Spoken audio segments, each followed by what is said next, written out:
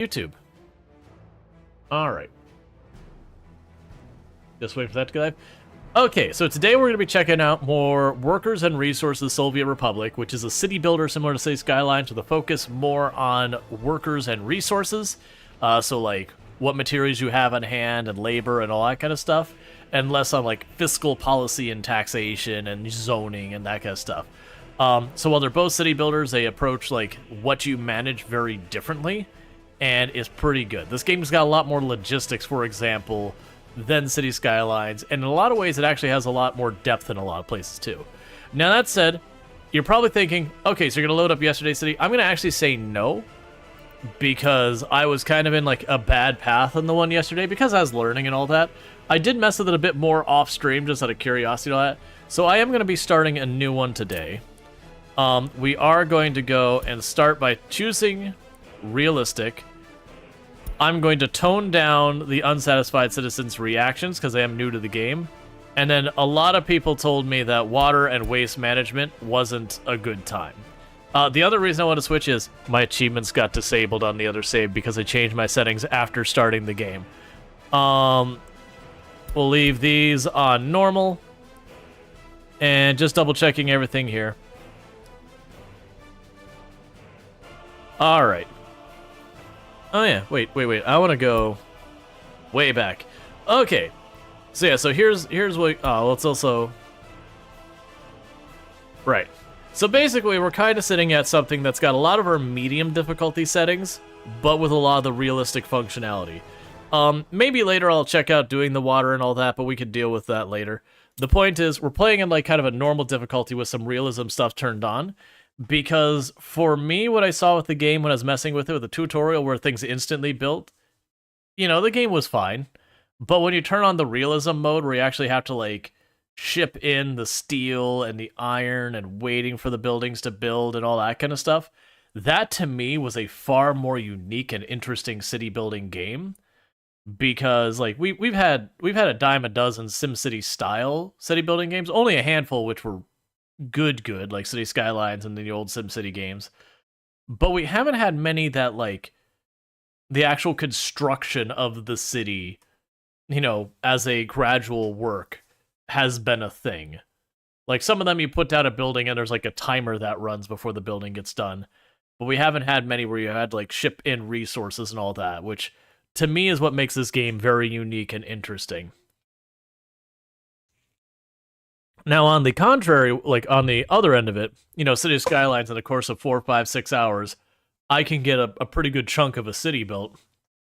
You know, this game, you build much slower, but it's kind of more built with purpose. But yeah, so yesterday I did make a lot of mistakes, like I blocked off my railway, a whole bunch of stuff. I'm going to deliberately choose to start a different entrance this time, just so we see more of the map.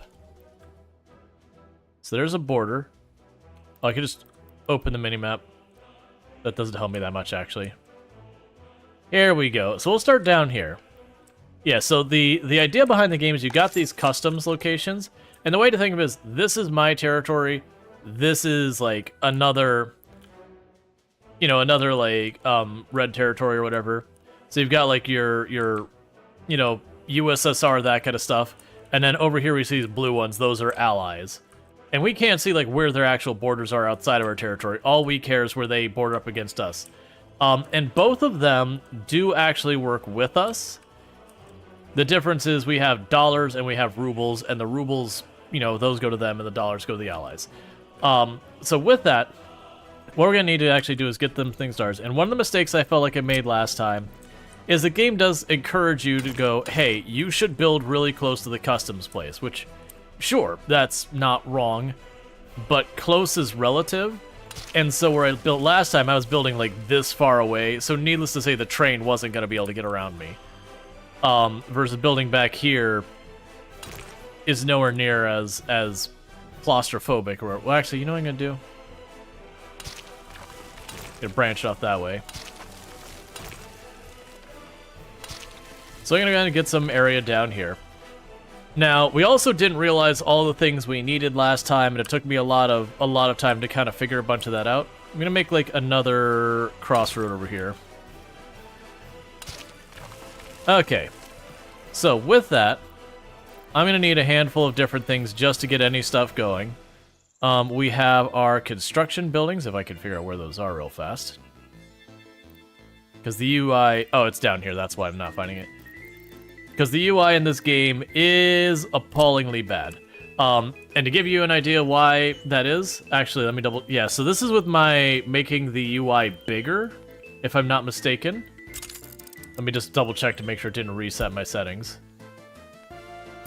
Yeah, so I've made the UI as big as it'll let me make the game's UI. And, like, to give you an example, these three icons to me all look like the same thing. They look like just catwalk kind of pipe things. So, distinguishing those by eyesight is worthless. Like this cable car, that UI there is so tiny and indistinguishable, it's kind of worthless as well. So that's one thing I'd like to see them change, is a lot of this. Like the industry ones, these first four here are actually okay. These two don't do much for me, but these ones are actually okay. The plumbing is a good one. The electricity is not bad. But you get the idea. And these three here are okay. But like all these ones that they tried to go for the realism, it's impossible to really, like, the only way you know what they are is that you played enough to already know what they are. Alright. So I'm going to do real fast is we're going to build all of our free construction offices. Because we're going to be working real hard.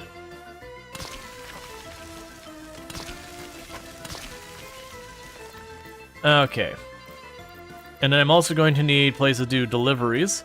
So we'll go ahead and get that. That was here somewhere. Yeah, distribution office. Thank you for the follow. Welcome to the stream. So I'm kind of doing right now is I'm just building a, like, generic, this is our, you know, we help get stuff done around here hub. But it's not specific to anything there. We'll also need to go to where we do our fuel and all that. Because I'll need to add a gas station. I'm just trying to remember where that was. Oh, was that under distribution? No. As I mentioned, the UI has a lot to be desired. Under here somewhere was the gas station.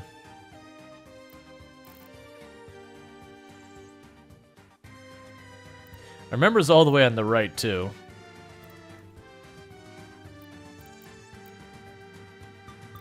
Why am I having problems finding this all of a sudden?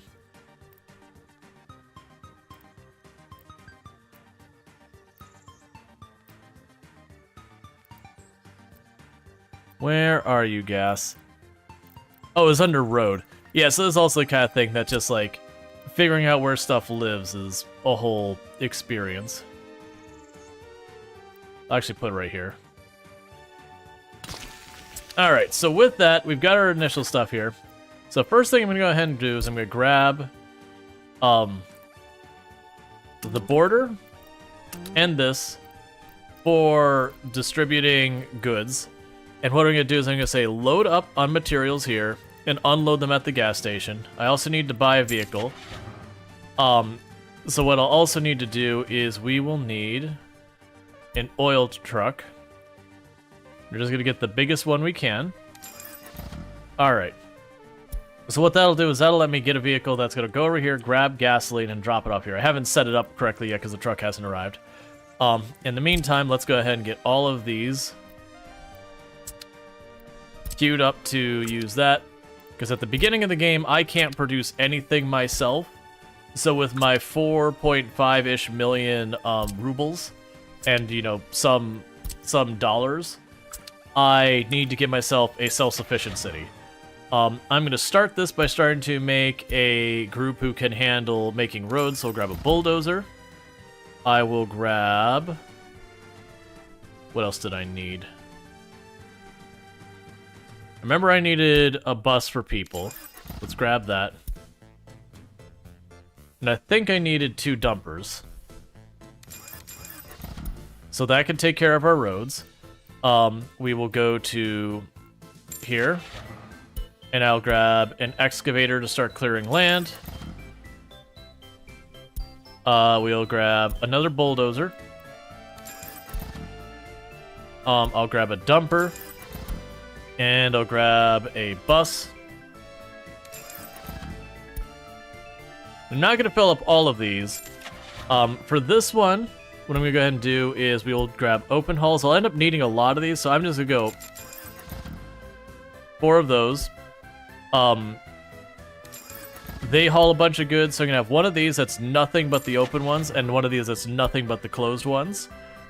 Because when I was doing some experimenting off-stream, I found I was habitually buying way too few of those, and everything was just bottlenecking due to not having people, or not having the materials.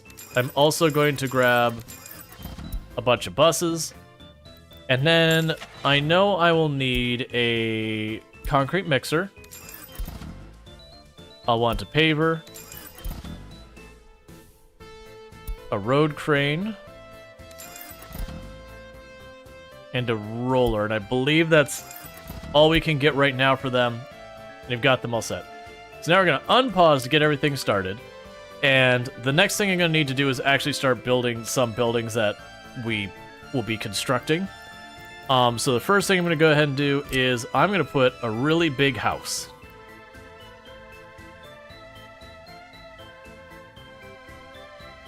So get a really big house going here. I'm going to disable allowing it to have anyone pop in here yet, because we won't be ready for people to live here. I'm going to need stuff to support that house, which means I'll need power, I'll need heat, I'll need all of these things. So we can go down here, and I'll grab a small heating plant.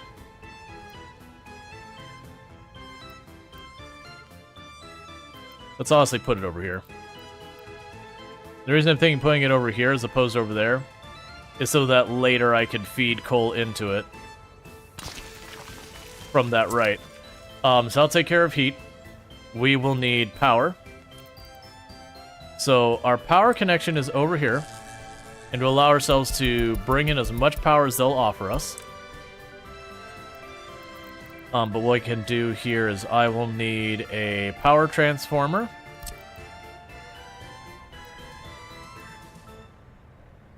Which I'm going to go ahead and plop right up there.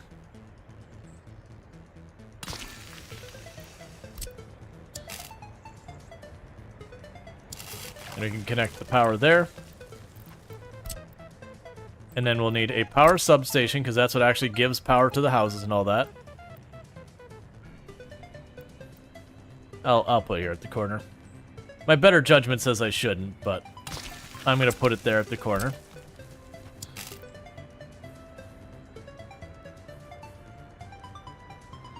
That's fine. It's fine. I probably shouldn't put it right along the road. But that'll be a later me problem. Alright, so what that'll do is that'll give us heat and power to the housing. That'll get our power in and all that. You can see all our vehicles are starting to arrive that we purchased. And we've got all that. The next thing I'm going to need is I will need the ability to get goods to my people. So I'm going to build a small shopping center here for now.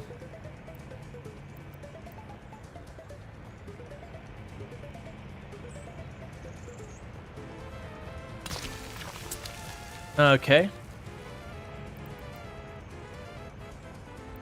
And so that'll be like the basic needs there that I can import, you know, food and clothing and meat and electronics to our shopping center to give to our house. The house will have heat and the house will have power.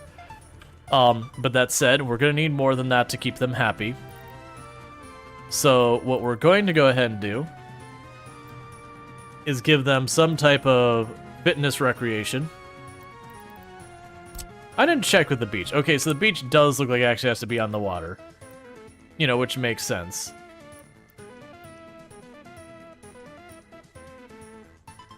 That's fine, I won't deal with it. I was just curious about that. So, you have a bunch of things you can do for, like, entertainment for your people, as you have, like, restaurants, you have pubs, you have all sorts of stuff. You have cinemas and art galleries and television stations later on. We're going to start with sports, though, because it doesn't take a whole lot to do that. And then you do have stuff like temperature requirements for a bunch of buildings and all that. So all these things like the tennis courts have a very low temperature requirement and all that. So we'll do that. So I'm going to start off.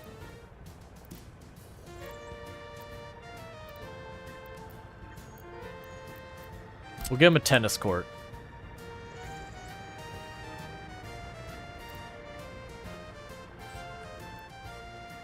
So we can go ahead and build that across the way here. Yeah, put down here. And just give myself a little room if, like, I go to build stuff in between later. Now the thing we have is, because we have basically the first survival things here, I also need to worry about state stuff. So they're going to need a small clinic, or they'll get all whiny about it. So we're going to go ahead and put down a small clinic over here. And as you can see, we are front-loading a lot of construction here. It does take a while to set up your city to even be functional. And we get the really small fire department over here.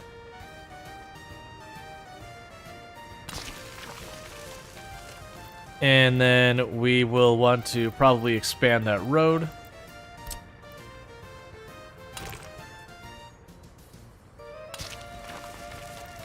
Okay. And I'll have lots of stuff to build before we get all sorted. So I do want the kindergarten. If you're wondering why I'm like going over here where all these say kindergarten, if you look at the stats here, you can't actually see them. Like this one only requires 392 people. This, or work days, this one requires 509, this one requires 915. You get the idea. Small, big. So for right now, I'm going to build the small one with intent to later build the big one.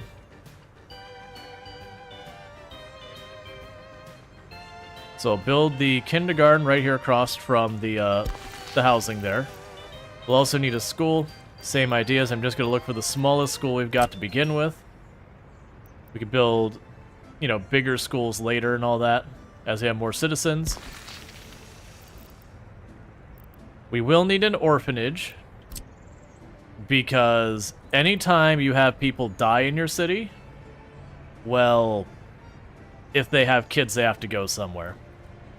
We can put the we'll put the orphanage over here. I'm gonna try doing is I'll make the crossroad here. And I'll put an orphanage here. And we'll start prioritizing a bunch of this in a little bit. Oh, that was under state. So orphanage.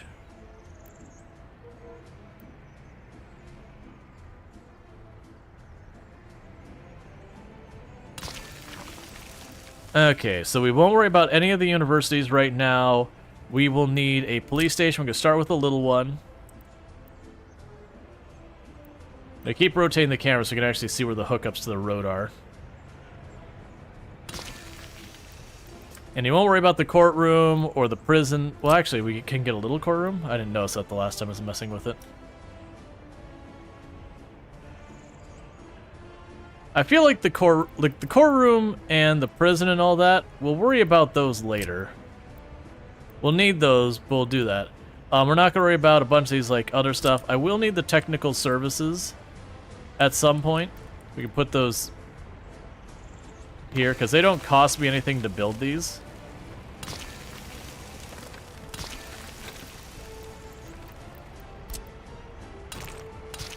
And this will obviously become a traffic jam as time goes on. We're just getting started though, so it's going to be a minute. And we'll get like proper ones where instead of like 2 vehicles in them and 4 vehicles in them, you'll get much bigger later. So that takes care of our state-sponsored stuff. We'll have our tourism stuff. Not worry about those right now.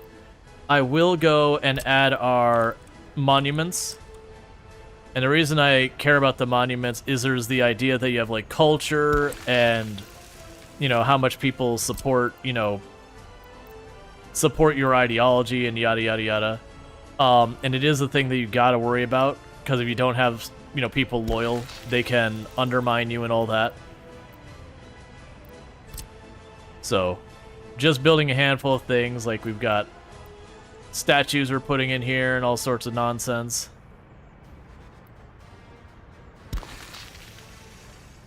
Alright. So that'll take care of all of our stuff on this end for just like basic human stuff. But the issue we have now that we're going to run into is I will ultimately need to get industry going in for food and all that.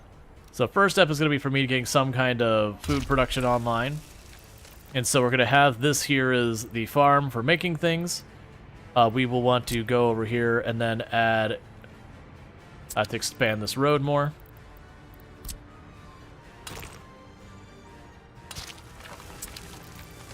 Okay, we'll go back to our food. We will need the food factory.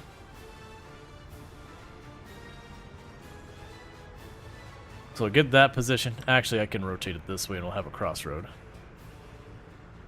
Yeah, we can do it that way. So put a crossroad around here. So as you can see with my construction so far, I've got a main highway I'm making and then splitting stuff off. We'll definitely have to branch that out to make it better later. But right now, you know, we're early game. I'm not going to have the availability for the things I want.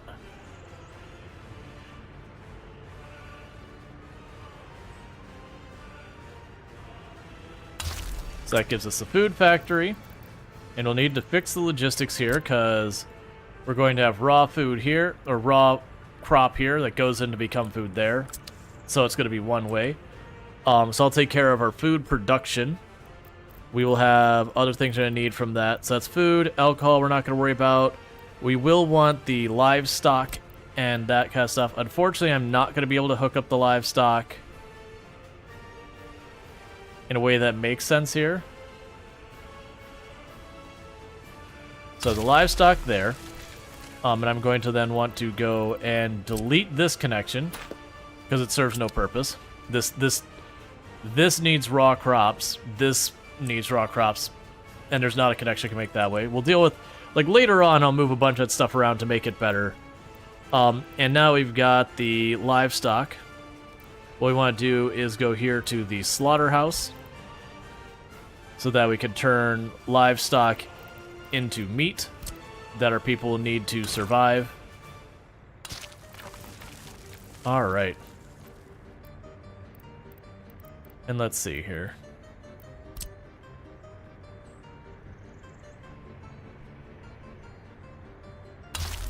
And same deal as before. This is got a one-way path that our livestock is produced here, goes to the slaughterhouse where it's turned into meat, and then the meat goes out to the rest of the network. And so we've got all that basic stuff open. I haven't messed with the warehousing much yet. Okay, so it looks like the warehouse stores crops and all that sort of stuff. That's worth considering later. Right now, I don't really have the stuff we want here. There was... Yeah, here's the open storage free. I could put this over here. Nah, we'll put it over here right now. So we've got another bunch of free buildings, but they're just basically empty lots for me to store stuff in. So I can go here and say, that one will store steel, this one will store brick, this one will store boards, and then we can leave the last one for later on. We might put stuff in there. Alright, so let's start speeding things up, because this game does take a while for things to actually get constructed. But as you can see from here, we're getting our vehicles going back and forth. And you might wonder why all these flatbeds I said I really need a lot of, and these buses I said I really need a lot of, are just sitting around right now. That's because our excavator is still doing its initial job. There's an order of operations that happens in this game where, like, the excavator pulls up the ground to, like, open up a space, and the cement truck rolls in and it lays down a foundation. And then after that, like, all the steel and the bricks and all that gets brought in, and all your extra workers. So in this initial phase, the excavator is the bottleneck. But as time goes on, we'll get more. The other thing I'm just realizing I haven't put up down yet is we need fields.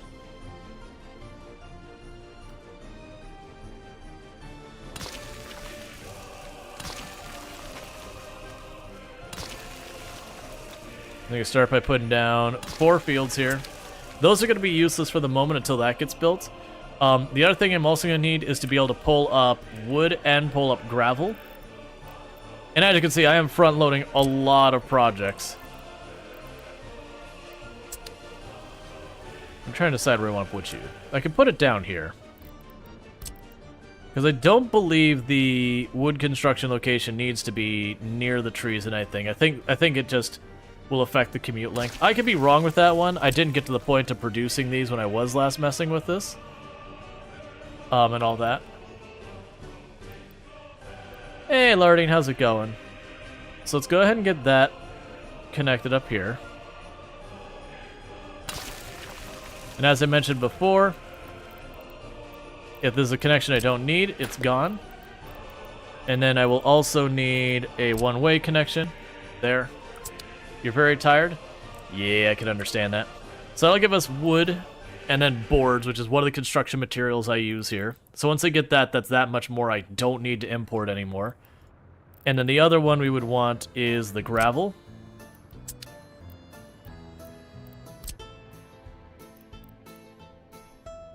So as you can see, this whole cliff up here is going to be really good for gravel for us. The catch is I have to level out the terrain to be able to build it, which is going to burn some serious cash.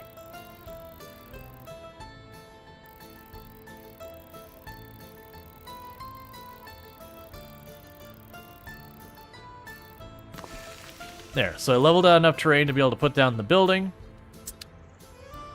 So then the next move will be to connect the road. And you see where it says too steep a descent. Interesting, when I did this the last time, I got the option to level the terrain. That's fine. Terrain tools? We haven't messed with this very much. Terrain smooth.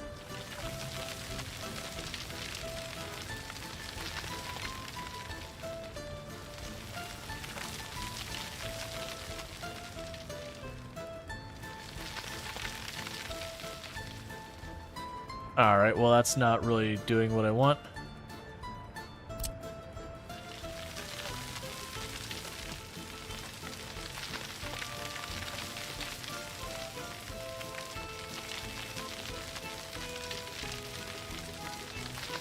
So I'm trying to do real fast now is I'm trying to basically make a big dirt ramp so they can actually get the gravel down, because it's kind of built on a cliffside right now.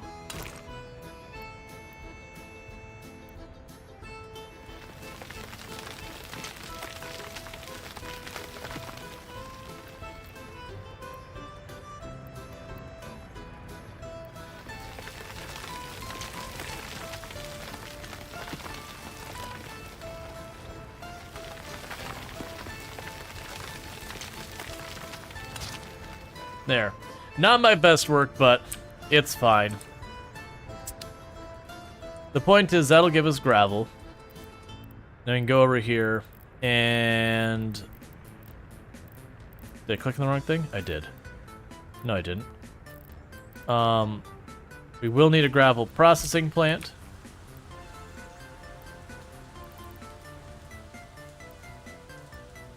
Which I'm mostly just trying to shove off of here anywhere. I'm not very picky about where it goes.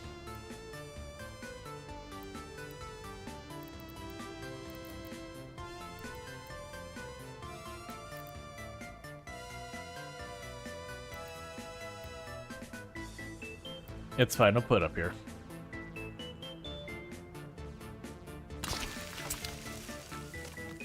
Alright, so we're going to leave it at that, because that'll give me 2 of the basic materials I need for building.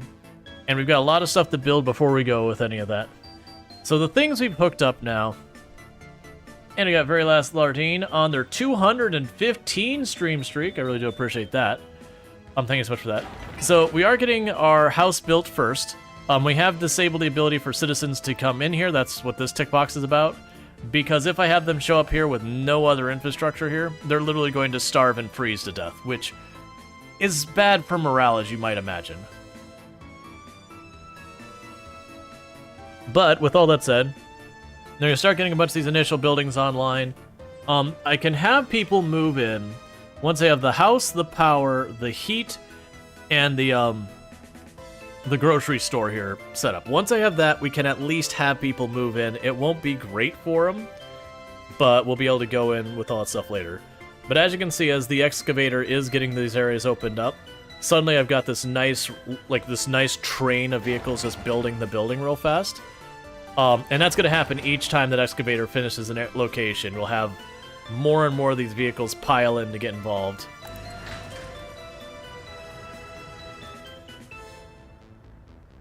Oh, meanwhile, our distribution center, I want you to pick up fuel and drop it off.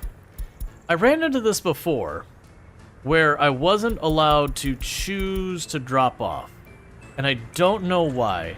Because I've got my fuel truck, it can pick up the fuel, it's already set up the distribution to load fuel, but then when it comes to unloading it, I don't get the choice, and I don't know why. Let's remove the connection and re-add it in case it's like some kind of bug.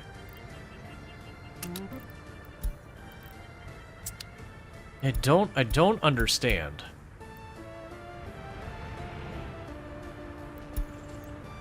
Well, it is going for the fuel regardless. So we'll see what it does. But yeah, we are gonna end up with a bottleneck here. As you can see, like the trucks, they're only going like 1 or 2 at a time. And as such, it does bottleneck pretty hard.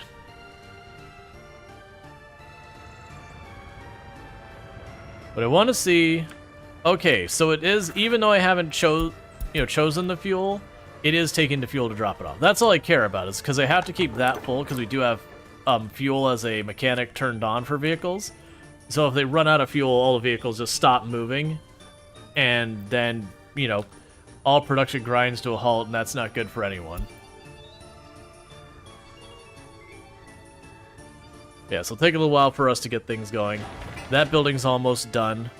This one is getting pretty close to finishing its the excavation, the groundworks. That one's also made good progress towards its groundworks as well. So it is looking like the mistake I made this time is that I probably do need to have a second excavator. It's okay. As we get some of these larger buildings, it should give the excavator time to get the next building up and running, even if it's not a great distribution of stuff.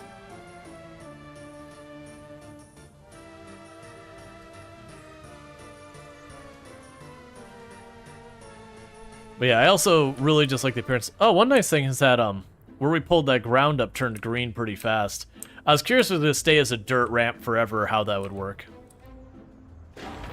Alright, so groundworks is done on this building. So all of the construction teams and all that should start dropping off here as well. And that'll be good.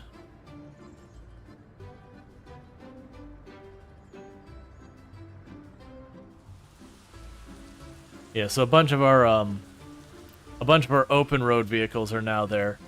And then the covered ones will do stuff later. Because you look at it, it'll show all the stuff they can carry. So this one will carry stuff like the electronics and all that kind of stuff. Whereas the open ones tend to carry their stuff like your steel and all that. Thank you Burn and Sun 1 for subscribing for 30 months. Press button, number get bigger, ads go bye-bye. Thank you, Burn and Sun, for the tier 1 sub. That's 30 months you've been subbed to channel. It's a heckin' long time. And yeah, you push the button, you know, numbers get bigger and ads go bye-bye. I hope you enjoy your advertising free viewing as well as access to the email. So thank you so much for that support. I really do appreciate it. Because nobody do like those ads. Alright. Yeah, so this'll take a hot minute for this to get done. Once we start getting closer to stuff going on, I'll start prioritizing certain buildings to get built. Like, honestly, let's go ahead and bounce the power stuff up. Because none of the other stuff will matter if that power stuff isn't built. Because they already made the medium towers. Yeah, so all our power infrastructure we made high priority. And the heating will be high priority. You've been playing this game the last few days, so if you want some backseating advice, let you know. No problem. I did play a little bit last night on stream, where I did a lot of the learning. And then after stream, I messed with it a little bit more. Now, granted, after stream, I didn't really make technically more progress than I did on stream, but I tinkered with the way I did the early setup a little bit different to get a feel for it. So yeah, like I said, it seems like this time the mistake I made is I could add another excavator, and I got too many of the closed covered vehicles. But that's honestly, I'm not worried about it. I'll need the closed vehicles anyways, so worst case, I could just take those closed vehicles and go, okay, you work over there now. and deal with it there. Yeah, because we'll want these. Actually, you know what I can probably do right now? Can I relocate where you are easily? I would like to change the workplace of a vehicle. There we go. So put you here. And put you there. And then go here. And buy ourselves 2 more open vehicles. Actually, 1 excavator. And 1 more open vehicle. There we go. And the reason I did that is those covered vehicles, as you can see, they can move. I need food, clothes, and electronics. I can load those up, and I'll be able to send those to a grocery store down here. I'll need a refrigerated truck to move the meat around, but we'll worry about that when we're, at least remotely in position. So that should let us excavate the grounds twice as fast, and then it does give me an extra truck to haul around the steel and the brick and all that. Now, granted, we're dealing with the bottleneck here at the customs location over there, but I'm not too worried about that. The actual construction by people is probably going to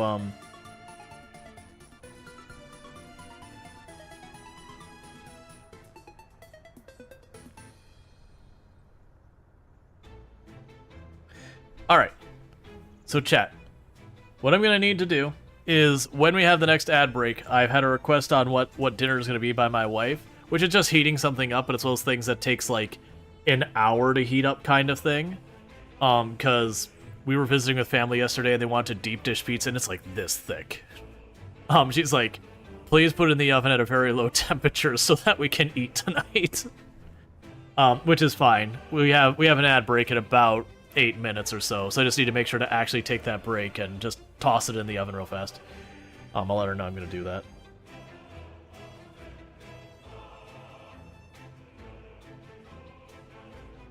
Alright. But yeah. But no, this has been a lot of fun. And like I said, there's 2 different ways to play it. There's like the realism mode and the not realism mode. And the realism mode is what we're playing right now, where everything takes a while to build. So you see like all the vehicles zipping around. The other mode, like you could literally have it where it just eats your money and makes a building like City Skylines, and this definitely feels like that. You take great offense to this game? I'm sorry? It's just history, man. If you take offense to this game, that's something that you gotta process. Like, don't get me wrong, the game does some awful things, but they're historically accurate awful things. Like, this game has like, they suppress religion, but that's what the Soviet Union actually did. Like, I'm not saying it's a good thing, but it's depicting a part of time. Obviously, if it offends you or whatever. Yeah, no, I gotcha. I understand, we all have reviews.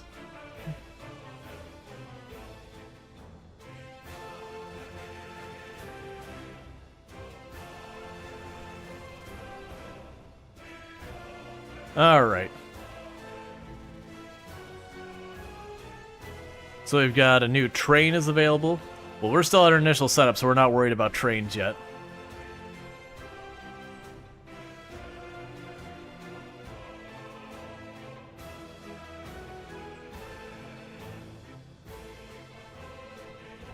Man, there's definitely, when it comes to like games that bother you and all that kind of stuff, there's definitely different ways to like look at it. Like there's definitely like mechanics in games that get you uncomfortable, like games that feature cannibalism and slavery and all sorts of different things that you go, well, I don't want to simulate that, and that's totally fair. There's also games that people get upset with because they have political alignments counter to their own, which again is fair. My personal feel on some of that, though, is when when someone has a counter view to your own, it's actually worth letting yourself be exposed to that, because you can get a better understanding for other people. It doesn't mean you have to agree with them or anything like that. But even if someone is someone you absolutely disagree with, and there's a difference between disagreeing with like their philosophy or whatever, and then being like, well, these people actively want to hurt me or someone I care about or whatever. Now, obviously, there's problems with that, but it is good to be aware of the other person's arguments, even if you sit there and look at it and go, but I don't agree. And again, I'm not saying people should force themselves into that, especially if you're already stressed out and everything like that. It's just one thing is not to be dismissive of others and all that, which I'm not accusing anyone of that here. But like, it is interesting, because the game we're playing right now, we're depicting like 1960s, you know, Soviet Republic, you know, USSR era and all that. Which, again, they did have a lot of strong political stances in the USSR at that point. A lot of which, you know, by modern views would be not viewed well. Like, very not viewed well. And not even just the USSR. Like, honestly, it was most of the powers back then. Like, propaganda was at an all-time high. Like, you know, this is after World War II and all that, but, you know, like, World War II Germany propaganda was at the max. This is the same time, you know, the US, we had lots and lots of propaganda we were pushing around, you know, leading into stuff like Vietnam and all that, and the propaganda we had around that. And I'm not saying any of this was good, it was just, it was definitely, in a lot of ways, it was like a pretty dark time for a lot of approaches to stuff. People were questioning different systems of government and trying to come up with new and different ideas on how government could and should run. You know, like we were like leaving the maritime kind of law approach to things where, like, you know, everyone treated everyone as competition, but we were starting to move into different movements that were supposed to be more of a communal thing, and then there was those who tried to do it altruistically and those who tried to do it in a very exploitive way. There was a lot of anti-religious views that were very, like, it wasn't people questioning religion, it was people deliberately trying to go after and suppress and, you know, do some pretty terrible things around religion.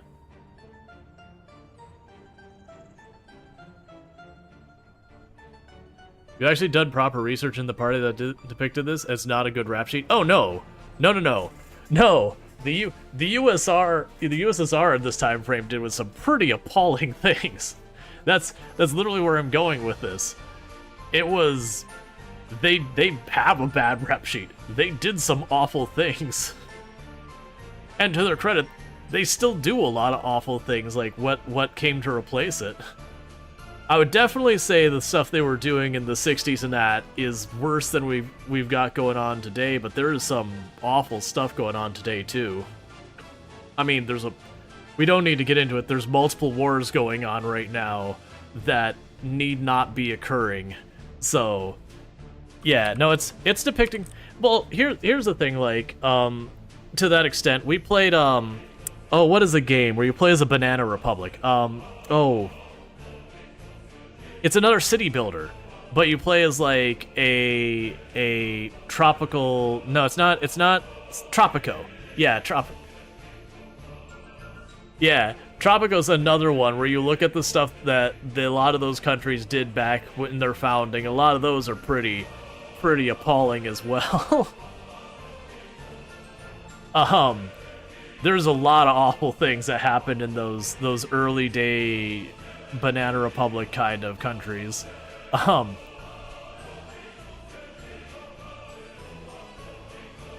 Let's see. And you're appalled that more of your generation not listen. Strider, I'm gonna ask you to not do that. You gotta remember, I'm a former college instructor. And I have absolutely been accused of like people saying it's like, oh, they brainwash our children and all that, and I'm like, I haven't been a student in like almost 20 years. I can assure you that's not the thing.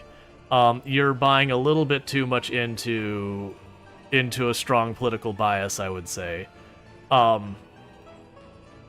Because I disagree wholeheartedly. But yeah. Now, it's certainly this, like, fine to have, like, I disagree or agree or whatever with whatever political view, and that's fine. But I ask that, you know, people not sit there and go, the educated, how dare they? It honestly really upsets me and saddens me that as a society we become more of an anti-intellectual society. That it's like, oh, like, the one that annoys me more than anything, it's not even like about school, is you'll be like, oh, the doctors are just too into their work that they can't see past whatever. It's like, dude, that's the person who knows what they're doing. It's like going, oh no, I'm not gonna hire an electrician, they're just too into their work. No, they're competent. You may not agree with them, and there are times they get it wrong, but like, you hire professionals who do have expertise because they're going to be more informed than just any random person. Yeah, and it's totally fine if we disagree on stuff like views and alignments and politics and whatever. That's a-okay. That's the way the world works. You know, just let's not be dismissive of each other. We can't have a meaningful dialogue if one person says one thing and the other person's like, you know, oh, you're wrong, or you're dumb, or anything like that. Like that you just ignore their part of the conversation. Alright, so what I'm going to quickly do, chat, is I'm going to let the vehicles... Well, actually, you know what I'm going to do?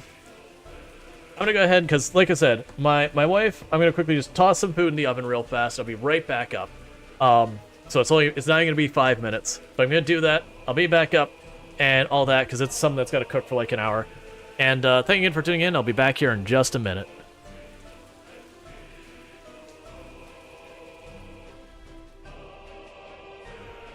Hang on. What? What is that nightmare?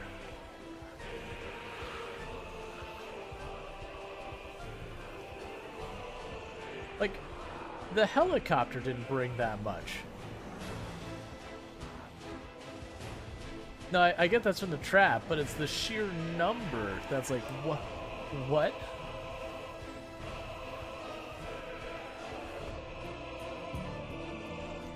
Breaking news, Rual single-handedly cuts down the Amazon. Hey, that's what it gets for taking up so much of the planet. It's all like, I produce most of the air on the planet. Look, nature, no one asked you. Now, if you watch this zombie, I know the exact moment I can hit him by the moment the outline appears. So I can, and I can't now. That's the reason you want to turn on that aim outline any, especially when you're new. That'll make it so you don't swing and miss nearly as much, because you'll know. And also show you which zombie you're going to hit, because most of the time it's very intuitive, but once in a while, like when there's multiple zombies like on the ground getting up, you can make a lot of mistakes. So the next thing I'm going to do is I'm going to go to the zombie and I'm going to shove him. You're going to fall down for me, zombie. Oh, here. So a trick that you can have is as long as the zombie is not a crawler where it's crawling on the ground, you can stand on it to pin it to the ground and it can't hurt you. And that's true of you standing on the zombie or another zombie standing on the zombie. So if you do run into a situation where you've got like 2 zombies coming after you, you momented too early? Oh, was there a moment?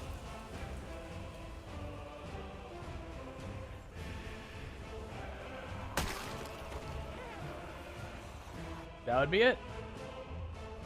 You got a clip? Yep. That would be the one. So everyone is here. We just beat our all-time record, which our old record was 111,220 zombies. So we have exceeded it by 1. And we had done that in 1 year, 2 months, 8 days. So we beat that quota, like, that record by about 2 in-game weeks. And there was the gifty subs, let me go ahead and get those actually called out. So Gusty OP, Father Lemon, Sneaky, let's see, Sneak EDTS, Dar Scorpius, and Charlester, you all have yourself advertising previewing as well as access to the emotes. Thank you so much, Pretty Big Ooh, for gifting those emotes a channel. But thank you. Where are you up to with that? Did you interrupt? Oh god, did you interrupt my picture? Stop getting in the way of the camera. All right. Oh, that's not the one I want. Down here. Okay. Sorry about that. Okay. But yeah. Well, it's also kind of a sad thing that I've actually, part of the reason I was hesitant to play that is people, you know, I worry about like the optics of things sometimes, that you worry about like people seeing you play a game that's got like, you know, theming around the USSR with current real life events and all that, and that people will conflate it. And it's like, but it's playing a game from a period of time that thematically it works and all that, which you shouldn't have to worry about some of that stuff because it's certainly not promoting in a good light, you know, things going on in current events. It's also what I find interesting that, like, people get more bothered by something like that versus anything you do in RimWorld at all. Like, very genuinely. How's it going? It's going pretty good, Cerise. Considering, like, we play RimWorld as, like, a normal game of the channel, and, like, for all the negatives of what happened in real life here, and I understand the association with real life is the difference, versus, like, little cartoon pawns or whatever of RimWorld. But when you step back and go, what is this game depicting? And you go, oh, okay. You know, with all the memes about, like, cannibalism and everything that happened in RimWorld, it's like, hey, for as bad as things were here, cannibalism wasn't one of the things. Alright. I do hope we get more city builders of this nature, though, where it's not just, again, you stamp on a building and the building shows up and that kind of stuff. I like the gradual build-up of getting this all set up. And it looks like we've got our power station online here. And we're making good progress. Yeah, we're about to get the whole power network is about to come online. So that's good news. And we're making pretty good progress towards getting our heating turned on. We'll turn up the priority now on the the shopping center. And we'll get all that going. The food factory getting done this early doesn't really help us very much, because it doesn't have any of the other needs handled, but that's okay. We'll get there. What I'll probably do as well...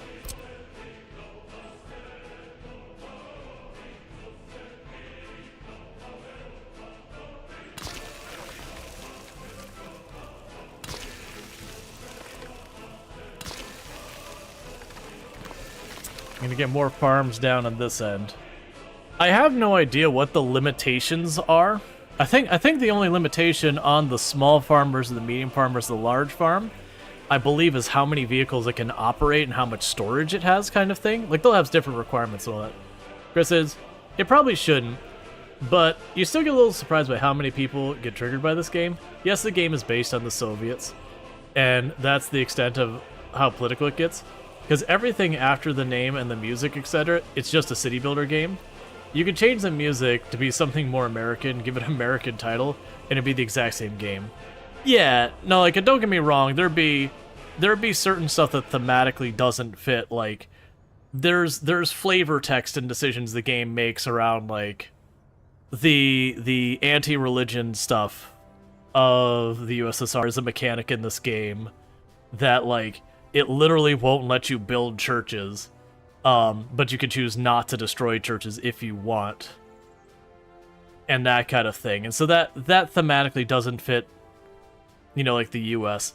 But I do kind of agree, if you just remove that, like, handful of flavor text and swapped the music out and that, and they're like, hey, you know, you're in wherever, you know, US around the same time frame, and it would fit as well. So instead of this being like, this is, you know, the border to a different part of the USSR kind of thing. Instead, if this is the border from, like, this is Kansas and this is the next state over, so you're importing stuff from the next state over, mechanically the game could work almost exactly the same. But yeah, no, I agree, but I also understand why they chose the period, because thematically it works for this.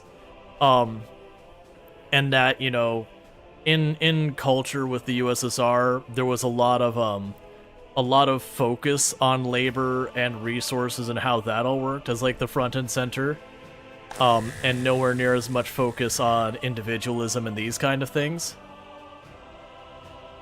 But again, it feels like you've got, like, the core game underneath it, and this is just, like, that thematic layer they kind of just sliced on the top of it that really isn't a core mechanic of the game.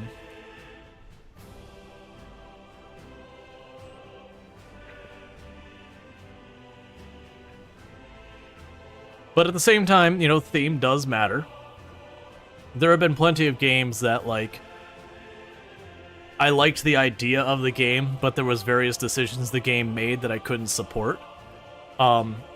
You know, some of them being stuff like, because of the business practice that go into the game, like generative AI and that kind of stuff, I personally choose I do not want to support that.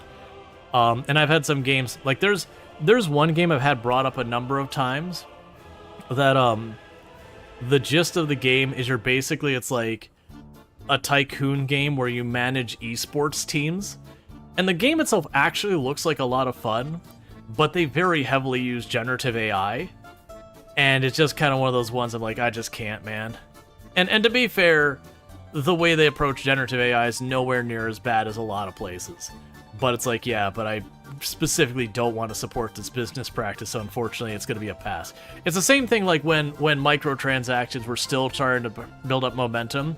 There was a couple of games I got really excited for, and then they had some, like, they weren't clearly pay-to-win mechanics, but they're riding that fence between this, like, is this pay-to-convenience or is this pay-to-win? It's really hard. Like, they're right on that fence. And I opted to not buy those games because I'm like, I don't like this business practice. I don't want to support it. And then there's also been games that the mechanics behind the game looked mostly okay, and then they would have some, like, really cringy stuff that they include as part of their game that you're getting into, like, you know, forcing people into adult relationships against their will kind of mechanics. I'm like, why did you have this? The rest of this game was so promising, and now there's this garbage over here. I don't want to support this. I don't want people to, like, even, like, that, like, it's one thing when people have those, like, really gross games that is the core thing about the game because they got weird fantasies or whatever. But when it's like a perfectly normal RPG and they just bolt that on, you're just like, why? Not everything needs to be edgy. Or like how every single survival game for a period of time was including cannibalism, and it got real tiresome after a while. And now when I played a bunch that had it, but it got to the point that it was so common of a mechanic, I was just like, but it makes no sense here. Like, some of them they did because, like, the theme of the game was how, like, in a survival situation of, like, the erosion of morals and ethics and blah blah blah was the story it was trying to tell. And don't get me wrong, you hear that same story enough times and it gets a little overplayed. You wanted to add that your dad is super capitalist, religious American, loves this game. It's silly to be upset at a game because the old Rusky saying. I don't disagree, but I also respect that it's understandable. Like, especially when you consider here in the US the amount of propaganda that we had, that, you know, anything like we literally had what was referred to as the Red Scare here in the US, that there was this belief that communism was just going to take over the world and be the end of democracy and all these kind of things. And that was what we were preached for generations, that, like, the old Reds were coming after us, and we were fighting proxy wars everywhere because of it. And it was just kind of one of those things that, because of such that culture fitting, that understandably today we still have people who they see anything that even remotely looks similar to it and it's something to be feared and to fight back against and whatever.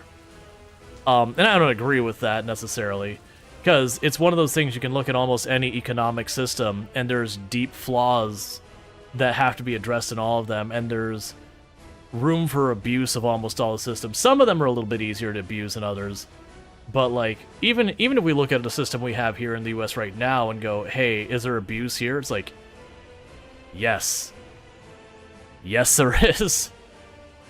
So certainly that's the whole thing. That's one of the reasons why in actual practice, when you look at most countries and their economic policies, it's not purely one or the other or the other. There's a little bit of A and a little bit of B trying to, you know, pick up the good and, you know, mitigate the bad of any given system. There isn't the one solution fix all that like people like to push forward. All right, so we've got our heating online. We're still working on our small shopping center, but things are making good progress here. Already making way better progress than we were the last time we messed with it. And so what should happen here is we'll be able to go and get that sorted out. The other thing I should also be able to do is if I pop over here. Oh. Right. Let's have this vehicle move. And grab another open one.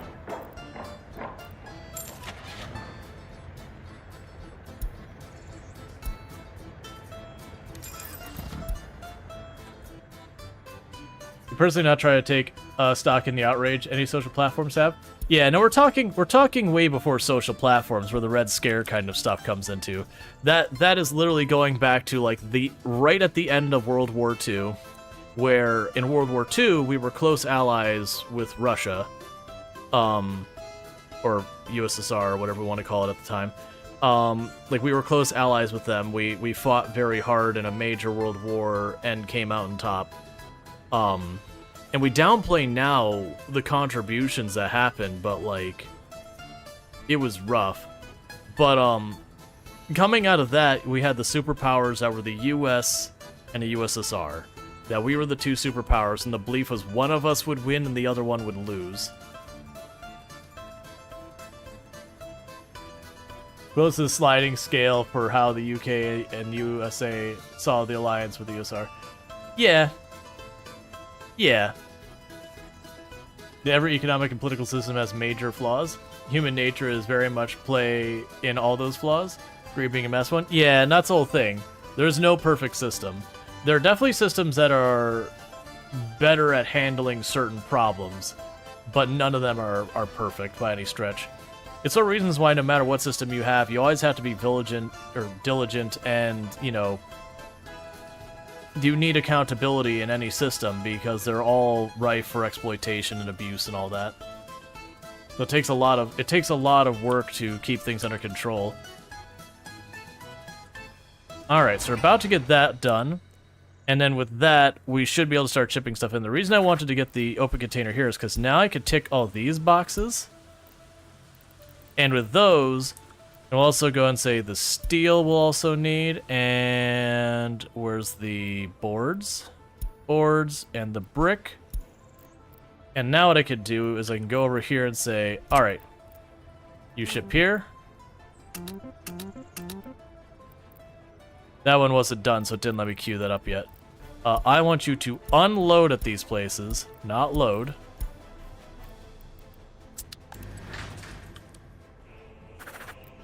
And I believe it will be smart enough to just handle it for me. Okay, now it's actually done. So let's add this as well. Cool. So we're going to start bringing all that stuff in.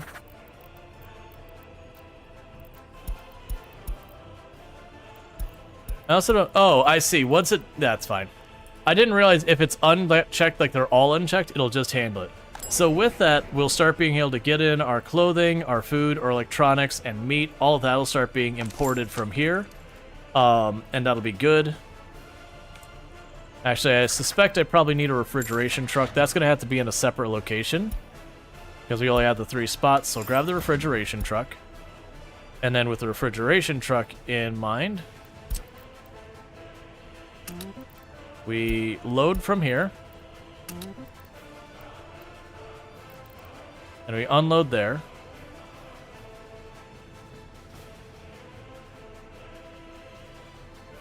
Yep, and that'll add meat onto the list, so that's good. Alright, so pretty soon we'll be able to get this all stocked up. And then we're going to be pretty much in shape to almost get our people actually living here. Because we'll have housing. We've got our, like, you know, our food, our clothing, our electronics, our meat, all that's going to be here, so that'll be good. Eventually we're going to get all that internal for ourselves. So the next thing that'd be a priority is I will need... Where is the clinic? The clinic needs to be a priority. And the kindergarten needs to be a priority. We probably also want to go out our way to get the fire station online before we get unlucky and get a fire.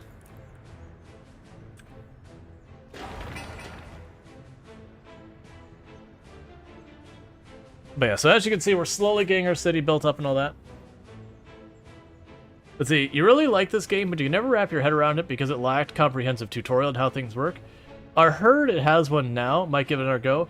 I will definitely say the tutorial is still pretty rough. The campaign tutorial is definitely better than its standalone tutorial, but it's still pretty rough. And hey, Yonasar and Everchosen, how's it going? Are we playing with all the mechanics turned on?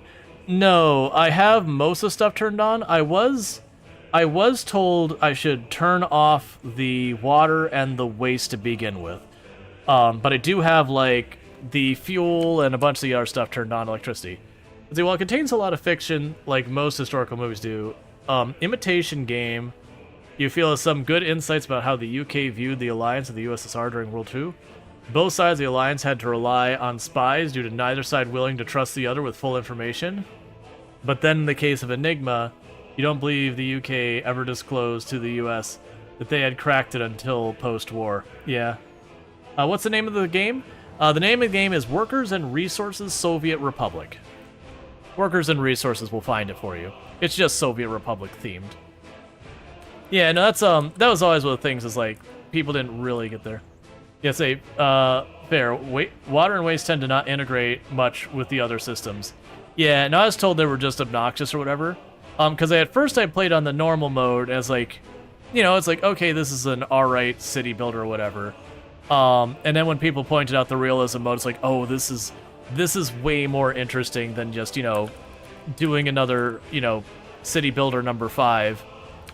Like having to, like, you know, ship in your stuff and slowly construct your buildings and get your production lines and all that stuff. You know, it takes a while to get that all going.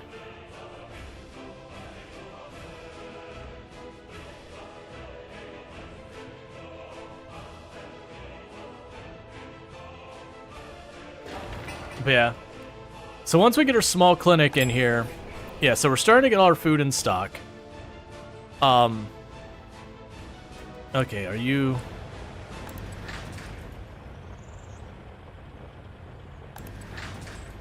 I see. Okay, so we need to correct that. I don't want that to happen that way. So what it's going to be is steel, brick, boards. There we go. That way one of these will be steel, one of these will brick, and one of these will be boards, not a blend. Because I want these to be buffers, and if I leave them like the way they are, I'm more worried that one will just get fully filled with steel, and then I'll have like an imbalance in resources in reserve. Because with this, I can now fetch these materials from here to where I need them, where they're closer by, and I don't have to worry about as much of the Congo line of vehicles trying to get into customs.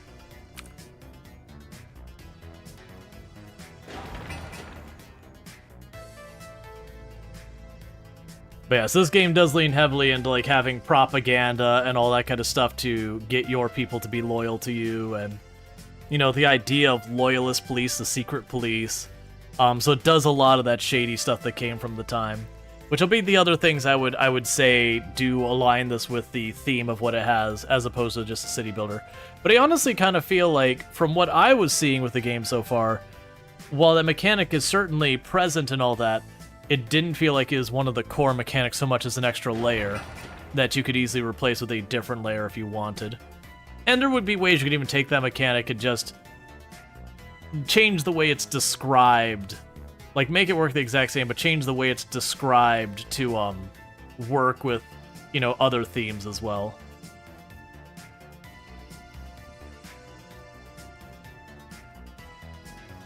Like, instead of attributing it to loyalty, you could attribute to, like, you know, how much people support, trust, or whatever, you know, the government at large.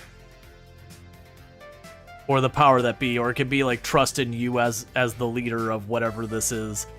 Like, because right now what we're building, we would barely qualify this as a city. What, like, if once all this is done, this would be, like, a very small city. You know, you wouldn't qualify as a country or anything like that with what we're building right now.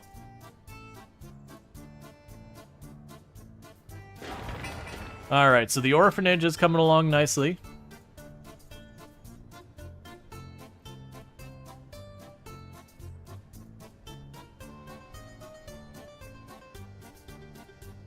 And then once we get our base setup things, a lot of this will end up going faster. Because one of the things you're seeing that's our bottlenecks is just the buses of people being brought in again and again. As we get our own citizens living in our city versus, like, you know, having workers commute in from the neighboring country or whatever to support our stuff, then it's just local people that just go over there and all that. So you haven't yet tried the setting where you get pre-generated towns and such to add on to? Yeah, no, I've definitely heard people give mixed stuff. Some people seem to like it, some people don't like it. I have heard it is harder than starting from scratch. Because you'll have, like, when you start with that, they'll have different things they want. So you have less control over, like, okay, do they want sports? Do they want religion? Do they want, you know, culture? Like, what is the things that make them happy kind of thing? You get less influence on that, and you kind of have to fight with the fact that the other towns have their different setups you got to compete with and all that. That's my understanding. I've obviously not done it yet. But I was somewhat discouraged from taking a tile with more stuff. People were like, no, you really want to take an empty tile. It's like, okay, fair enough. I'm getting consistent feedback. I will take it.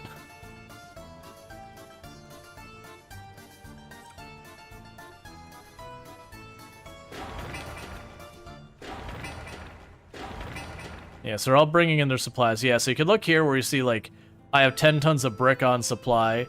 I still need 9.4 tons more brick, and then 7 tons of boards, and 2.7 tons of steel, and an amount of work to complete the kindergarten and all that. That might just be easier to learn? Yeah. If you're playing with heat, make sure your heat and power plants are ready before you start bringing people in. Yep, I have my heat here, and we have a power connection outside. It is missing the coal, which is somewhat concerning. So let's add another vehicle here. Now, if I remember, the coal I want to say required a dump truck. Yeah, so a dump truck can do the coal. So we can go here and say add that stop there. There's also 2 different random map generators. One is way better than the other, and then the other, but more hidden. Gotcha. When it said random map, just the way it was presented, it almost felt like random map in that case was going to be a random one of the other maps. That's what I figured, because it didn't seem like there was procedural generation in that game, but it's good to know there is. Because that could certainly make it interesting for different variety of gameplay.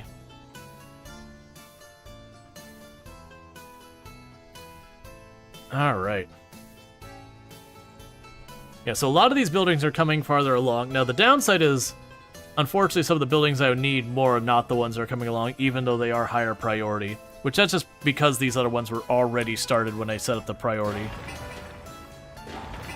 Yeah, because this kindergarten and the small clinic are kind of important.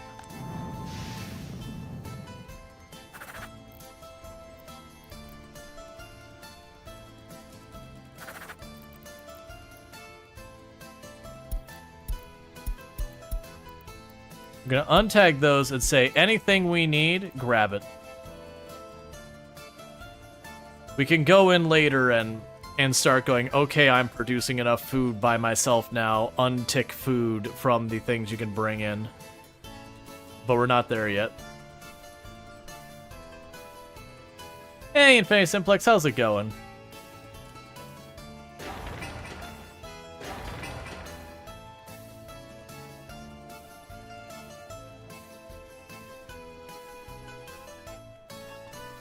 But definitely one of the things we want to get going early on is we want to at least get ourselves as close as we can to self-sufficient.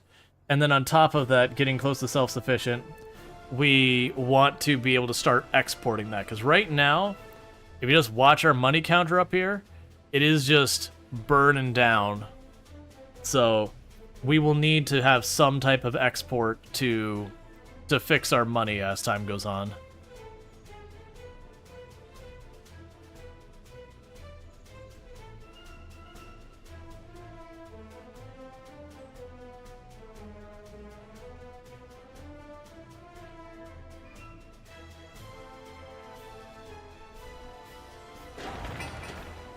Yeah, I got the police station is underway.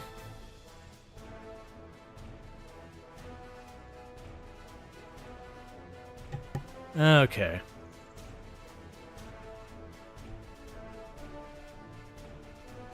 Let there be farms. Yep. Sadly, this is getting almost no progress towards it. That's okay, we'll get there. Like, ultimately, not having the farms online means I'm importing food, which isn't the best, but I can still function. And I feel no desire to turn on any of these other factories or whatever until we're ready. Alright, so we've got our heat online. We've got our shopping center online. I think we can allow people to move in. Which the interesting thing that happens is if I don't mark the get citizens at the beginning. Yeah, no, you can. I believe there's a loan system to help with money, but like most games, the loans just become another burden that just staves off the game over. Yeah. It wouldn't surprise me.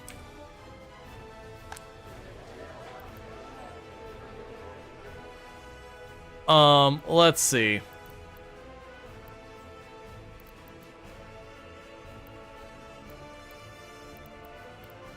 That's the thing that's interesting. If you let that say, if you let that stay at get citizens when it opens, you'll have that pop in. You'll get like 100 people in here right from the beginning. But if you have it pop up here, then it doesn't seem to automatically populate. Which means I'll need to bring people in instead. Okay, so we're gonna grab one group of experts. And I'll grab a bunch of working level people. And I'll grab one set of, people from third world countries. So what that should do is they should start working on stuff nearby. And we currently are dealing with things where they don't have enough schools to be able to go to work and all that. We're getting close to finishing that. That's part of the reason I wanted to bring the people in, is so I don't have to ship people in thing. The allow citizens to move into the building is when kids grow up in other houses, they can move in. Yeah, so the thing was about trying to figure out how to bring people in here to begin with. But we'll figure that all out. But luckily, none of these things here are health issues. All of those things listed there are more like, hey, I can't go to work, I don't have someone to watch my kid. Well, that was... I know you're saying that just when you start when you buy them. I did find if I left the Get Citizens tech box left here, when they finish the building, just poof, a bunch of people would show up. But if you tick that off, then that one thing. Stopped production.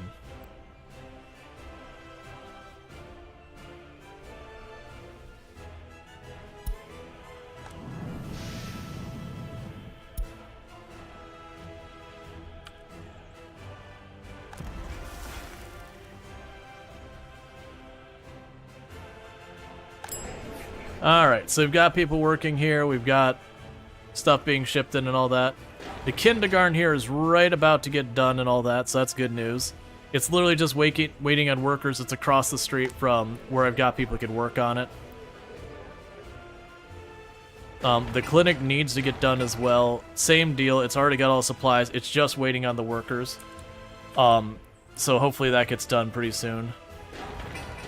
The tennis court is currently underway as well. And luckily it requires very little to actually get done.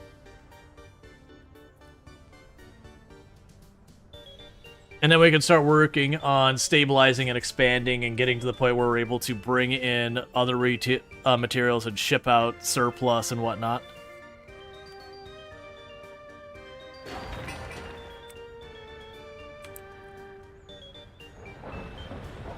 You know, getting surplus materials here, so that's all good news.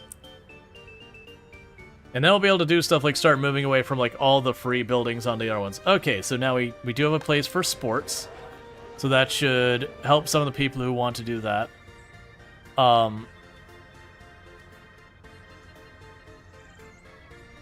We don't have lots of cultural offerings or anything else available right now.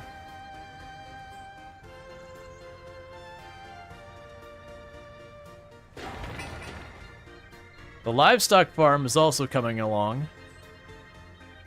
The one downside is we're going to be so close to winter I won't be able to farm any of these the first year, but that's okay.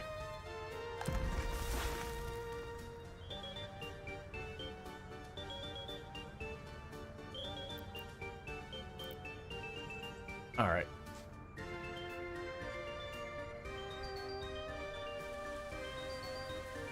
So I'm assuming one of the things I'll end up doing is I'll end up needing the distribution centers to move stuff between buildings. So I'll probably have one of these that will be responsible for all that kind of stuff.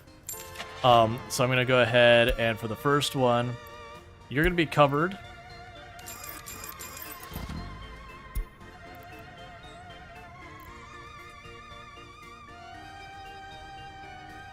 And we could deal with all that. Okay, the fire station is built. That's good news. So we can go here and say, I would like a pair of fire trucks. So now if we have a fire, it can actually do something about it.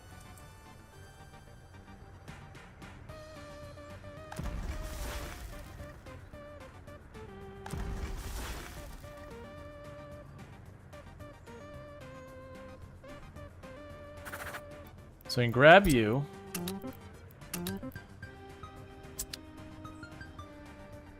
So you will unload corn. You'll load corn and you will unload bread. And I know that means we're going to ship it out of here. That's what I'm just going to do for right this second, and we'll try and deal with that later.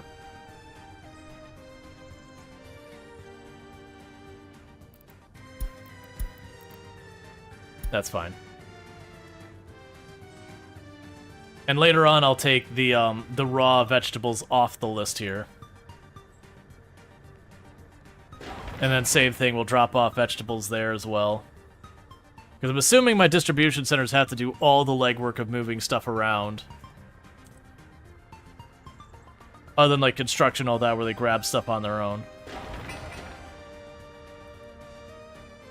Alright, so we've almost got the kindergartens done, which will allow me to get a bunch more of these workers here.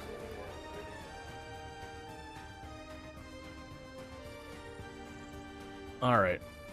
So we have people who want pubs and taverns and spirituality and all that kind of stuff. That will be a difficulty thing. I don't believe there's anything I can really do for religion at all.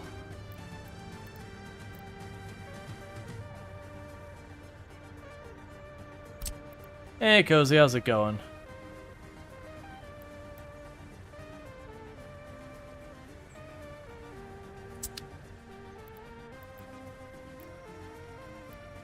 We could certainly add,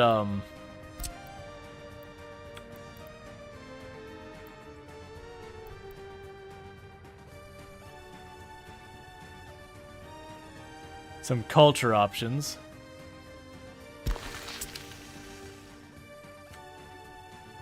But yeah, so we're not going to worry about trying to go into alcohol or religion, because we actually don't get the choice of building religious stuff, as far as I'm aware. So that I couldn't help them if I wanted to. But the culture I can, and then the alcohol, the gist of it is it makes them happier, but it makes them unhealthy. So we're dealing with that.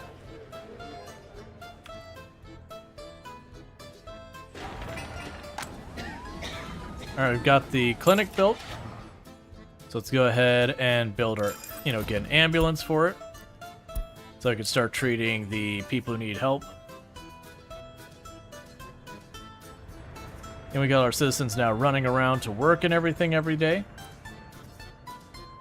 So that's all good news.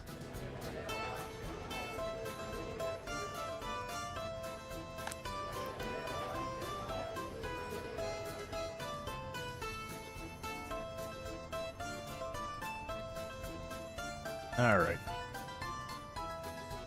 And little by little we'll get all that sorted out.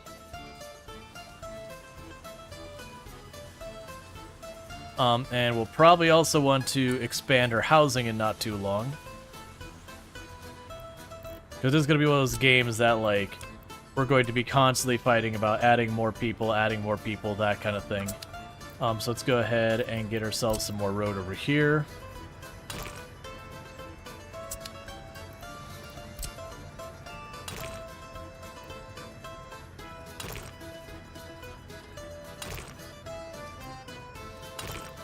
There we go. I'm paying for running that power there.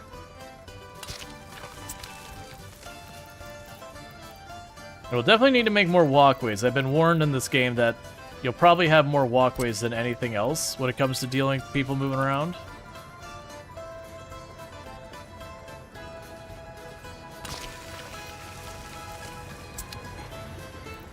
So let's try setting that up. Let's grab a mud footpath.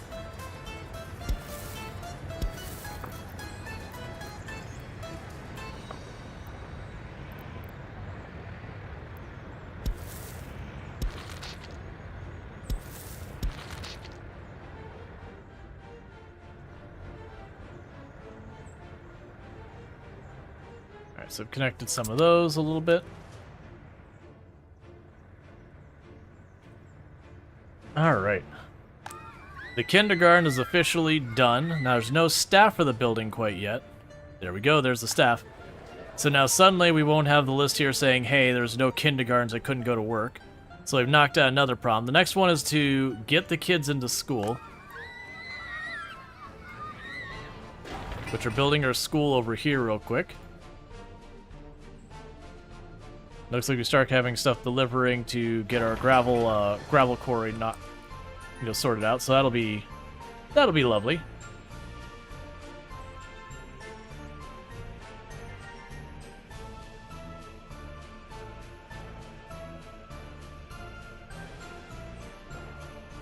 And so we burned about 1 million rubles so far, and a couple tens of thousands of dollars from, altering the terrain.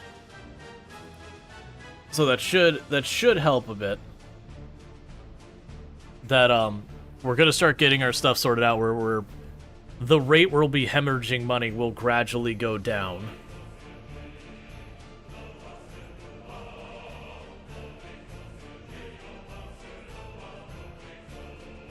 Alright. How are you coming along? The orphanage is getting close to done. The police department's making good progress. The school is, school just needs people working on it labor-wise. The House of Culture is nowhere near ready. The small farm needs a decent amount of work on it. Alright, so we got a lot of, like, the buildings over here all need some work. These are mostly getting close except for the House of Culture. And then our various, like, cultural symbols and all that, we don't have much progress on either. So the farm I should make high priority for now. The school should be high priority for now.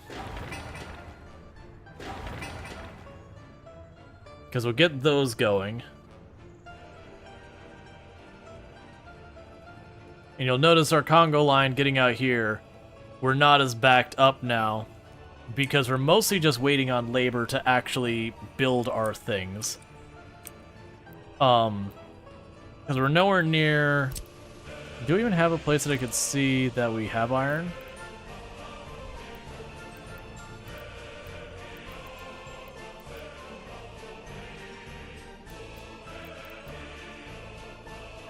Yeah, so I don't know really how we tell where the iron's located yet. My guess is we'll do some kind of research or something that then I'll be able to identify it. But I'm assuming we'll have to look at decent ways for some of that stuff.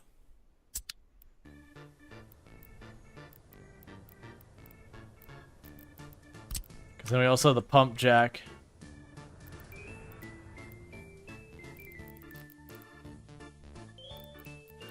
My assumption is either be some like graphical tell or some kind of... Wait, there we go. Yeah, so we've got oil down here, which is nowhere near us.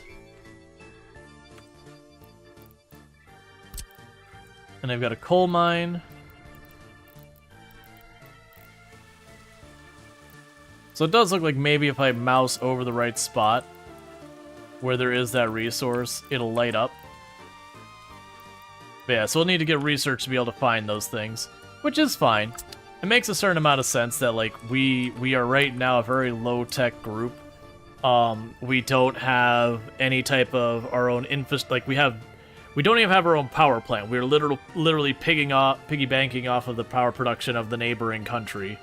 So it makes sense that we wouldn't have... Like, outside of someone walking around and finding iron ore, just like a vein sticking out of the ground and be like, ah, there. We're probably not going to have much.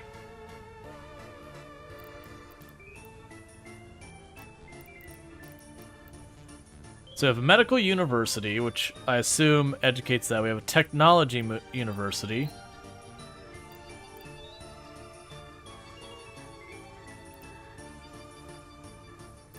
University Hall's residence.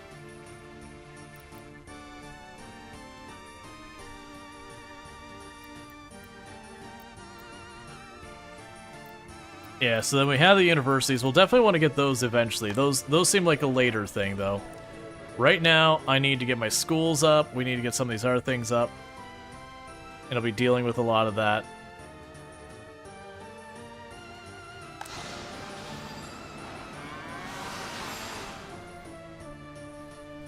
Yeah, no, I figured there'd be stuff that would be researched in the party HQ. My assumption is the universities and...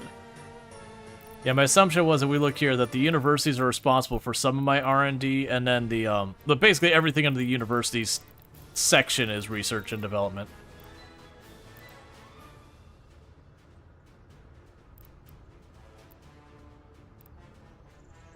Alright.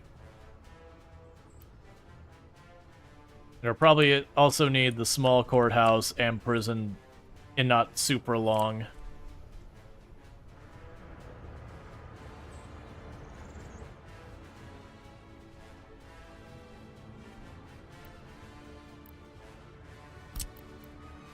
It's not a major project. We'll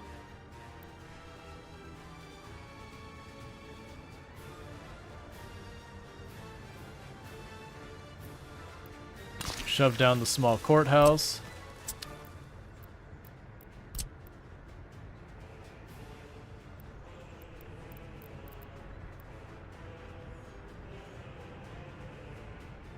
And shove down the prison.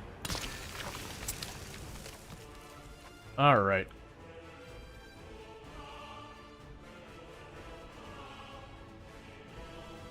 Because I suspect that'll be a main mechanic in this game, is handling all that kind of stuff. Alright, so you're good.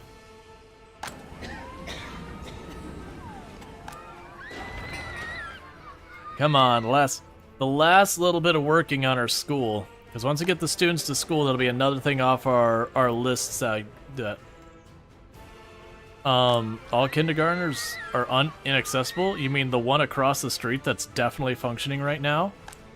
And has availability? Question mark? Alright. And they're just about to finish, and the school is done.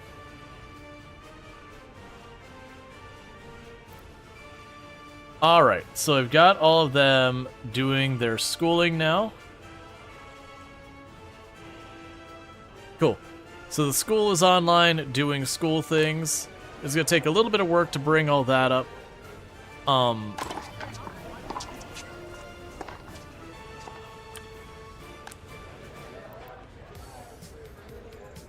Okay, so it should start fixing a lot of that stuff. Yeah, and as they get more teachers, we'll be able to have more students.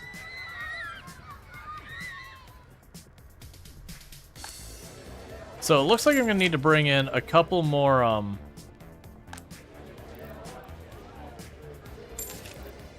educated people. That should start filling in the teachers and staff that we have here. So that'll be good, because I'm trying to not just recruit massive numbers of people till we stabilize, because I can easily see myself getting ahead. I have been warned you actually need a lot of people to work buildings. Like right now I've only got 2 or 3 people working here. How's the Republic? It's doing pretty good. Hey JD Plays. Are we having a good one? It's going pretty good. I'm still very new to the game. We did play a little bit yesterday. Alright, so we've got our first crime that has occurred that we didn't do anything about. We did just finish our police station. So we're going to go ahead and get ourselves some police vehicles, so that our police could start dealing with that kind of stuff. Yeah. Let's see, you can turn down how many people are allowed to work each building using the plus and minus. Yeah. I'm leaving it alone for right now. Oh, very new? Then you highly recommend to set many buildings to only a few workers each. Gotcha.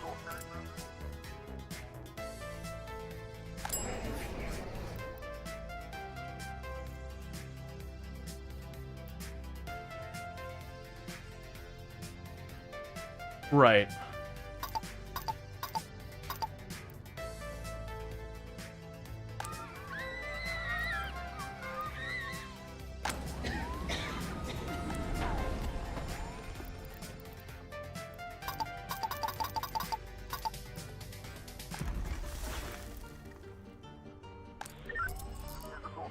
It'll take a little while to get all that situated. Let's see, a shop has a max of 25. That's per shift. 3 shifts per day, so 75. You have a total Republic of 100. Yeah. Yeah, that's certainly a thing. Alright, so we are slowly getting the things they want to be better. We are working on our cultural place. Not so, it's okay, Luxray. Like, we had multiple people mentioning that, and the game is very obtuse. I do appreciate it, though.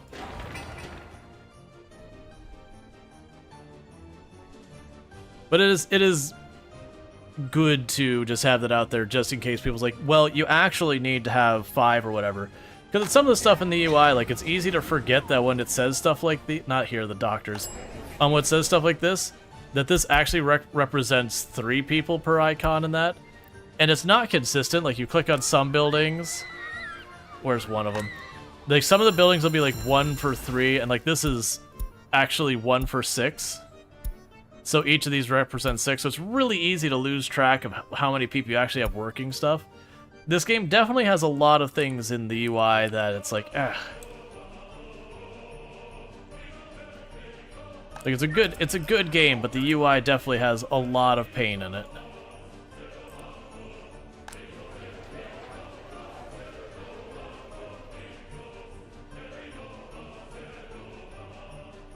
Alright. Let's bring some more people in to try and fill out the gap. I think that already happened. I actually didn't fail the first city. We had started a city yesterday, and I had made a lot of mistakes in the setup because, you know, I didn't know what I was doing yet. And so as a result of that, when I was like, all right, I'm going to play it again today, like, I had already learned a bunch of the mistakes I had made as I was going. Like, I was just slapping down buildings, not knowing what the priorities were and all that. So this time around, We got a lot of the priorities fixed, you know, just not mechanically knowing how to wire certain things up. We did that. So if you recall from the last one, I don't even think we got our power on until it was like our heating on until it was like January or February the second year. Versus we had that going in like March this year. And like we've got people already living in our town and it's stable for now. They're not all happy. But like right now the only things we're missing is people don't have the activities they want to do. And we're working on it. I've got my cultural center down here. And we do have a place for people to do stuff.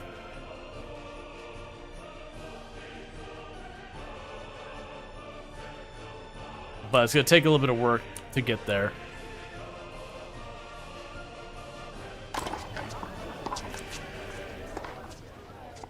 Yeah, so that'll get our culture stuff. I cannot help them with their spirituality or whatever. That's fine. We'll just deal. I'm going to try to avoid leaning on, like, the Pebble Nut. Can you ask a question? A new mistake. Each of the constructions, are they active? Yes. They're all active. And I do have some of them set with priority. Well, actually, I had some of them set with priorities. I think I've actually gotten all the priority ones done. One thing that helps is try not to build a lot at one time. You could set it so don't auto-start. Yeah. No, what I've been doing is I've been setting like the stuff I care about as higher priority. So we've got almost all the high priority stuff done. This is the last one I've got set for high priority. And all the other stuff is lower priority.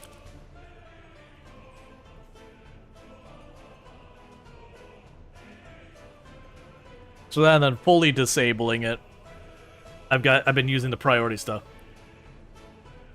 You might look at the worker number. Oh, like how many workers can go there? Yeah. Hey, Simcopter, how's it going? Can I get a shout out for Simcopter? For those who don't know, Simcopter, one absolutely fantastic content creator, friend of the channel, and all good stuff. Good times are there. Plays a lot of simulation and strategy games. So definitely a good time over there. By the way, JD, what kind of games do you play on the platform and all that? I should have asked that earlier. But I'm doing pretty well, Sim. Here, I can get you a shout out. Never mind, someone's got it. Cool. Yeah, so definitely check out Simcopter. I've been playing some Roller Coaster Tycoon 2, or no, actually Roller Coaster Tycoon not 2, just Roller Coaster Tycoon recently. Been doing a bunch of the different objectives and all that kind of good stuff. All right, so currently our unemployment is only 5%, primarily due to having uneducated people who can't work a lot of the jobs. The overall health of our people is fairly high. That we don't have much pollution or radioactivity. We do have people who are well fed and they're getting sports enjoyment. But there is a little bit of alcohol addiction in there. You play this and you also play Captain of Industry along with Factorio, Dyson Sphere, and games that require thinking mostly. Yeah, so it's like you seem to be into a lot of logistics automation games. Off stream, I have played a ton of Factorio. Like I've 100% of the game and all that sort of stuff, and so I've had good times with that. I haven't played it in a while though. I'm waiting for the space exploration update. You know, I've done like the whole Gigafactory thing. Captain of Industry, I've played some. I really enjoy it. I'm kind of waiting for it to be more done. But yeah, no, there's definitely. I enjoy a lot of the automation logistics games. They haven't historically done well for me because the other games I play, I do a lot of like simulation, tycoon, city builders, settlement builders, these kind of games. RimWorld, like Project Zomboid is just an outlier, and all that. So unfortunately, because I don't have a strong automation side, it tends to fall outside my normal content for my viewership, unfortunately. So sometimes they do well, like Satisfactory worked pretty well for the channel, but Factorio, you know, didn't really get a good turnout. But that's nothing against the game, just, you know, we create our audience. If you play something outside your normal content, it tends not to do as well. Yeah, I requested a key for the crust. For construction jobs, the max number outside COs sucks for translation. It means people who can walk to job site from where they live. Gotcha.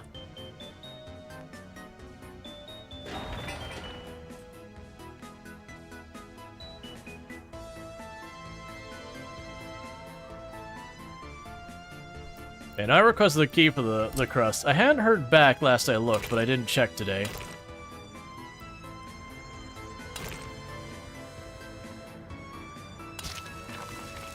So let's take these a bit farther. I'm gonna make a crossroad here. Do the same up here. Make a crossroad there. Man, I hope you're having a good day, Sim, and also you too as well, JD. Nice to meet a new person and all that good stuff. Let's also connect this here if we can. I may not. Yeah, it's too steep. It's fine. Because that is a climb. Had to go reach that gravel, and the gravel was way up there.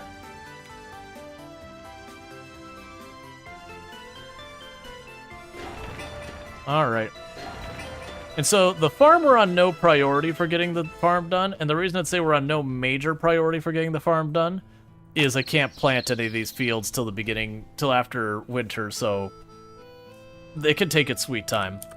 Everything else though is coming along. The culture house is probably fine there.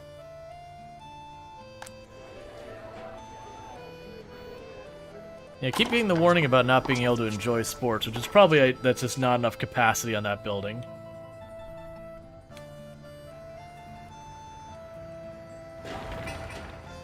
It's also one of those things that once they start finishing up more and more of these buildings, we'll probably have more and more workers available to do something other than construction. I could see that being a problem.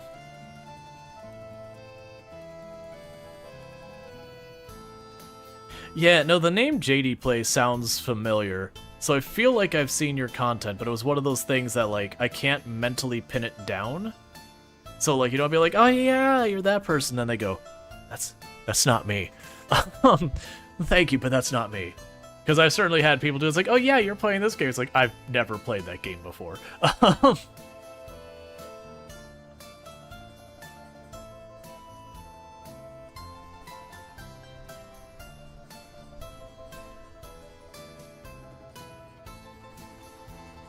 Yeah, it's always nice meeting new people. But yeah, no, lately we've been bouncing between a bunch of games. We've been doing, honestly, a lot of pretty heavy simulation stuff lately. We've been doing a lot of Farming Simulator 22 in preparation for Farming Simulator 25 coming out. We did a lot of Software Inc. this past week. We did Supermarket Simulator since they had the big update. We played a bunch of that. We did Planet Coaster a little while back. That was good. Really excited to see the second one. I'm kind of low-key hoping that with the announcement of Planet Coaster 2 that there'll be, like, a reinvigorated interest in Planet Coaster on Twitch, because I enjoy the game, but it's one of those categories that, like, it gets pretty quiet in that category, is the way I will phrase it. You're waiting for Oxygen Non-Includes DLC to drop as well? Yeah, no, I have a couple community members that are like, you should play Oxygen Non-Includes. Like, I have a lot on the channel. And, you know, it's like, it's not had a major update in quite a while. And, you know, there's like, let me look up when this next let me look when the last update was. And I pulled up, I was like, there's a DLC dropping in like 5 days. I'm like, oh, okay, well, never mind. I'll just retract any argument I was about to have against that. We'll play sometime soon. Because that's usually what happens. I'll have played like a game a bunch of times since its last update. And people are like, you should play this some point. It's like, I have. I've kind of exhausted what it has for me right now. It's like Oxygen Not Included up here in Canada. You can't breathe? That's really concerning. And you take small fluffy creatures and you turn them into burgers? Yeah, no, Timberborn's been on my radar. I've actually got it installed right now on the experimental branch. Where they added the sluice and the aqueducts. It's pretty common on my channel that usually, because I stream 9 hours a day, 5 days a week, and usually most nights I'll play 2 different games. I'll start like one half the stream will be one game, then I'll get about halfway through the stream, and then either I'll already have another game in mind which we'll switch to, or sometimes like it'll be like, all right, here's a poll, choose whichever you're going to. And Timberborn's been a pretty common one to show up on there. Okay, so we need vehicles for our farm, so let's do 2 tractors, a combine, and for the raw crop, so that should be 5 vehicles. Am I matched right? We'll leave the last one unmarked until oil tank for the So I don't actually get the choice of an oil tank one. That's fine.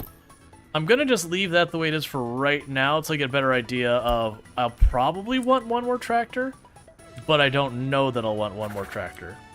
So what we can also do is add a new stop up here. And that will be to unload fuel. And for right now, I'll leave it alone. I'll probably need to have it... Well, actually, no, I know I'm going to need to have it load that. Probably have to have it unload this as well. That is not fuel, by the way. The F? I mean, it says fuel. The game says it's fuel. This is the liquid fertilizer.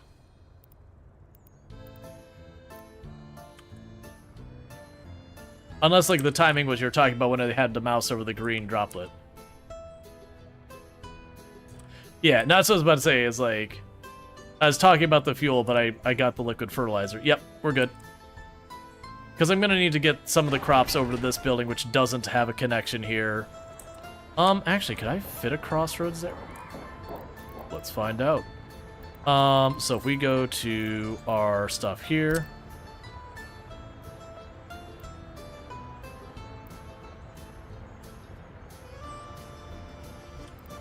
I'm actually surprised you can go that far. Alright, so let's do some tinkering. Get rid of this factory connection. Let's get our crossroads and see what we can... Can I wedge it in here?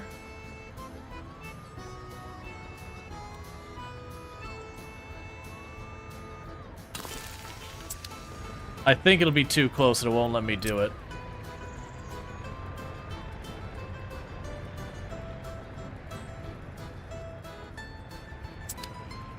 Yeah, it won't let me do it. They're too close to each other.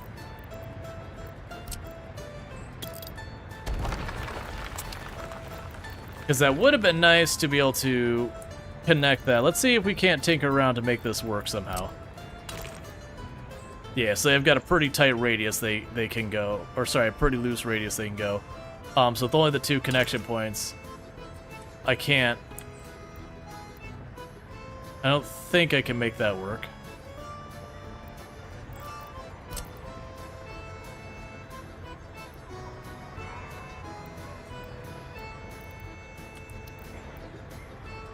Yeah, no, I can't make it work. It's fine.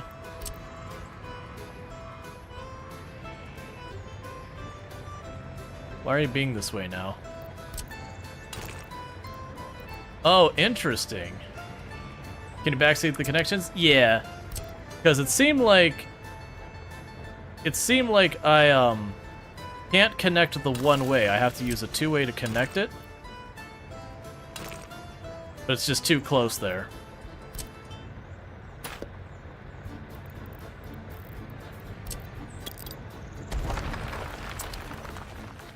Because it'd be interesting if I could make that work.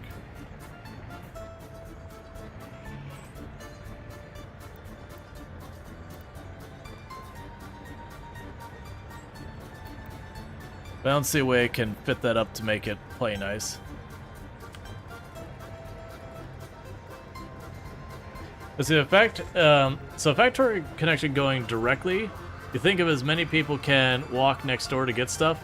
If you use a faster connection, you have to use forklifts. I understand. I get where this is going. So if I don't have forklifts set up and all that, leave it alone for now. And then later on, if I get a bunch of forklifts added in, we're feeling very comfortable about it, then start getting the connections.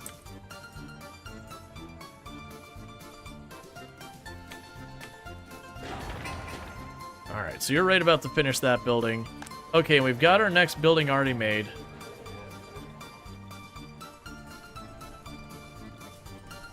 We've got more people who are complaining about not being able to get their sports on. So let's go and get ourselves some more sports stuff going on.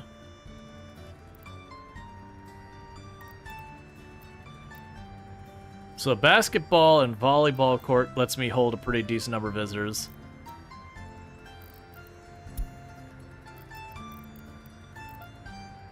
The city stadium lets you keep way more than what we expect. There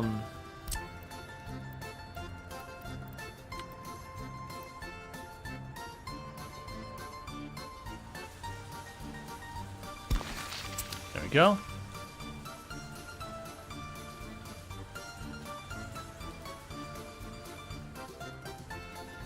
You'd use direct connections anywhere you can.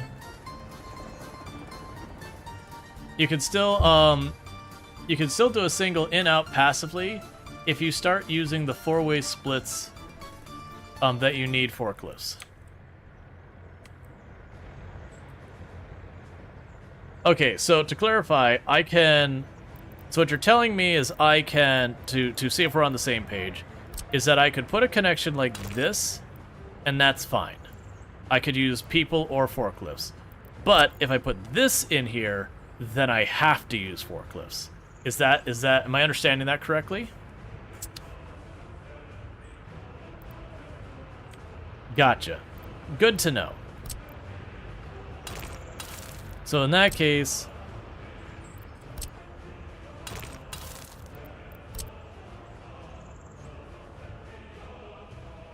Right, and then you go here.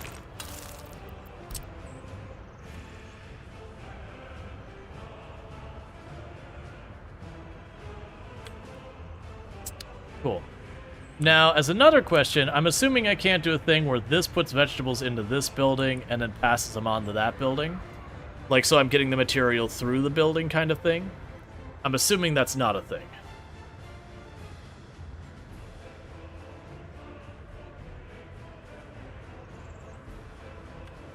Okay, cool. I figured that was going to be the case, but it's always worth asking because you never know. You need a warehouse in between? Makes sense. How big is a warehouse?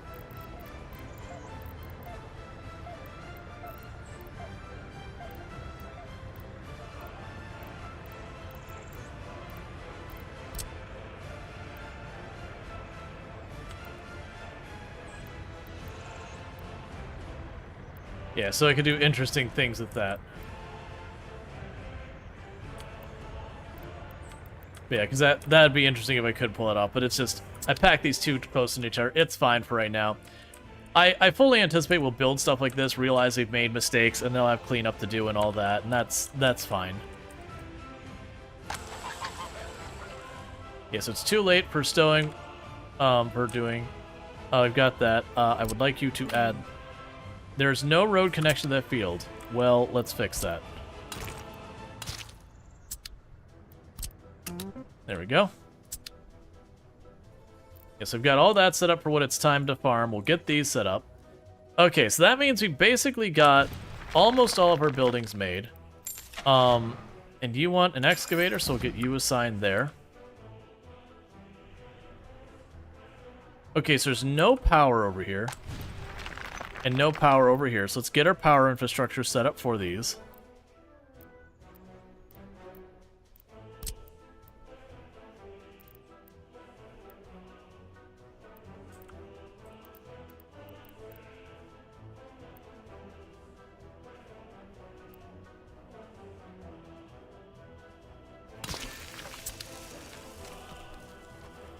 Okay, and that's where my power connection is over there.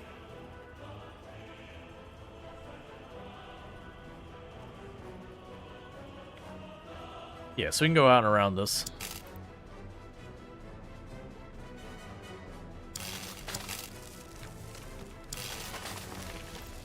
And we can commit that.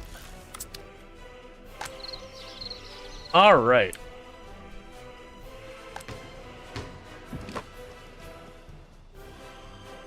So we've got our basketball closed to bad weather. We've got our Hall of Culture going on now. We got a couple sick people. And now we're starting to get people without jobs. Okay. So with that, let's go ahead and bump this one up a bit.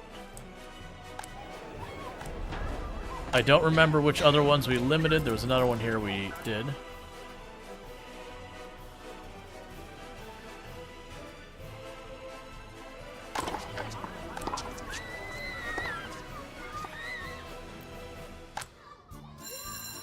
What other business did I limit the number of jobs to? I know it was this one, but I don't remember who else. Missing supplies for prisoners. That's fine, we can fix that. We'll just go here, add a new stop to there.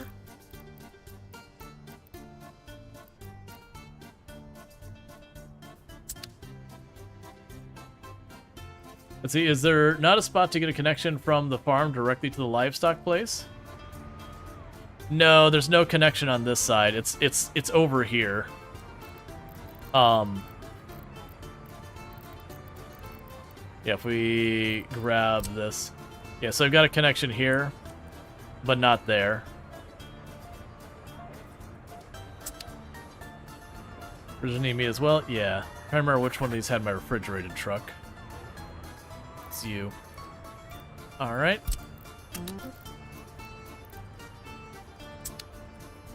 That's fine.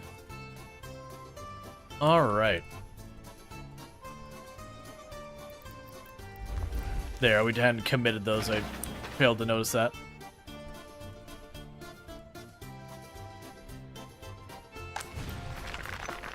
Alright, so that should get power soon. And that should also get power soon. And once that starts, we'll be able to start making the gravel. Hi, wifey.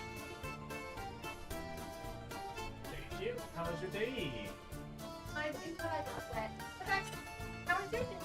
It was pretty good. You should show chat your deep dish pizza. It is some real deep pizza.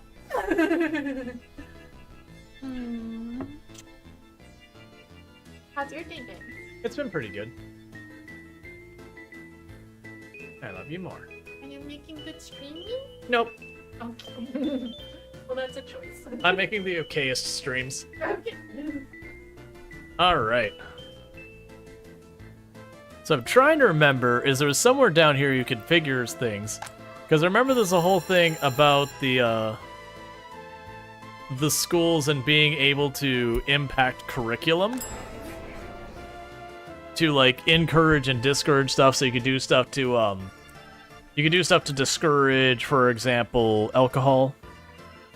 Or you could do stuff to, like, encourage loyalty in the party. You know, you're typical. So there's tourism stuff that we have that we could get. Trees and resources and all that. Christmas lights. Fences, fence gates.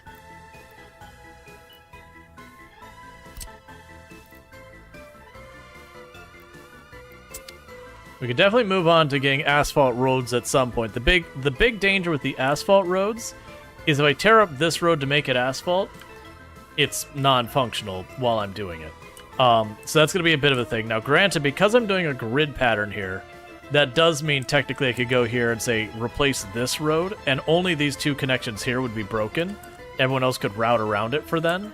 And you get the idea. We can move in segments to try and minimize how much stuff gets shut down at any time. Yeah, we don't have the technology for that. We are missing research. We had mentioned earlier that, I don't really have the research going on. Yeah, and I figure you're a big deal. Okay, so you'll need a power connection and that.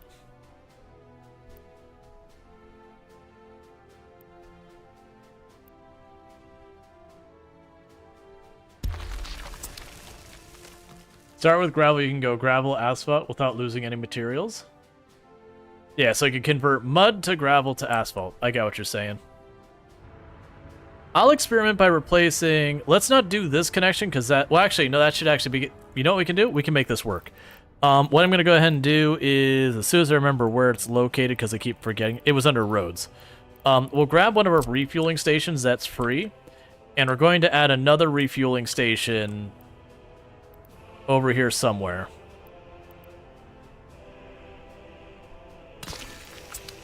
And I can take you and tell you you're dropping off here now. Cool. Because then I could go, and once that's built, I can I mean, it is built. What am I talking about? So now what we could do is we could try going here and saying roads, build a gravel road. So that should only break the connection to our fuel station. Everyone can route around that, and there's a spare fuel station over here now. Is there snowplows? Looks like traffic's a little slow. Yeah. No, I had that set up. I even actually believe I have the area for them already set up. So we're gonna purchase. Have a good time.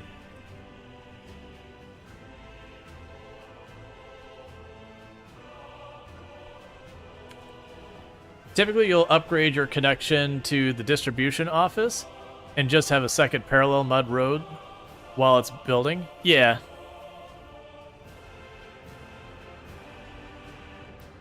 So, like, the thing we can do to work around here, because this will be the next place we'll have pain.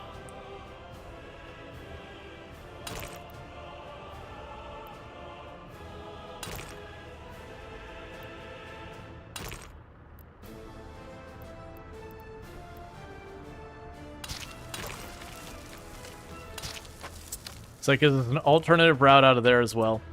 That's basically how I'm going to approach this, is I'm going to have an alternate route. We'll knock down a couple, you know, let that build, knock down a couple, let that build, and just start replacing.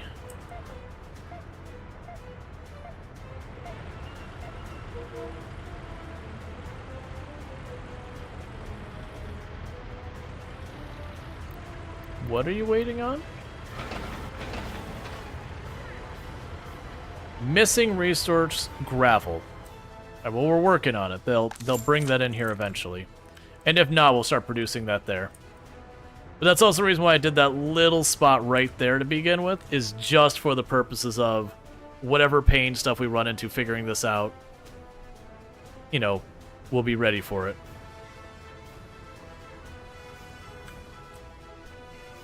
All right. And they are building the university.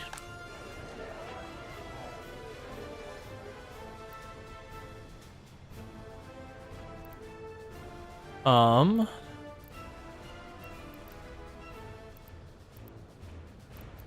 we will build a small party headquarters as well.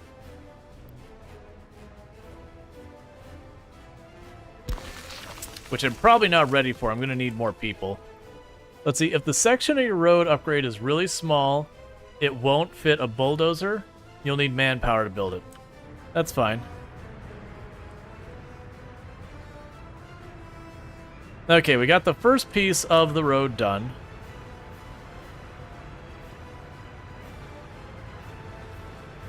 And I'm okay if it ends up being manpower's needed.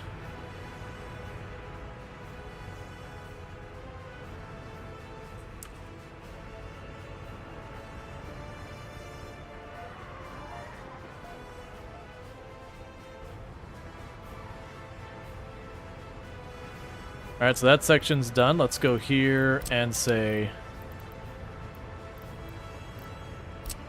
gravel road. Finish that road there. And this road already has a bypass. So now's a good time to deal with this road as well, because then I don't have to worry about the farm yet, because we're in the middle of the winter. I can't plant anything, so let's get that length done there. And we're just going to slowly work our way around, fixing up the roads as we can. The big one will be this connection. So I suspect what we'll do is we'll take like another mud road all the way down here. Cross over this way, make another bypass. And then, you know, we'll do this section. Like, everyone else could just take the alternate route.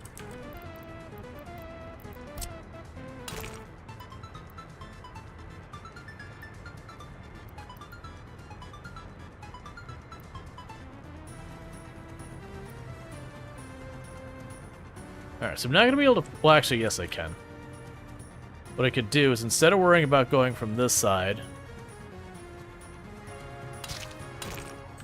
we can go over here.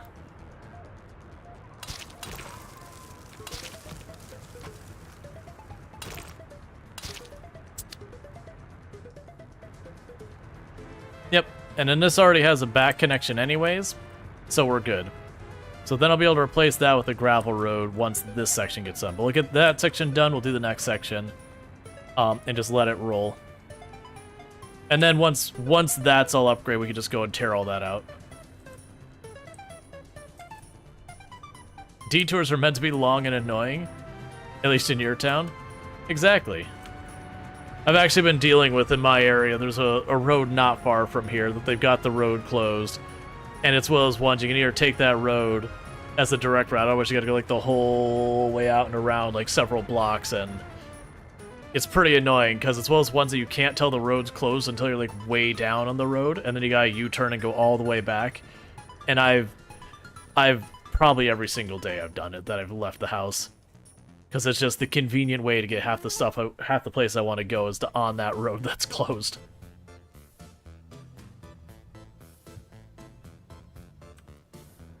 Alright. So pretty soon we should start actually getting our farming online. Because like we got the building and everything, we're just basically waiting for the winter to end.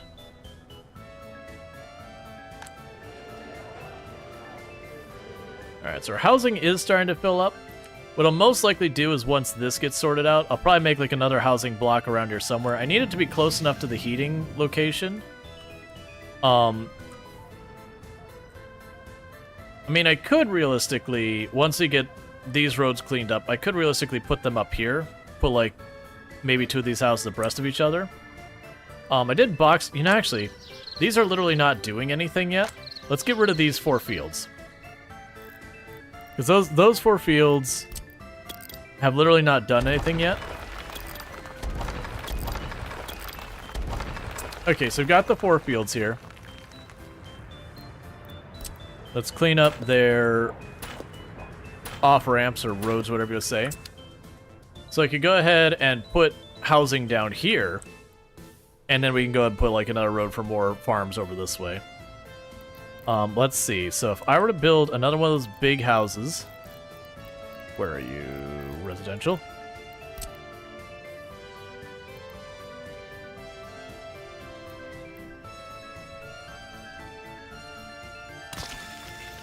Yeah, so if I put it like that, would there be enough space?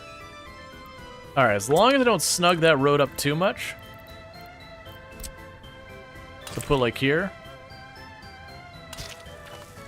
That'll give me enough room for at least 4 of those buildings. And now I can put the, I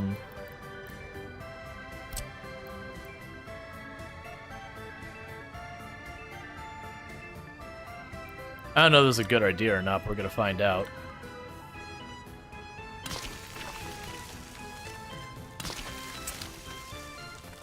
See, they're expanding the highway near here. The problem is joining 2 bits of town together into one of the main roads I use every day, and it's either had to work on that road or major trucks using it, slowing it down for like 6 months now. Yeah, I'm fortunate that's not as close now, but where I used to be working, they're doing a major interstate rework in the area, and it's been one of these things that ultimately the plan is going to be good, where they've got like, you know, some express lanes that like literally bypass the entire city to just go on to the next stop for people who aren't trying to stop in the city, and then they do the fly off and everything. So in the long run, it's going to be nice. But it's the same kind of thing where they're like, okay, well, we've closed these 3 exits because we're repaving this whole, like, we're redoing this whole area. And then, like, we're cramming all 4 lanes into, like, these 2 lanes for right now. And, you know, it's like, it'll be good on the other side of it. But in the meantime, it is rip out your hair level of frustrations if you get anywhere near there. Because you're over a river and they're doing work on the bridge to get to work. You both have my empathy. Well, like I said, I'm fortunate that that isn't my daily pain anymore, but it was. Now, like, it's getting farther along, which is good.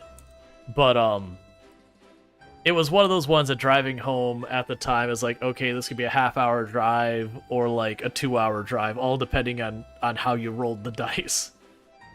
Or because, like, that was going in the Orlando area and all that. If it happened to be there was like a major basketball game or something going on, it could be a just stay in town. Just stay in town until it's super late in the evening. You're not getting anywhere.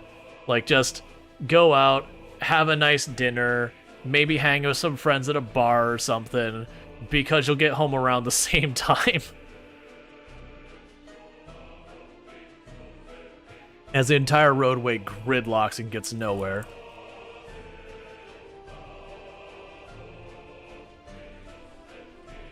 All right. So yeah, so we're working on our university, our small party headquarters, and some more housing. Because I did notice this was mostly full, and that this one was about 2/3 full. So I'm like, okay, you get that. That said, if you want a really, really awful one for construction, there's what's known as the 5 Mile Bridge. I believe it's 5 Mile Bridge. It's either 3 or 5.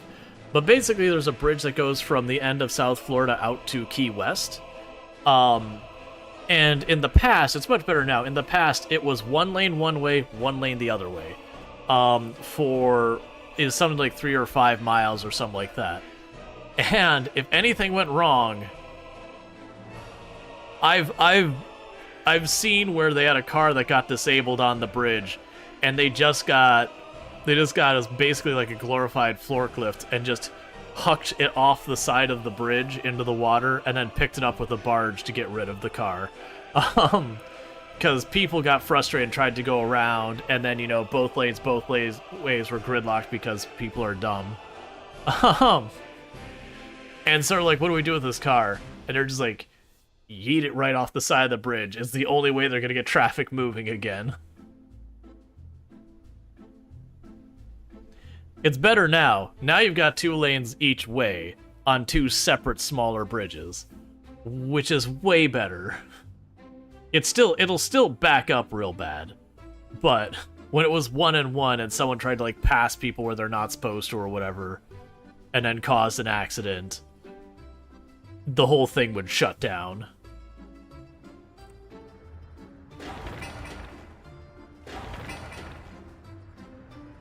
It is interesting to me that there isn't more variety of materials that we need. At least not that we've seen yet, which is probably what the actual situation is. That we are still just dealing with, like, steel, brick, and boards. I can imagine later on we'll get some, like, more fancy materials we have to deal with that'll require a lot more advanced industry.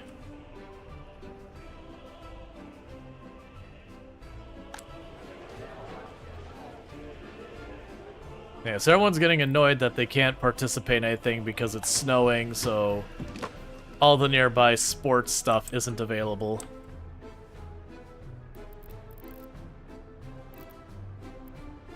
It'll be interesting having, like, the tourism thing later and seeing what we could do with that. Yeah, so we've got advanced industry for, like, uranium. That'll be for our nuclear power. We'll be able to make electrical stuff, our machine components. Railway production line. Okay, so for making railways, there's more I gotta do. Airplane production line. Okay.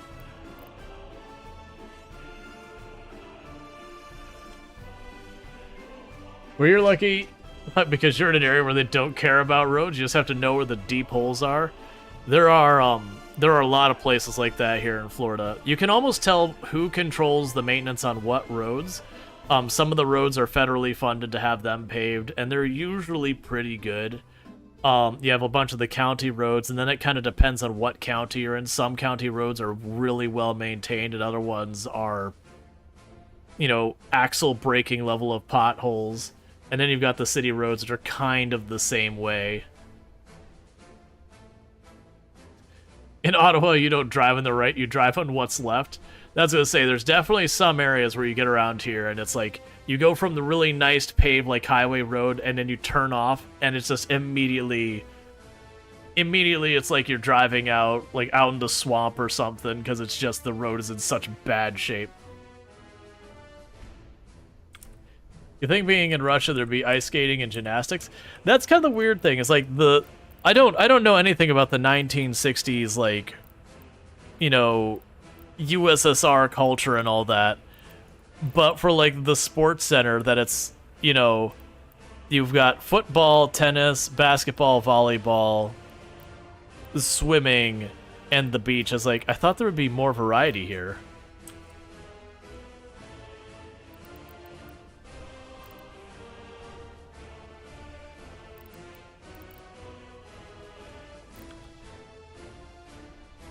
Which is interesting because that means, like, looking at our sports offering, not, like, all of these have like the different temperatures they can work at. And none of them are particularly high. Like the city sports stadium is like all of them are outdoors, so there's like nowhere, like none of them will operate during the winter. However, the road to the church is in the mayor house are immaculate. That kind of stuff happens too. All right.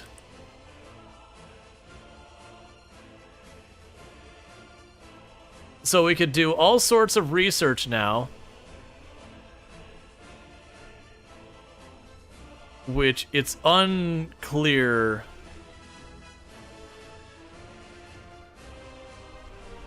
All right. So now I've got to decide what we're going to be looking at.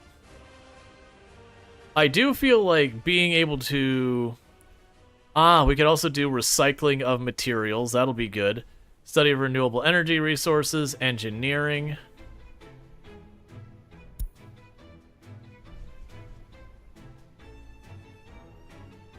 Okay. Oh, that's concerning. All right, so there's virology and everything. Okay. That's one thing to definitely take into consideration, is that we are going to be dealing with the potential risk of medical issues and all that. So we do have a lot of stuff that requires chemistry. I'm not seeing much in here that's saying like, hey, here's where you immediately figure out where the ore at. That's fine. I'm gonna start with chemistry and let them work on that.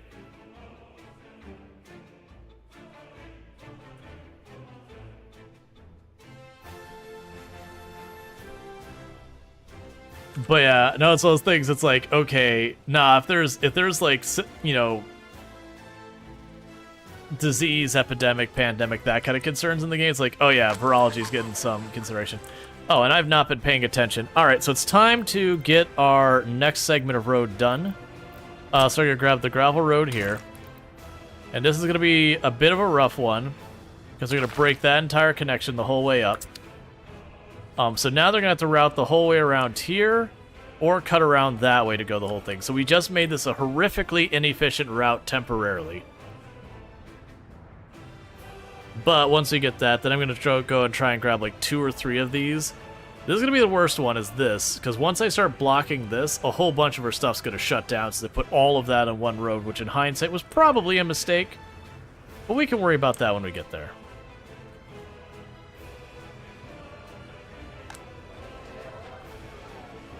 Workers can't work because they can't find kindergarten.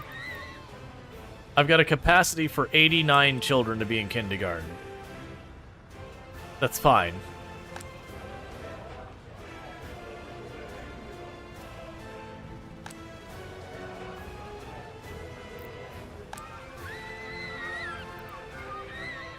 And so a number of people dip. We'll get there. It'll start to stabilize. We'll keep expanding our population and all that. And then all of this will open up come the spring. And then I'll have a whole new problem with people working because I'll have an army of people to work our agriculture. But that's part of the reason I'm focusing on building more houses.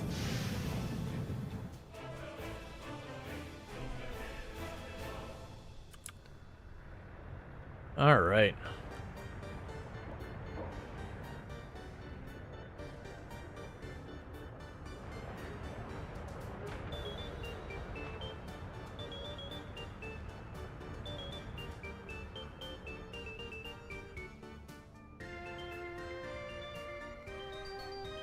Are we producing our own gravel yet? No. No workers.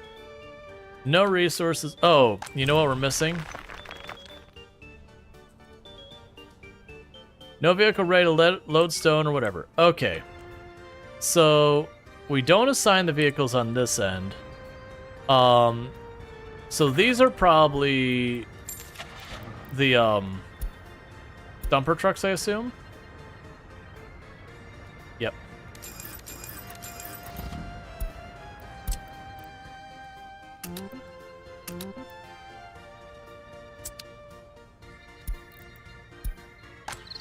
Alright, so we'll start with that. We can also tell it. We'll want a place to drop off the gravel. Is there a storage building we have? I mean, there's going to be a storage building for it. It's just figuring out which storage building will let me keep gravel. So we got the warehouses. That's not going to do me good. That's concrete, asphalt, and, well, no, that's the construction stuff. Space for vehicles, containers, meat storage, grain storage.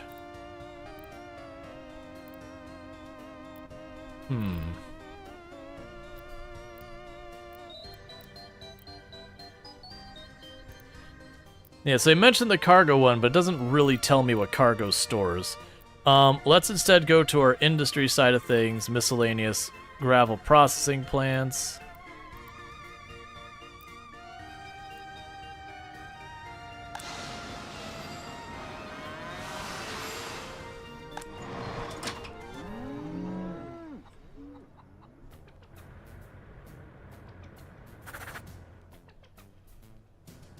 Okay.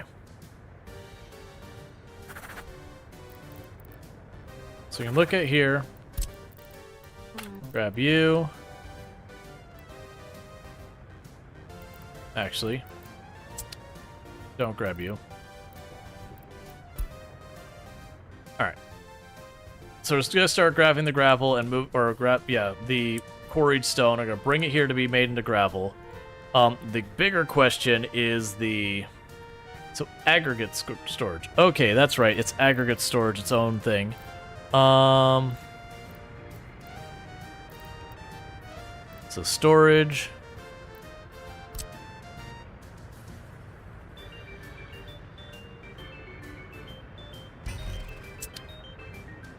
Oh, I was trying to put that. That's fine.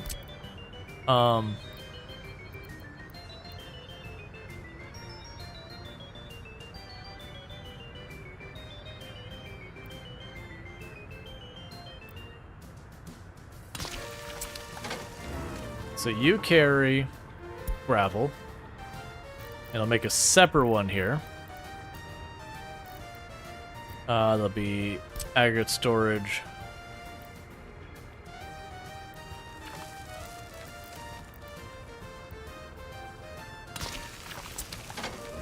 And you can carry quarried stone. So there's our dump trucks. Alright, so gravel processing, we'll do the quarried stone. That's fine. We will also add those. And the first one will be the gravel. The second will be the quarried stone. Okay, so the idea is they'll be able to drop off or pick up as necessary from each. I don't know how well that works the way I configured it, but we're going to find out. But there, we should start being able to get production of all that set up, and then that will make it so we'll actually be getting our own gravel. Oh, right, you're functional. As we just... Oh, you need vehicles? Cool.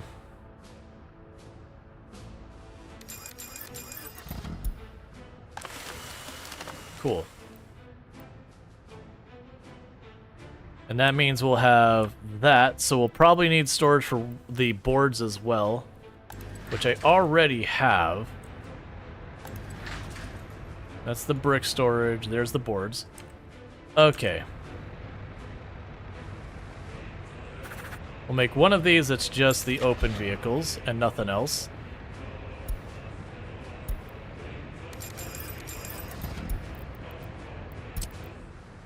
So you can pick up the vehicles from here and drop them off there.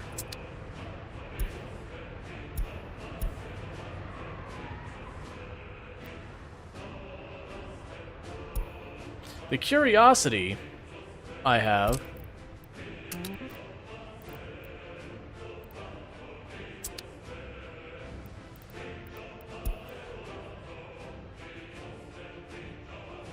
curiosity I have around all that is if we will yes, that's a sawmill, so we'll load the boards, we'll unload boards here. And my assumption is they'll prioritize top to bottom. I don't know if that's true. But the idea will be is we pick up the boards from here, we drop them off in the storage here. If there's no room in the storage, run to sell it. That's my intent. We'll see how it actually works out when we get there.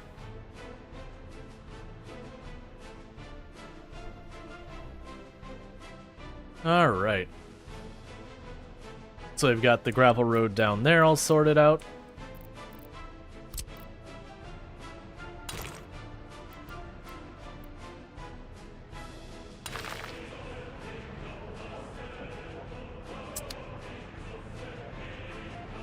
Well, that was weird. Well, I just won't worry about TikTok today then. Just for whatever reason, the TikTok stream just abruptly dropped. So it's like, alright, whatever. I'm hoping it's not something like really ridiculous. Like you're playing a game that depicts, you know, communism in a bad light. Therefore you can't, you know, your stream is banned or whatever. Honestly, if I got banned from TikTok, I wouldn't be the most upset.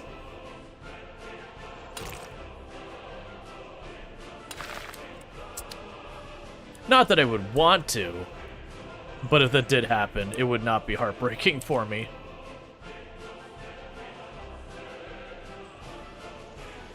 There's a red star on the screen, get banned. Yeah, I just realized I don't have a bypass route. There, now I do. So I couldn't reach this area. That's fine. Alright. So, we're just waiting for us to be officially past winter, and then they'll start growing all these fields. I think it is safe to assume that I am going to need another tractor.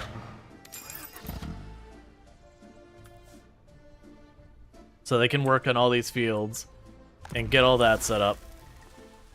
I know I have the warehouse here. It is weird that to go through, everything has to be through these distribution centers. That they won't, like, manually move anything. It's fine, but it's definitely going to be a lot of logistics to set up.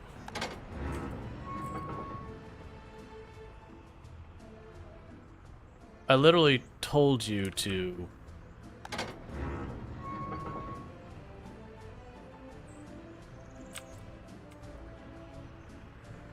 Where are you? You? Alright, so you are supposed to load up the stone from here, because that's the only option. Cool. And you're supposed to unload the stone here. Cool, makes sense, makes sense. You're supposed to load and unload gravel at this one. Just gravel. Nothing else. Just gravel. Cool. And you're supposed to do that one, that one. And then I look down here. That's not how it's working. We'll figure it out. It's fine. If it wants to work that curse, that could be fine too. What we could also do is for this. That's interesting. Oh, right. I totally forgot about that. So with the distribution stuff, what I can do is, as it goes on, instead of grabbing all of this... Oh, that's a technician one. That's not the one I'm looking for. You. That I can go in here and can configure where they're allowed to take stuff from. Right.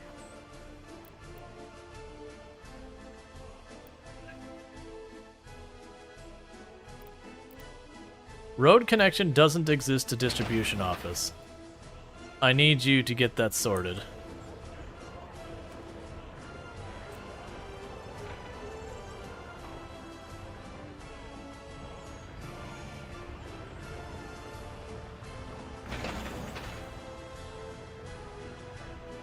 Alright, little by little we're gonna get that fixed up. It's gonna take a while though.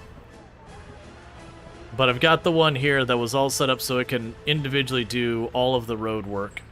So that's the reason I'm trying to get that small segment done first, because if I can get that knocked out, I should be able to get all this sorted out.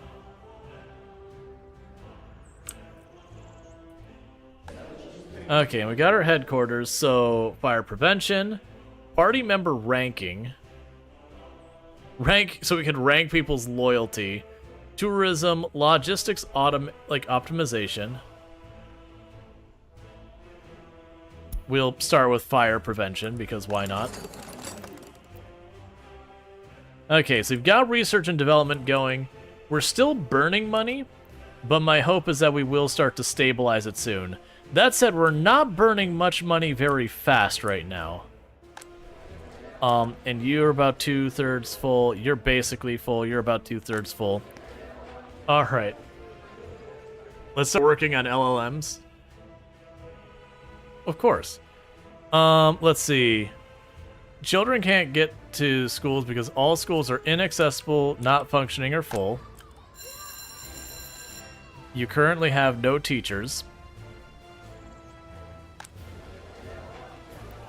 We will import a couple of experts and see if we can't fix that.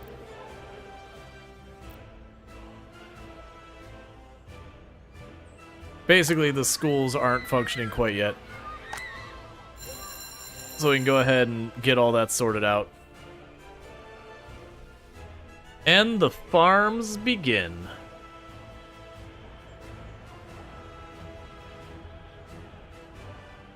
Now it's going the long way around to get these roads online. Like I said, once I get this first segment here, I have everything I need on these first couple ones to do the entire rest. I can go down this way.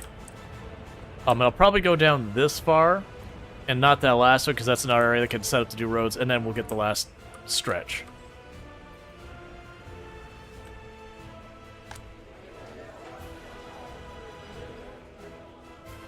Alright, let's go ahead and line up the next house.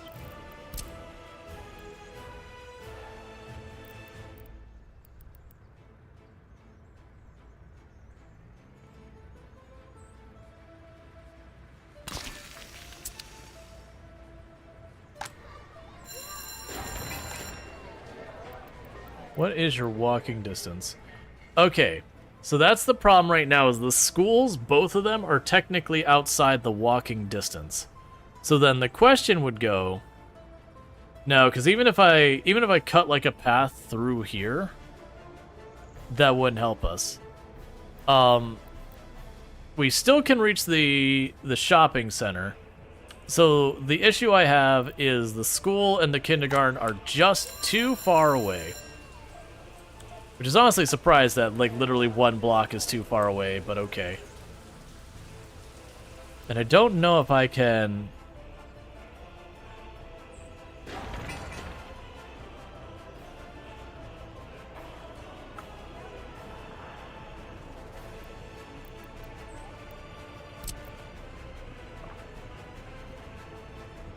I was kind of hoping there'd be a way for me to easily route a path around or whatever, but it's fine.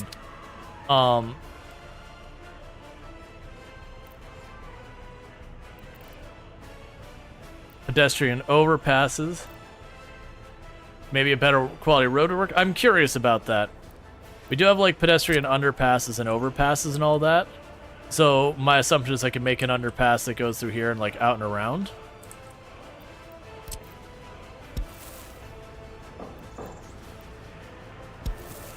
Of course, I built all these things just too close to each other.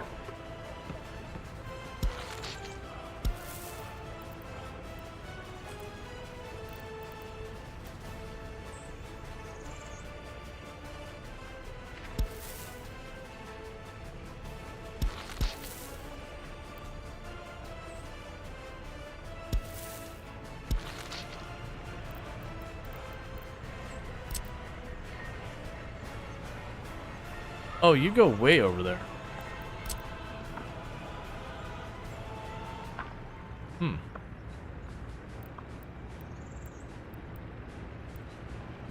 Yeah, we can get rid of that.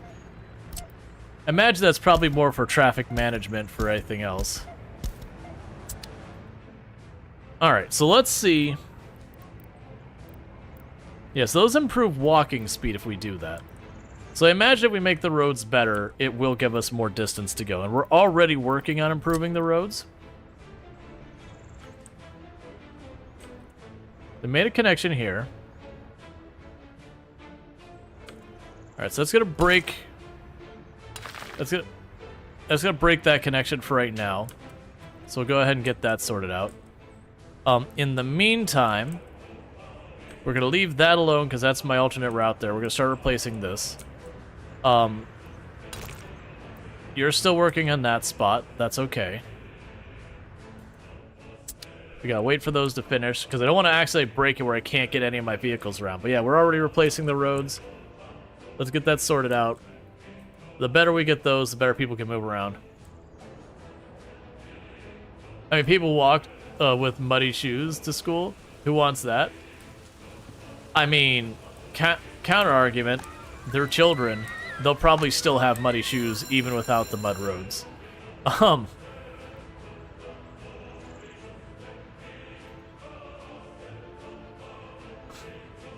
They're gonna see a rain puddle and there will be mud.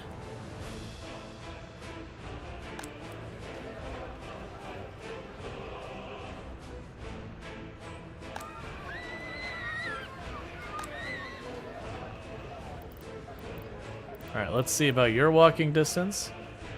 Okay, so you can't actually reach the sports center, which is an interesting concern.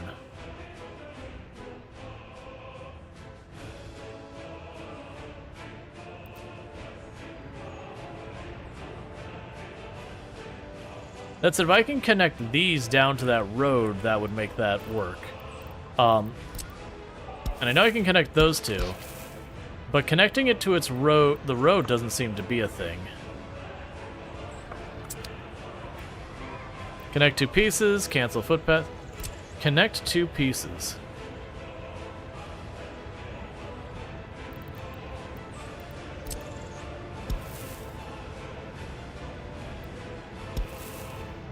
Ah, I can't connect it right at the intersection. I understand.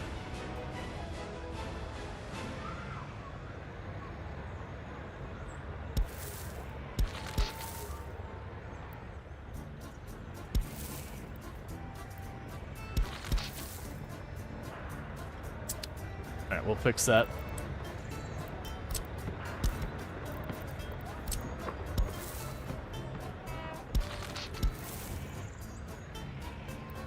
And I can't get to the other building at all. Well, at least I got them access to the regular school.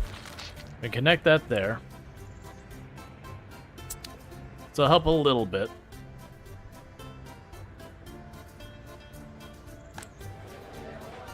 Alright. So definitely gonna be some work to be done. Okay, cool. So they finally got that section done with the gravel. So let's go ahead and get the gravel road. And bring it up the next section, probably to about there.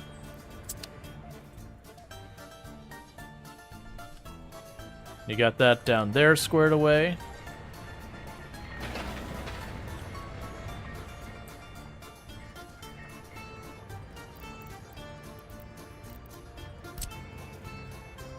And then the next painful thing is going to be, we'll do this section of that road. And then I'll need to connect up more of that. So little by little, we're going to get all our roads replaced with gravel and all that. The farms are doing their thing just fine.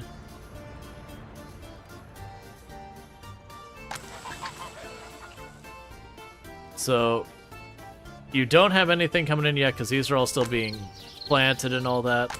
Still sowing all our fields and fertilizing the fields and actually doing all that.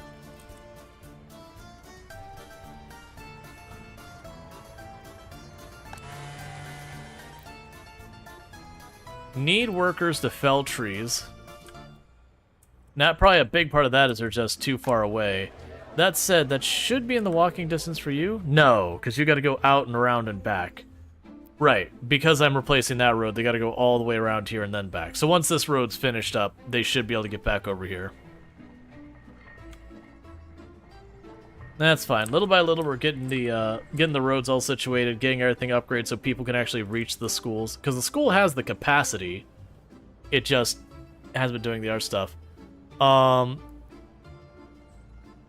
so we are still importing things, but not that much. Like, all things considered, we really aren't spending much money now.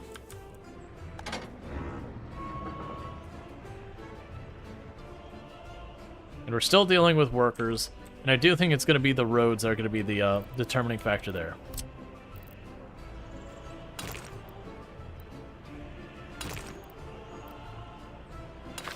Get that section of road done.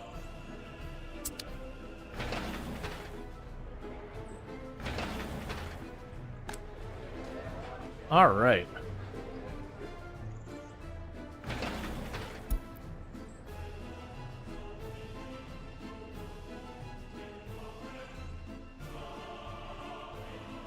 And then honestly, the next thing will be to make this probably gravel road as well.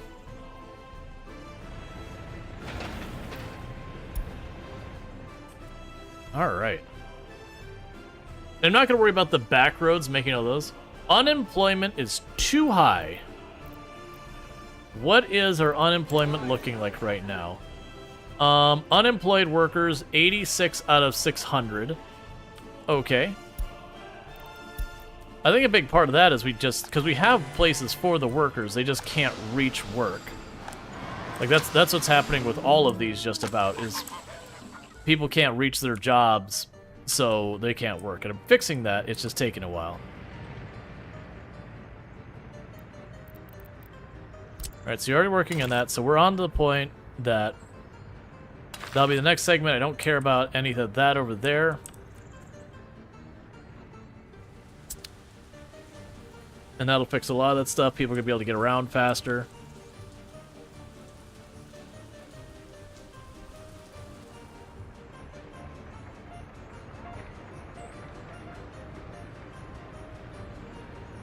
Okay.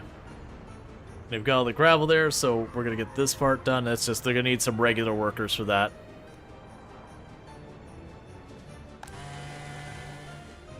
So what does it say your distances are now for walking? Interesting, that still says it's 700.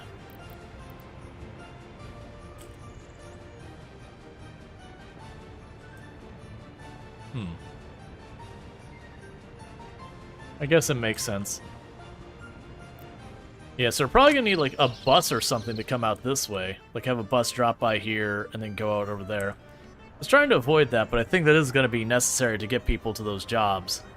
Because I don't really know when it comes to like what the limits are for people being able to get around. They also do mention personal cars and all that. Small parking lots, car dealership.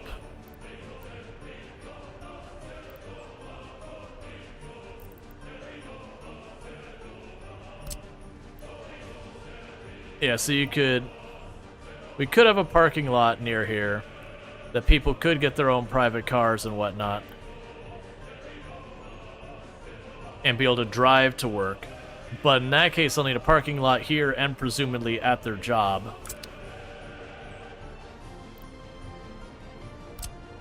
But we could add bus stops. About your own car manufacturer?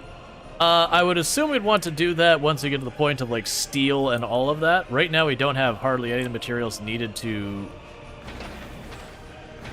build those things, but we'll get there. We definitely need to get the workers out here, so I think we are probably going to be dealing with buses in not too long.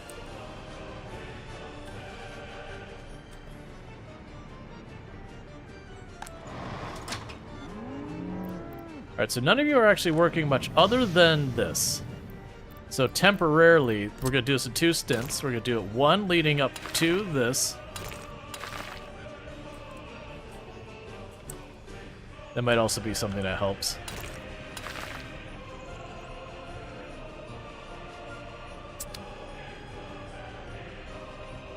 Alright. So get that connection up to hook up the heat from this side, and then we'll do the entire rest of the length over here, and probably all the way. Well, I mean, this is going to have to be 1 run. Like, we'll just accept that that's going to shut down, which is fine, because I've got tons of quarried stone laying around. Which is interesting, this is actually getting done. Despite, it's fine. I need you to please finish that.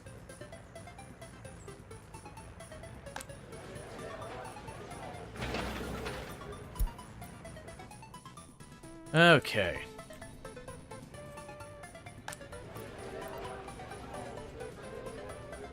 Yeah, so it doesn't seem like making the roads longer is changing the distance our people can travel. Like, it looks like somewhere around 800 or... No, actually, they do mark me as being able to reach that at 886 feet.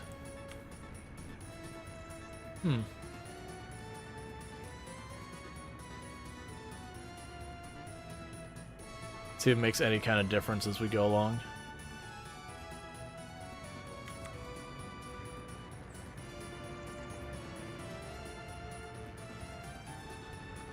They did, because I gave them that like little small bypass lane, they're able to reach the kindergarten now. Not able to reach the regular school, but we're getting there. There's definitely going to be some tinkering to figure out these road systems and whatnot. Alright, so you've got that one sorted out.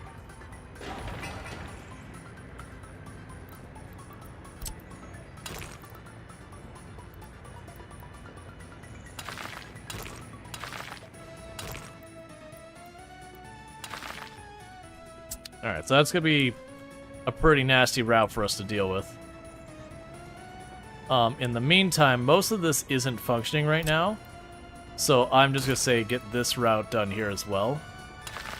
And we'll see what happens with that. So it's a pretty big undertaking.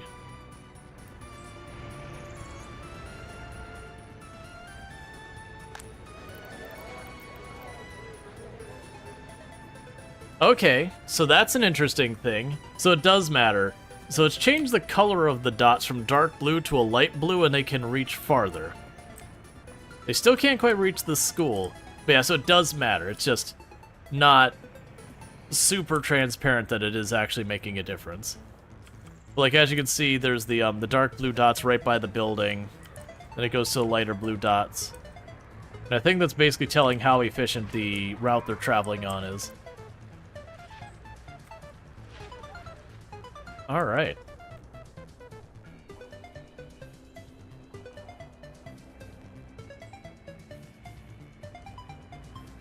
In the meantime, I could probably do this road here. The light blue is under construction routes? Gotcha. We'll do that route there. So it's starting to look a little bit more and a little bit more like an actual city. So we got more employees without jobs. Most of our buildings, it feels like our buildings are always close to full.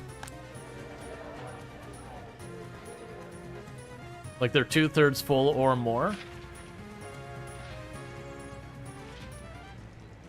Alright.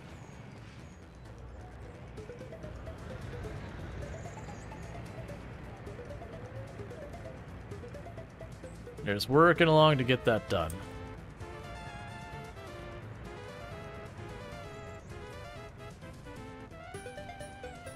You check the roads versus that. Yeah, no, I did see there was a percent there.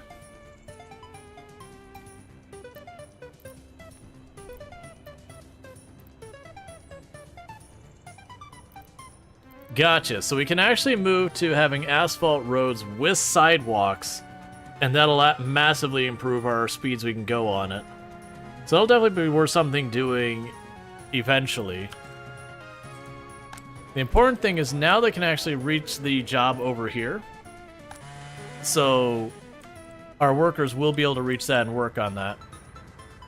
And then the hope would be this will be the same thing. Now, the other thing it could be is that the reason I don't have the employees, the reason we have the unemployment, which the unemployment is going down. Check footpaths are faster than roads. Yeah, I did see that. I mean, yeah, even the crappy footpaths are pretty solid. Interesting. So genuinely, there'd be a lot of consideration with like putting a footpath like right along the road and connecting stuff, which has interesting implications.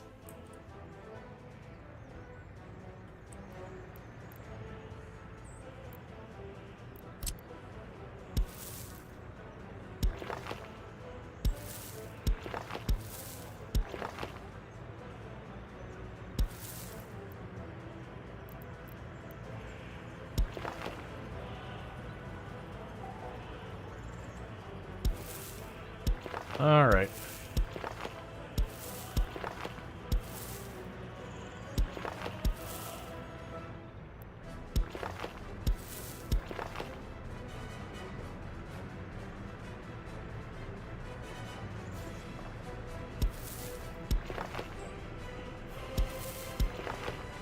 Just trying to take our footpaths and upgrade all of them. Granted, they're really hard to see.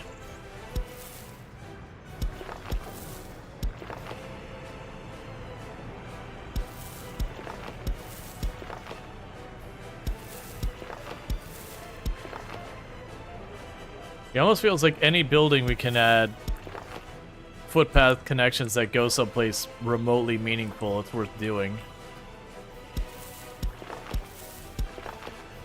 Because the cost is just gravel. Alright, so I won't be able to make it happy.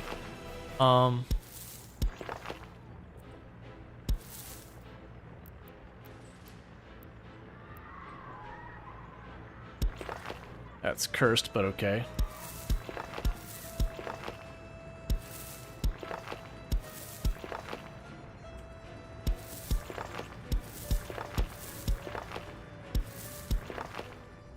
Alright, let's stop with that. I'm gonna regret doing all of those. Use the scroll wheel to tighten the turn. Oh, I didn't know you could tighten the turn. Cool factory, during the Soviet eras, vehicles had to be equipped with extensive first aid kits due to limited access to hospitals and medical care. Until the 1990s, first aid kits in vehicles contained stuff like painkillers and antiseptics. Interesting. So every car wasn't on par with an ambulance, but rather anyone could render aid to anyone relatively near. And they taught first aid in driving schools. But, like, the first aid kits from the era, things like pills and various solutions and glass bottles. It seems very strange now because now first aid kits in cars are not required in almost all countries. Yeah.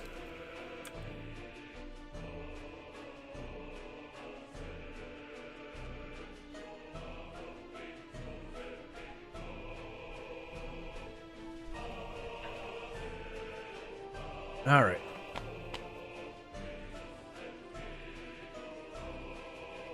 Yeah, so unemployment is at 22%, and most of it is due to small children. How dare there be small children? And a big part of that is because apparently we do not have anyone reaching the schools right now.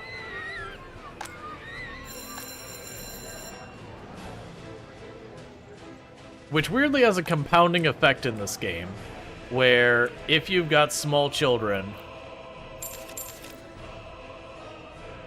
and you can't get to school, that means other people can't get there to... Or sorry, if you can't get a teacher to school because they're small children, you have other ones who can't get to school because of small children. You get the idea, it just kind of escalates the problem.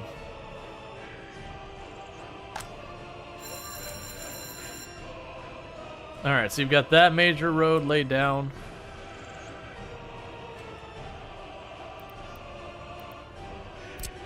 Now, I assigned all those footpaths to be built. Okay, they are being built. So let's not get greedy here and try and queue up a dozen other things. Let's let what we've already got going get queued up, because I was very ambitious in going to like every footpath and replacing it. If you're upgrading to the footpaths to school, they can't walk to them there. That's kind of what I was figuring there. That's the reason I clicked on it. Is like, okay, I think what happened is I broke my connections. So let's get those two high priority connections there. Do small children cause the downfall of a great nation? How dare. It wouldn't be the first time. I mean, the last time I played a game where the small children were the downfall of my civilization, it's because I was playing another settlement builder game that was like one of these post-apocalyptic future ones. And at first, the issue we ran into was there's just so many small children. I was struggling to keep everything going. And then just the way things landed, I had a bunch of like toxic radiation build up nearby the school. And I was like, no, I need to get the children, you know, through it. They're not that close to it. I was wrong. And I remember we were like, there's a clip of it where all you're hearing is ding, ding, ding, which is just this notification popping telling me that people were dying from radiation. I was like, you know what? Should have left the school open.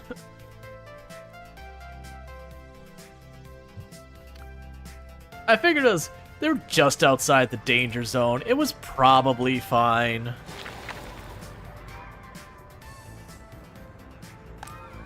Alright. So we've got the connection to the school and the connection to the kindergarten back online. So hopefully we'll start getting all the teachers in there. and that'll be good news. The rest of this is going to start building up. And I already know I want to replace this road with gravel, and we're going to have to get there. It's fine. Oh, right, I'm dealing with unemployment rates. Sure. Well, actually, no, we're dealing... Almost all of our unemployment is due to children, not due to lack of jobs. So let's... Adults who cannot study. 4 due to... 4 elementary school? Okay.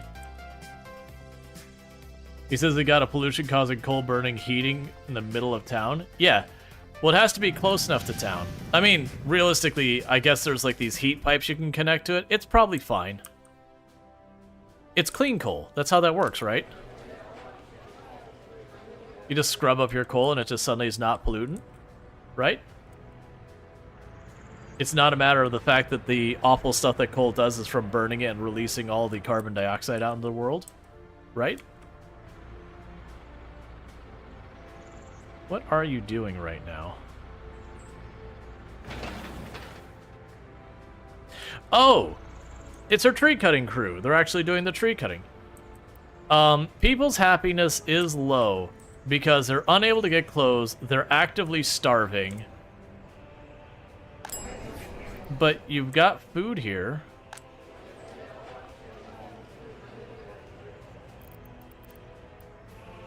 Why are you the starving? The grocery store has food. We're shipping it in. The customers are buying at full speed. You're in range of everyone, I believe. Yeah, everyone can reach it. Yeah, chemistry is different when you wash it off first, right? I mean, technically there actually are substances that taking the action of rinsing it off would change its chemistry, but that's not really what we're talking about here.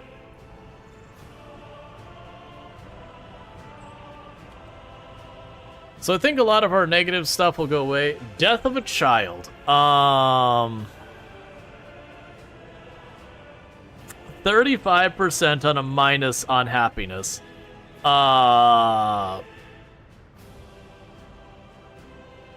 Look. You know. That does make you pretty unhappy. Is there a button that makes people disappear? There has been one in the Tropico series, and everything is great. Not that I've seen, but I haven't had a problem with that. At least it's not 8 without table. Get the eyeball notification, see what building is complaining. The eyeball notification to see the eyeball notification. Eyeball notification.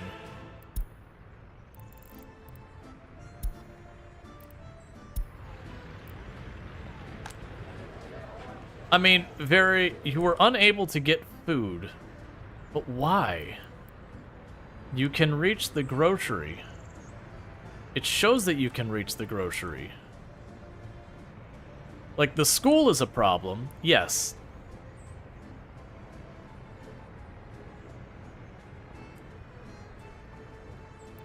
Oh, it's because this path isn't done here. That's why. Okay, we'll get sorted out soon. It's alright, everyone. We'll make you happy.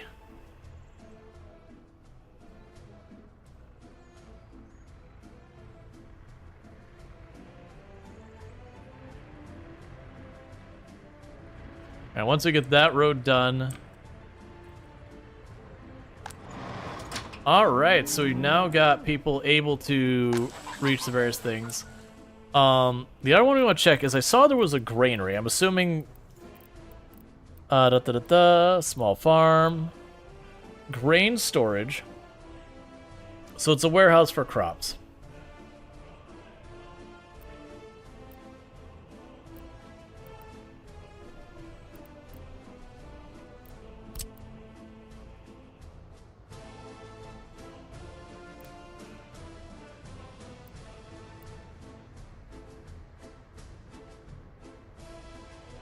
Can't build due to infrastructure. I would like to put you relatively close if you do not mind, game. But I am observing that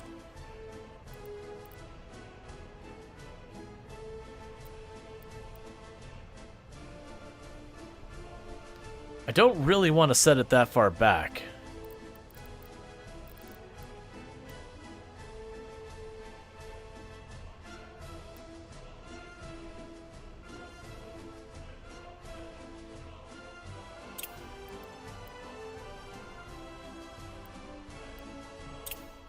Alright, so our excavator's busy right now, but I could go and squeeze in here, you know, a place for them to drop off the grain.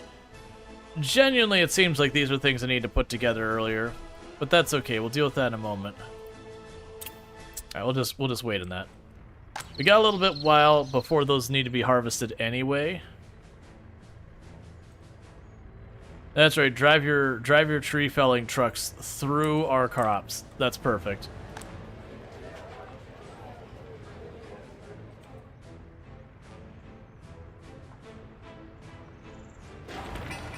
And you're still working on footpaths and all that. You've got that whole thing wired up now. Alright, so let's get the next road knocked out. Just gonna mess up everything all over again. But we'll get that all set up, and that'll help out a lot.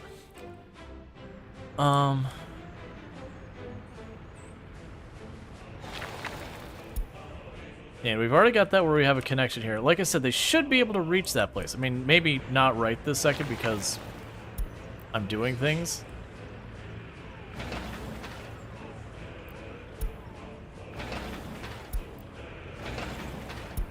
Get that part of it high priority to get that grocery store back online.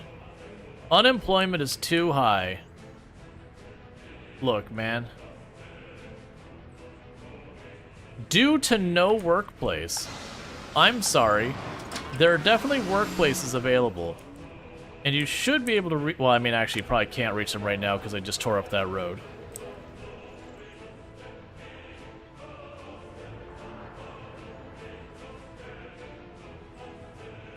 Yeah, it definitely seems like the multiple roads everywhere is like a real serious problem. And those are still growing for a minute. So I can actually safely do this length here. Because there's nothing for them to do in this field until it grows more. And we already have the exit out of this house to the side, which all my infrastructure is up here. So I don't need that main entryway at the moment.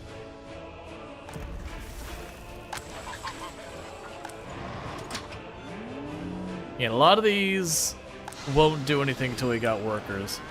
It's getting people down here is the problem.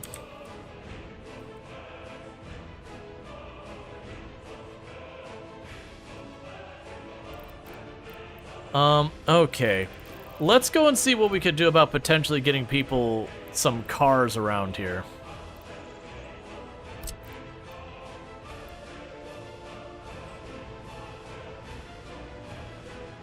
Where do I want to set you up?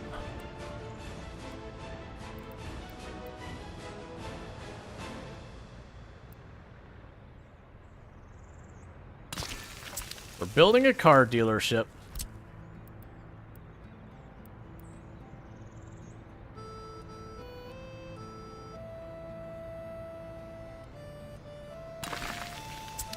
And we'll add a parking lot there.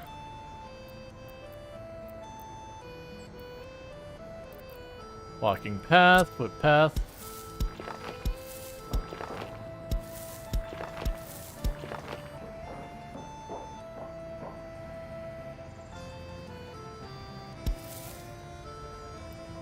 You're already working on that. I do have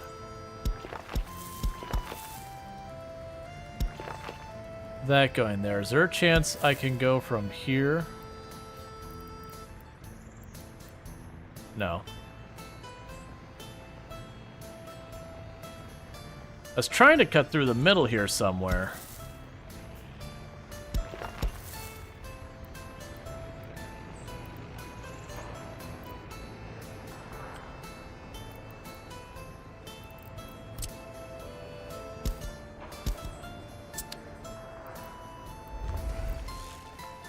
Alright.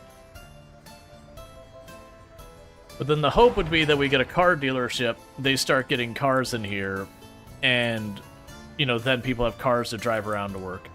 My fear is that I need a parking lot, like I'll have to put a parking lot up here to get at them near the job site. So put like a parking lot over here, as it were. And that kind of thing, but we'll see.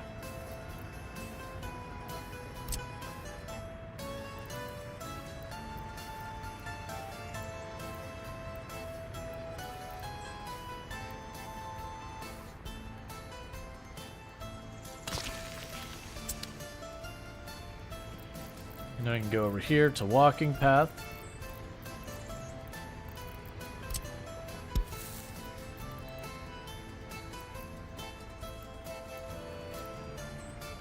Of course, there's nowhere to connect in this side of it. It's fine.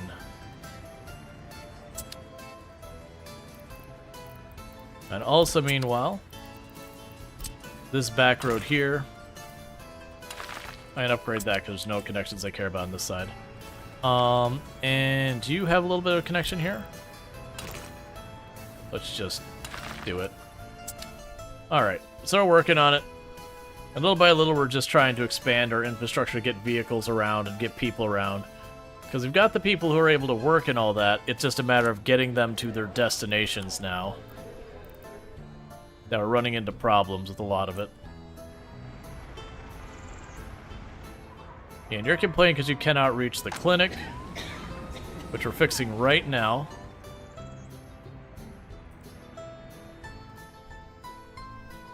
Then we'll also need to go through and we'll end up needing to redo the roads to have them be better roads as well. Like move to asphalt and everything else. Yeah, so now I've got a traffic jam at the gas station because the ambulance doesn't know what to do. Never mind, it just got access to the clinic. So now it should get everyone unstuck.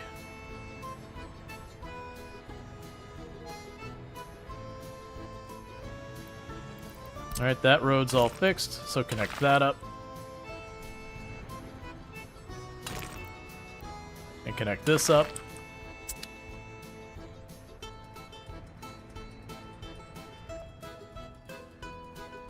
Alright. You're also unable to get food. Why are you unable to get food? There's food here. There's connections here. Oh, I see.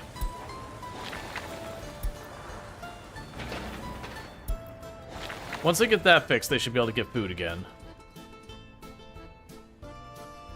Yeah, that's an interesting one having to deal with, like, all logistics around are you able to get around this or not. So it definitely feels like this is a game that no matter where you're dealing with, you always want more than one route. Like, always, always, always. Which very much punishes you if you start taking out a bunch of projects at once. So if you do like I did, where I queued up like a whole bunch of buildings to get built at the same time, it definitely feels like this is a game that will absolutely wreck you for doing that. Because people are getting pretty mad about stuff.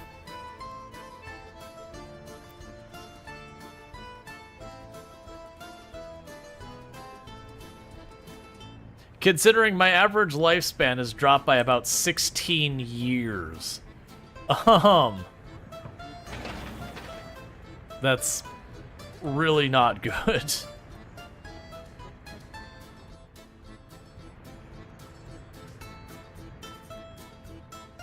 All right.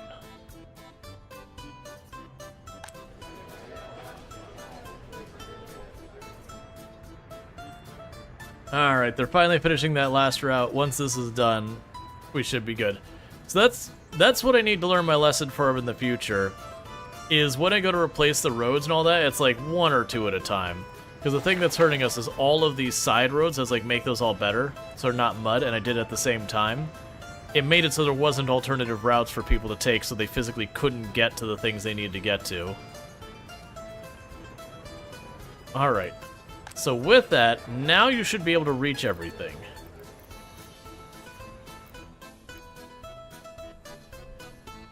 Like, they can almost walk all the way out to gravel production. Not quite, but almost walk all the way out there.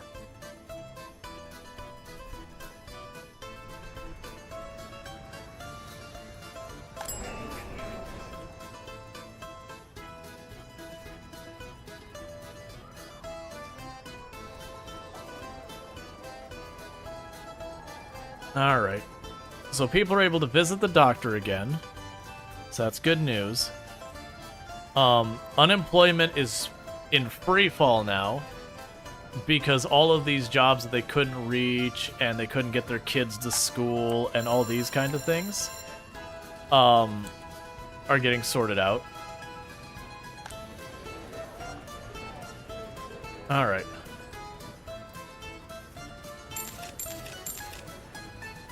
Bring in a couple more people because we need more teachers.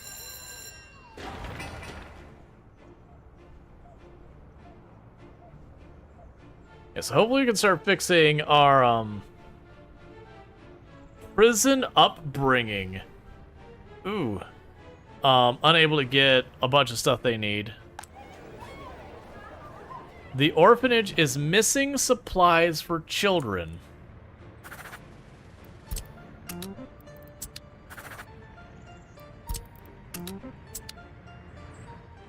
That'll do it.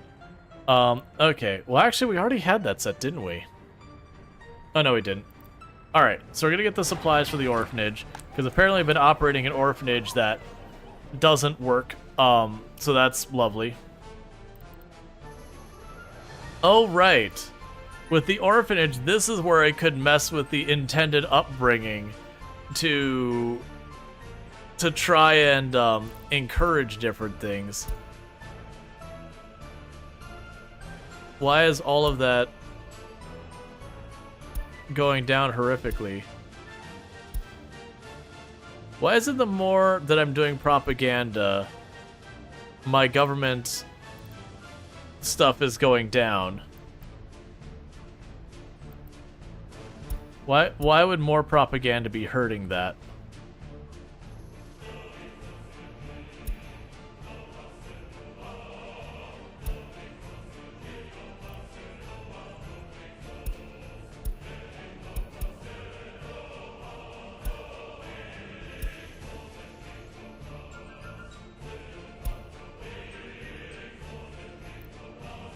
I'll let that just kind of settle for a moment.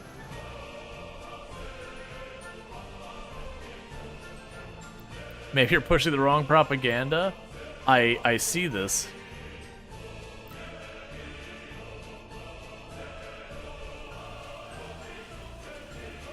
We'll let that settle and let it figure itself out.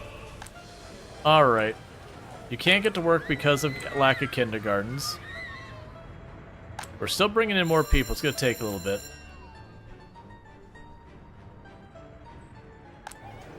Yeah, no, I saw that alcohol has a 0 in the middle of the bar. The thing is, like, these are fluctuating even when I don't adjust it.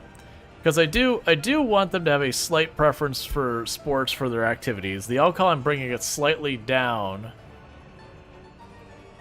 And so I'm reducing the preference to alcohol to reduce their desire for alcohol.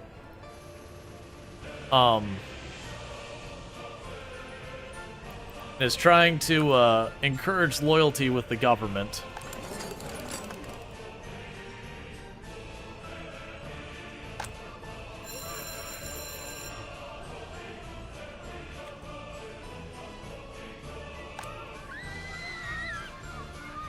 All right. Welcome to the orphanage. Have a beer. It'd probably be just like, you know, promoting encouragement for alcohol would be just showing like lots of videos where the adults are, you know, drinking and they're, you know, viewed in a positive light and these kind of things. Like, it wouldn't be, you know, literally handing it over, like having a beer over and all that. If we're gonna build monuments, yeah, I've got some monuments. We could probably do more of those as something to keep some construction going.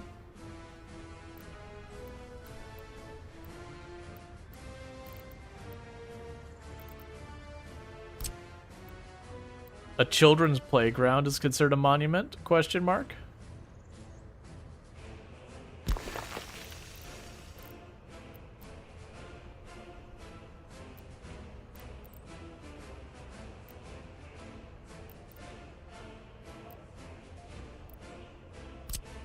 Eternal obelisk.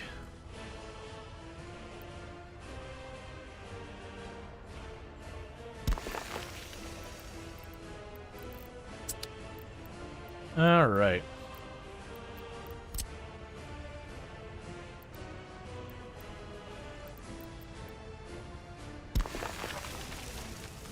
We got another children's playground over there. And then meanwhile, you can go down here.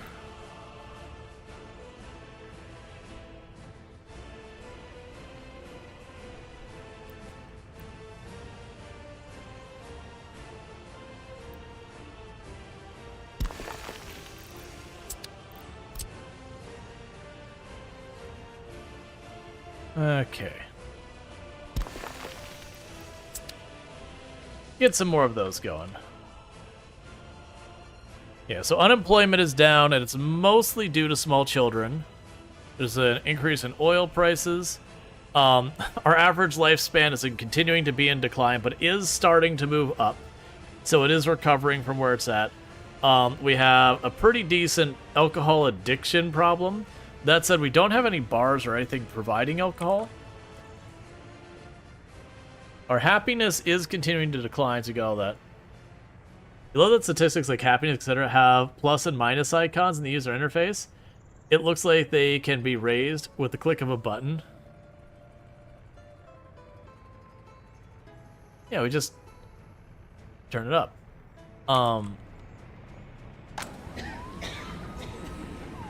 Alright, so we don't have enough doctors.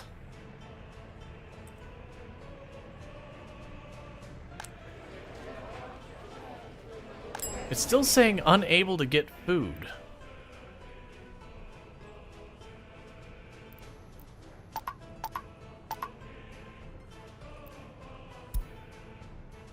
I know that's overkill on workers, but we got unemployment and all that. It's like, just turn it up. Make sure all our schools are maxed out. Okay. Let's see, now that building gravel roads, any building that is auto-linking to the gravel road will have its road set to gravel. Gotcha.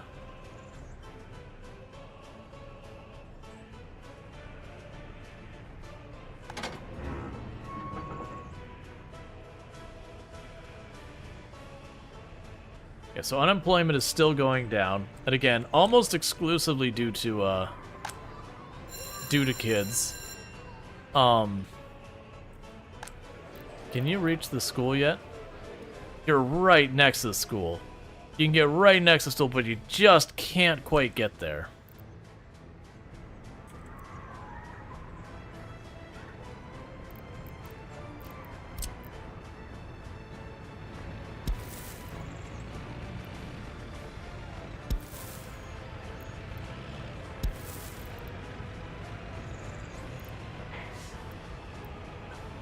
Right, there's a path here.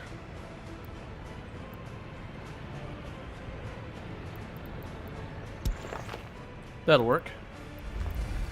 So that should give you a shortcut back through here that might put that school in range. And let's also check. Can I get around the other way?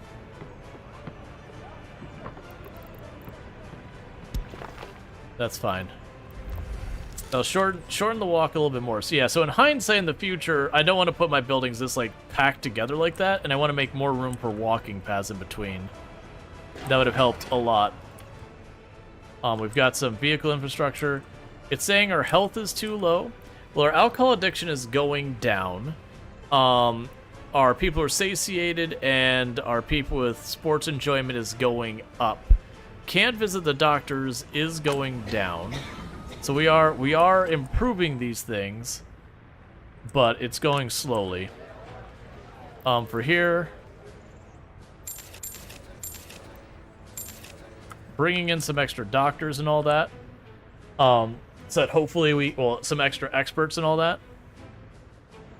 So that hopefully we can get some more doctors and some more teachers in here. That way we can get that all moving.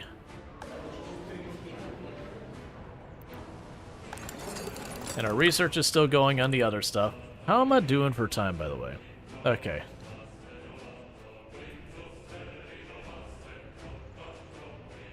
Oh, we're harvesting, chat. We are officially officially actually getting crops, which is officially becoming food and not yet becoming livestock. We're working on that. Oh, you know what? So you new orders. You pick her from here and drop off there.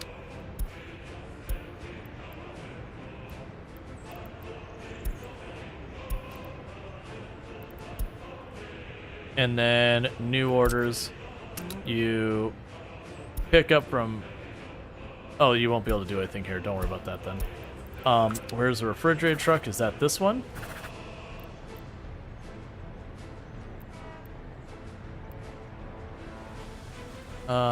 No, it's this one with the refrigerator, isn't it? You'll be able to pick up from here. And I don't need to assign anything else. Just having you able to pick up from here will be good.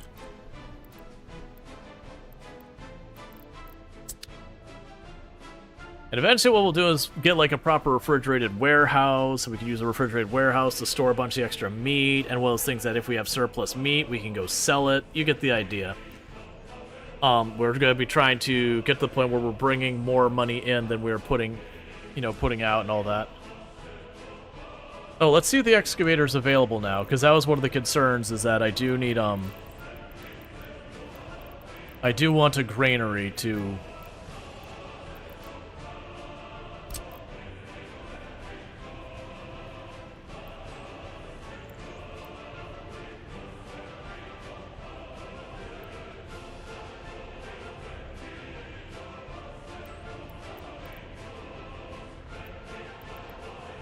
Still don't have a free excavator. Alright, that could be just what we do here, is just grab you, stretch out this way more, confirm that, and then from here, we can grab our granary, plunk it down, and that'll give us food storage. Well, some raw vegetable storage that we'll make into food.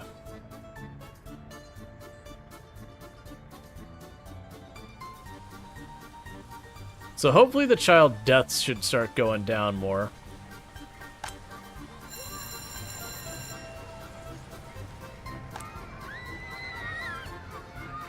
Yeah, because we need to get more of the schools online and all that.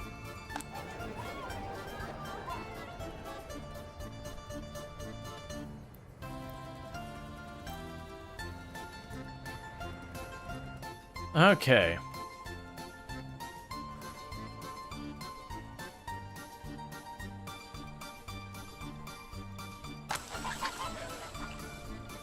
Yeah, so keep topping this off with vegetables, and just all the other buildings are done. We are grabbing tons of food. We now have our livestock is coming along, which is going to go ahead and make our meat. Still not able to get workers out to this location way out here. It's full of stuff. The workers just can't quite reach it yet. Like, we look at the walking path. It's like right next door is kind of the end of its limit. Are you able to reach the school finally? I can't tell. Oh, you are. You are. Okay, they can get to the school now. Yes.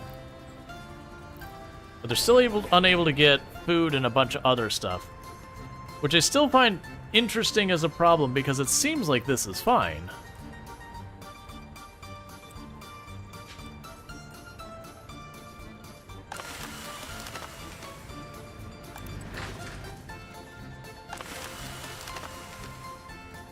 All right.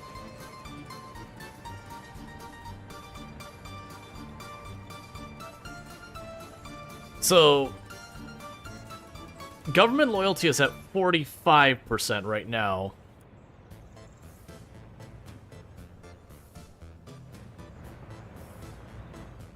And got our vehicles running around, making the footpath, making the paths and all that.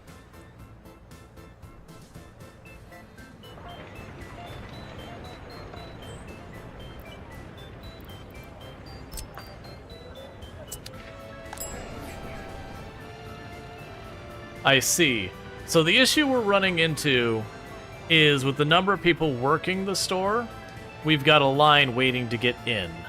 That's the problem we have, is the throughput of the store can't handle the number of people coming in a timely manner. Which is just a matter of having more workers. So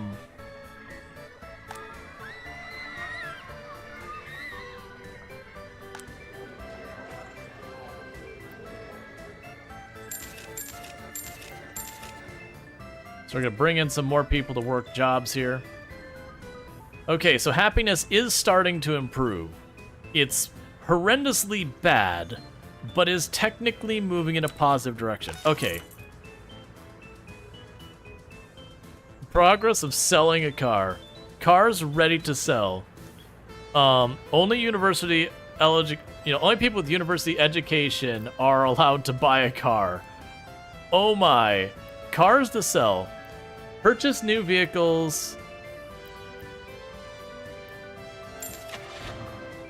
All right.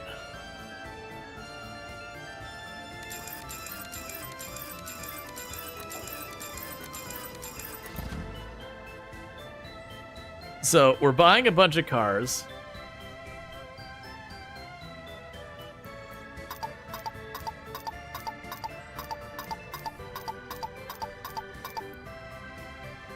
We're gonna have one. Oh, we actually have buyers in queue. You know what? What the heck? Just leave it alone.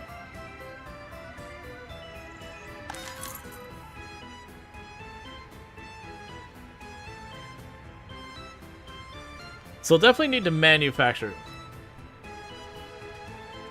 You aren't selling so much as buying for people to think. Yeah, that's the whole thing, is I'm buying the car to import it to then sell it. So it's kind of a wash.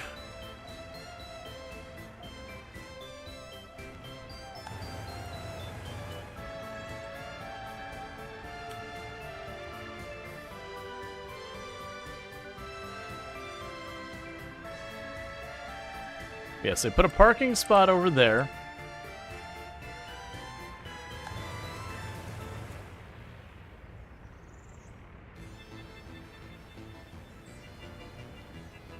All right.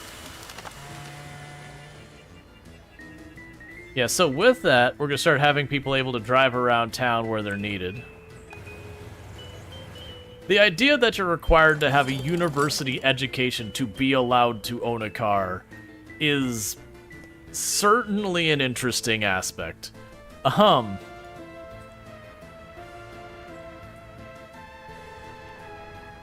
not saying it's necessarily a good thing, but it's that is the criteria. Yeah, and these two, the problem is staffing.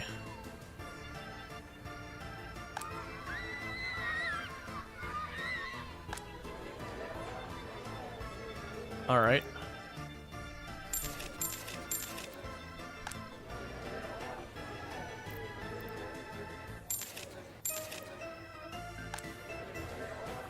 Oh, don't worry. You can also live things based on loyalty. Oh, yeah, no, I saw that. And that you have to get, like, secret police to, you know, deal with the loyalty thing. It's like, okay. Yeah, so that's gridlocked right now because of, we can't harvest more of our fields because the storage is full here. So we're now just moving the crops around as much as possible.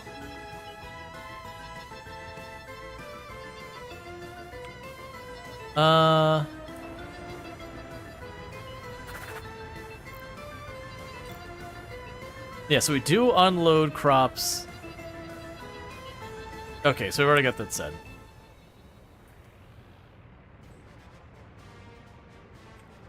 Yes, we do unload the crops over here as well.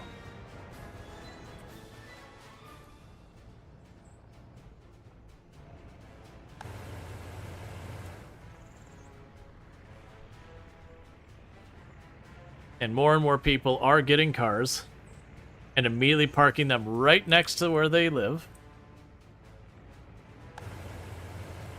And then we've got the one parking lot way over here that's not super useful. I'm probably gonna have to add a couple more parking places around town that are much smaller. Let's see. Oh, there's literally free parking? I mean, at this point, I can get...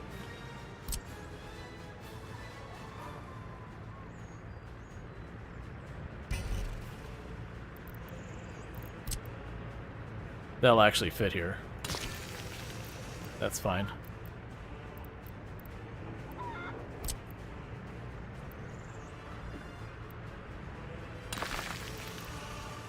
Basically, I'm gonna sneak a couple of parking spots here and there where I can wedge them in between buildings and whatever.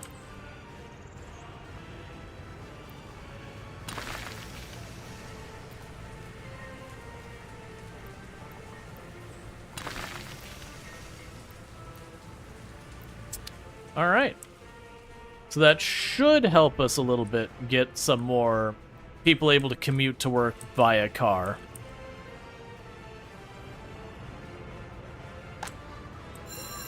Actually, can I sneak one over here?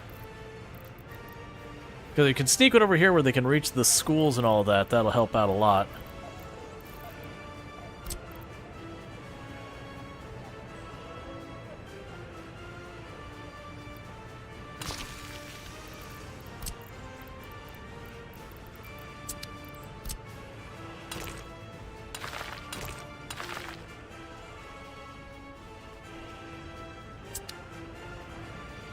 All right.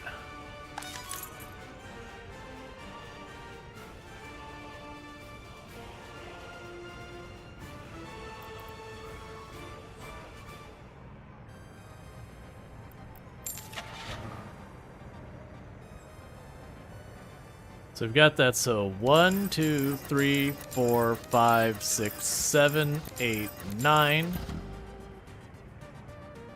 Burning lots of money and just buying cars.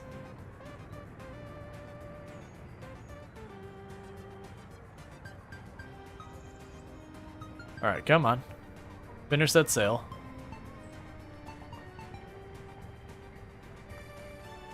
Get it off the lot, please. 10. Alright. And just everyone parking their cars there and none of the cars move anywhere. It's fine. Like I said, my hope is that'll make it so I'll start being able to more reliably get teachers in here, as I'll be able to, like, have the people drive, go to those jobs right there that they might not be in range for. We've got this way over here.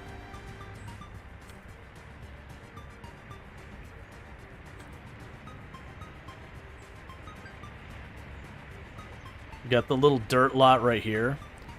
Oh man, would you look at that? We've got our first person to park a car someplace other than there, and they got out and they're walking down this way.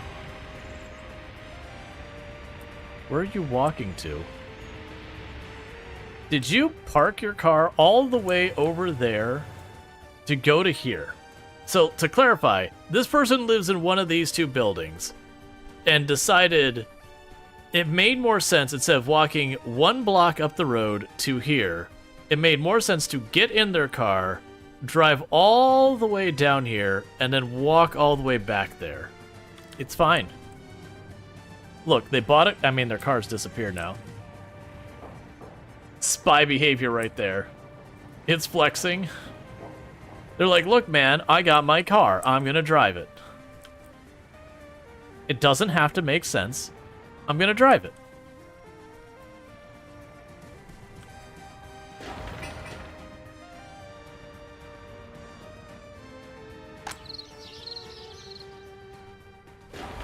I'm really hoping they get the granary done soon for storing stuff. The good news is all of these have food going into them. Man, we have so much stuff that's backing up. Alright, so we are going to need storage for food, and we're going to need storage for meat. So let's go to General Cargo, Warehouse. So far as food goes, this warehouse seems to be our best bet.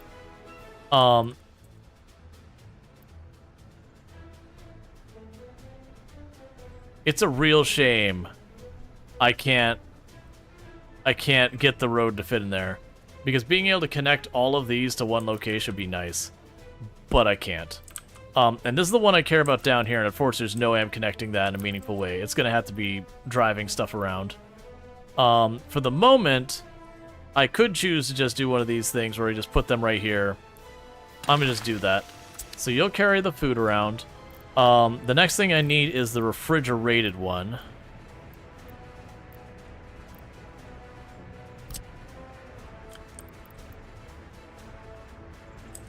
So that's the meat location there. The question is, can I get you to where I can position between the two? Let's see if the smaller one will let me fit that there.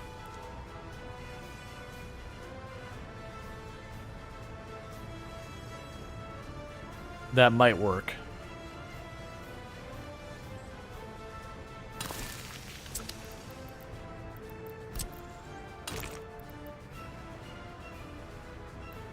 There's no excavator free right now.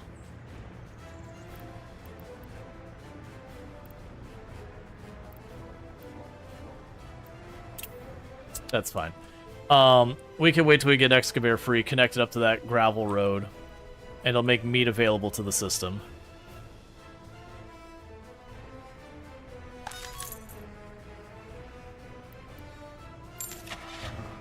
One, two, three, four, five.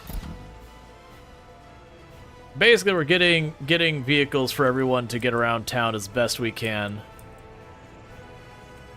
so that some of these remote jobs become more available. It'd be good for us to get, you know, buses and all that. But, you know. Alright, so happiness is still in decline. It's nowhere near as bad as it was when we had, you know, children dying. But it is still in decline.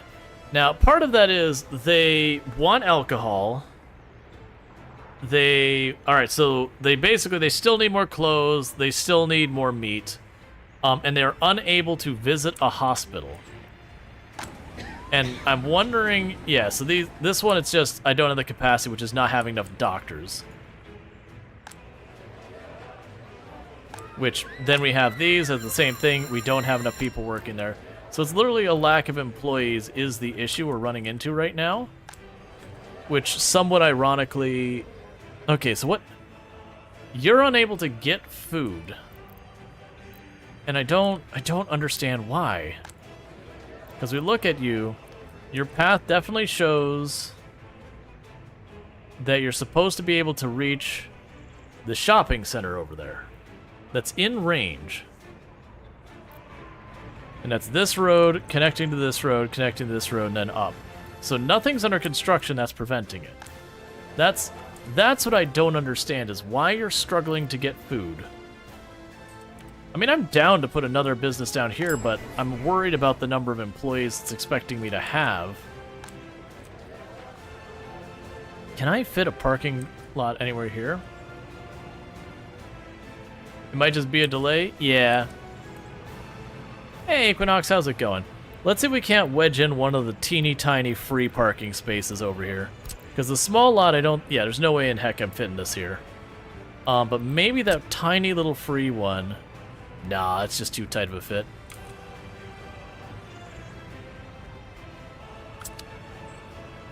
And that's a children's playground.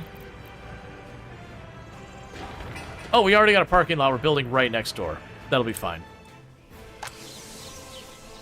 Let's see, you haven't seen any early gameplay reflectors centered around cars? Yeah, no, I'm mostly using the cars to try and alleviate where we've got some of these jobs too far away. And instead of trying to build more housing way over here, do some of that. As well as some of the other places I'm having problems keeping staff at. It's not going great, if I'm being honest.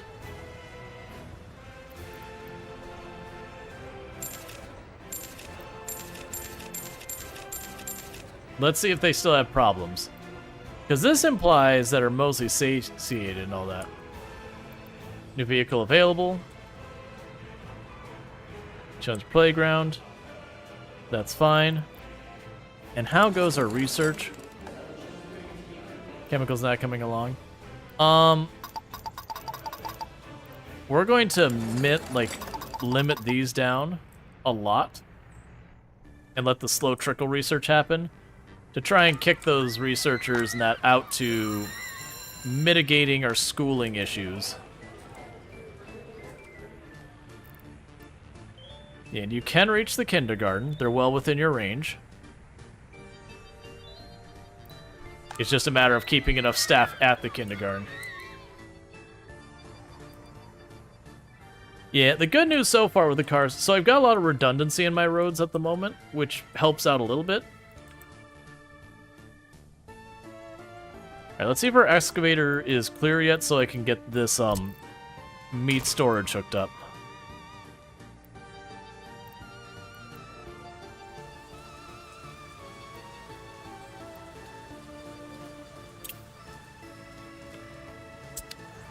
Do we not... Where are excavators? They're clearly working on something. I've just... Okay, so one is working over here. There's another one somewhere on the map that I have no idea where. It might be, like, inside there or something.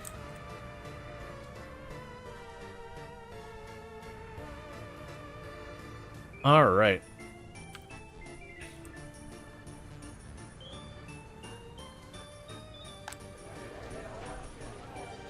Yeah, so they're still saying they're unable to get food. That's what I don't understand. I mean, it's probably not enough workers here. I keep looking over here and keep forgetting there's a huge line outside this place at all times, which I need to get more workers. Why do you stream if you're not noticing viewers at all? I usually do. Actually, I don't even know what you're talking about, Red Ribbon. Like, literally, I responded to you pretty quickly on posting that. And I've responded to Gabe, and I've responded to Yanasaur, and pretty much everyone who's posted. So, you know, cool, I guess.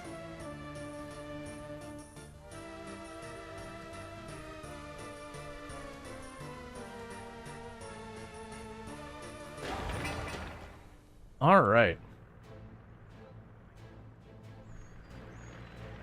I also don't really know what you're just sitting here waiting on.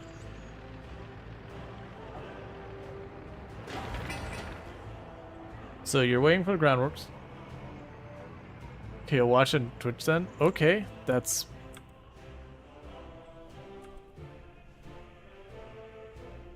Alright. That's weird. Alright. Yeah, hey Rual, did you see my last comment? Let's see, some workers don't prioritize work. The last of essential workers usually means general lack of people.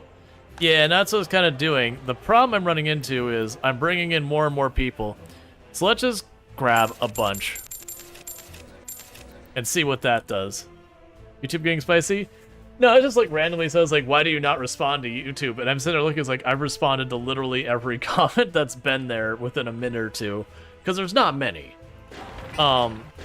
Generally, like in all honesty, the YouTube side of the things, because of the type of content I put on, it doesn't really, like the type of content I do doesn't particularly work well for YouTube.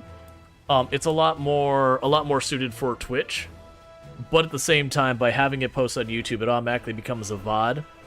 So you know that way when whatever it is, like 90 days goes by that Twitch deletes our VOD, I still have it stored up there, and I don't have to do the thing where after stream I go and I grab the video and, you know, upload it, and that because I'm uploading an entire, like, 9 hours of video, it takes a long time to get uploaded, yada yada yada. Instead of doing all that, it's just already there. Way back, I used to take the time to try and edit out all the breaks and all that stuff, but my god, did that take so long. Because I'd have to, like, scrub through real fast trying to notice every break. And then you'd go in there and, you know, clip before and after, and then you'd have to encode it. And encoding, like, 9 hours of video takes like 2-3 hours or whatever, and then you go to upload, and that's like another hour or two, and it's just one of those things like, this isn't worth it. It's not remotely close to worth it. Alright, so you can take this, add a new location to our track that we both load and unload vegetables at that location. It's just a buffer spot in the middle. I really wish you get the workers over here producing gravel locally. Okay, so both my excavators are now accounted for. We've got one down here doing that. We've got the other one over here doing this. Kids sport enjoyment influence. Okay. Does he 2 or 3 hours without taking into account when encoding fails in the final minute and has to manually start over again? I was fortunate that I only had 1 or 2 times where encoding failed. I did have once or twice it happened that I did the entire encoding, everything looked good, like it took 2 seconds to like just hop through the video. I got to the end where, like, that's kind of the thing. When I edited stuff down to like 1 hour, I could sit there and like review the whole video to make sure it was good. But like so far as like no audio glitches or encoding problems or whatever.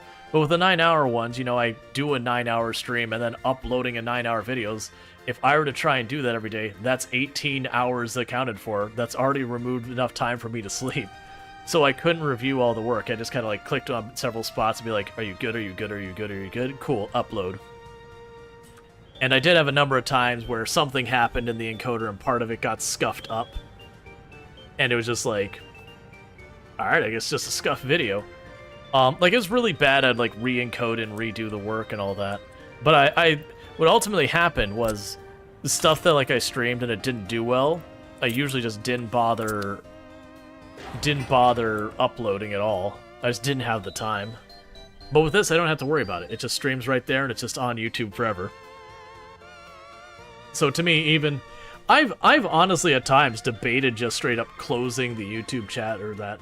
Like, we were on TikTok earlier, it disconnected me randomly. I'm like, alright, well, it's just, I'm not fighting with it. I don't care enough. Which I should, because if I can get myself to 1,000 followers on TikTok, I can get a stream key, which means instead of using their piece of junk software, I can just use OBS, which is what I use for YouTube and Twitch. And it'll save me having a second encoder running, and having all the extra stuff. So when I change the category, I could just do it once, and it would go out to both TikTok and Twitch. YouTube, I would still have to go off and do my separate thing, which is my big complaint there. It would be nice if all the platforms would just work with our existing tooling, and that, like, if they have to adjust their stuff to it, that would be fine. All right. Now, that said, what I am going to go ahead and do real fast is I'm going to get a poll going. We're at about the halfway point through stream, and normally about halfway point through stream, I'll do a poll, because I do stream for 9 hours a night, doing now. And usually what I'll do is when we hit this point is I will put up a poll about like what we're playing for the second half of stream and all that, and see what people think.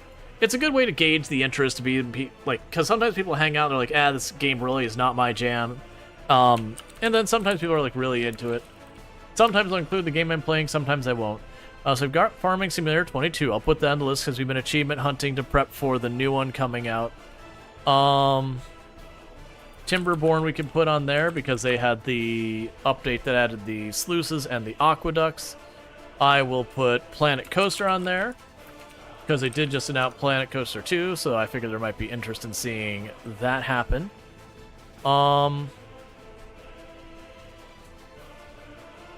Do I want to put Cities Skyline on there? Because I'm trying to have a range of, like, proper simulation city builder. We'll put Ship Graveyard on there. Graveyard Simulate Sim 2, because it's too long. And one more. Do I want to keep this on for the second half of stream? Because I'm enjoying this game, but it does take a while. So it is one of those things of going, like, I can see playing more of this, but it's one of those ones I want to, like, balance out how much of each game I do. I'm going back and forth on it. Let's see here. But I do hope you're having a good one in Saintsport. So let's see, is there any other games I want to put on there? At some point I want to check out Once Human, but I feel like it's going to be one of those things I'm going to wait till it's not relevant to check it out. But we'll see. We've done those games recently. Software Inc. I had a lot of fun with, but that's another one that's kind of slow. WNR is a lack hole. A lack hole? A time hole? Or you mean, oh, a lack hole for time. Oh yeah, so it's just each time. A black hole for time. Yeah, and that's the whole thing. I don't mind games that are black hole for time. Once Human does a wipe every 6 weeks to even things back out, yeah. Well, and I remember they were saying like it wasn't a full wipe. It was more to what I was understanding, they want to do like every 6 weeks they'll have like a different story or something going on. So think like leagues and a bunch of other stuff, and they'll probably be very light stories with 6 weeks being the time frame. But it was also things that when you go to the map and like everything is covered in buildings, that they could, you know, wipe out all the buildings existing there so that the world isn't this constant everywhere you turn there's a house shoved in anywhere you can fit it. Because that happens in a lot of those games, that when a server gets too popular, it's impossible doing there. He seems kind of shifty. I don't think that's bad. I don't, like, there's a lot of games, like, you think of, like, Path of Exile's leagues do resets, those kind of things. A lot of games do have that thing. 6 weeks is pretty short, to be fair. 6 weeks is a pretty short lifespan for servers. But the idea of resetting to put everyone back to start is not an unusual thing. That said, it will turn away a lot of people who don't like that, and that's totally fair. What do I want to put for the last one? Let's see, I've got a proper sim, I've got a settlement builder, I've got a tycoon game, I've got another sort of sim. I mean, it's a sim, but different flavor of sim. I could put cities up there, but my hesitation with Cities Skylines is just the, it's also reached the point where it's going much slower with what we're doing. And I always get reticent of that kind of stuff because you do worry that, like, people get bored just kind of waiting for the next thing to happen. I am excited for, like, all the games coming up that haven't quite landed yet, though. And I've already kind of figured we'd put the pin on Dave the Diver. I honestly genuinely debated putting I'll put Captain of Industry on there. We'll do with that. Captain of Industry. Which may not be the smartest thing, because it's similar to this one in the logistics setup, but without, like, proper city building as being its thing. Alright, so we've got a poll going on the channel. If you do not see it, refresh your browser. You're going to want to weigh in on it. Basically, the poll is on what we're going to be playing for the second half of stream, because I do a stream for 9 hours a night, so usually I'll play 2 different games per stream, so we're hitting that point. So the things we've got on the list is Farming Simulator 22, where we're doing their achievement grind, towards Farming Simulator 25, which right now is basically raise animals, get more crops. We've got Timberborn, which will be starting a brand new run. They did an update where they added sluice and aqueducts. I'm not sure what else they added, but those are the 2 big ones. We got Planet Coaster, which is kind of like the spiritual successor to Roller Coaster Tycoon by the same developers who made Roller Coaster Tycoon 3. It's a lot of fun. They did announce the sequel is going to be coming out, and so that's kind of curiosity there. We've got Ship Graveyard Simulator 2. If you've ever seen the game Hardspace Shipbreaker, where, you know, you go in and you have this vessel and you knock it apart with your various tools and all that, it's the same idea as that. But less story, less sci-fi, and more just kind of more... It's a more realistic game. The ships you're taking apart are like, you know, actual Marine and Navy vessels and all that. And then you've got Captain of Industry, which is an automation logistics game. So think like Factorio, except instead of being built around like conveyor belts and all that kind of stuff, you have like excavators and all that. So there'll be some similarities to that and this, with the difference of that game, you don't have the idea of, like, you know, worker happiness and food and shelter. Well, actually, you do have food and stuff, but it's way less focused on the city side of it and more the industry side of it. But you'll want to weigh into all that. Let's see, it's basically seasons, but 6 weeks is short. 8 weeks would have been better, but maybe they'll just once get a feel for it. Yeah, no, I figure we'll kind of run into a thing where after a couple of resets, they'll find their cadence. And it can also even be that, like, the popularity of the quests and all that, like, if people really enjoy them, maybe they'll make it shorter, like, not probably shorter than what they have, but they'll be, like, short, relatively speaking. But if it's one of those things that people tend to be a lot more relaxed and not as into the quests, that they just kind of want to do grand, like, progression and all that, they might go longer. Let's see, yeah, it would be just, someone as a casual, 6 weeks, the quest reset kind of bumps you out. Yeah, no, that's the thing that happens. Like, that's one of the things that works so hard against Path of Exile. Path of Exile has pretty long season, or pretty long time for stuff. What was I gonna put? I was gonna put food in here.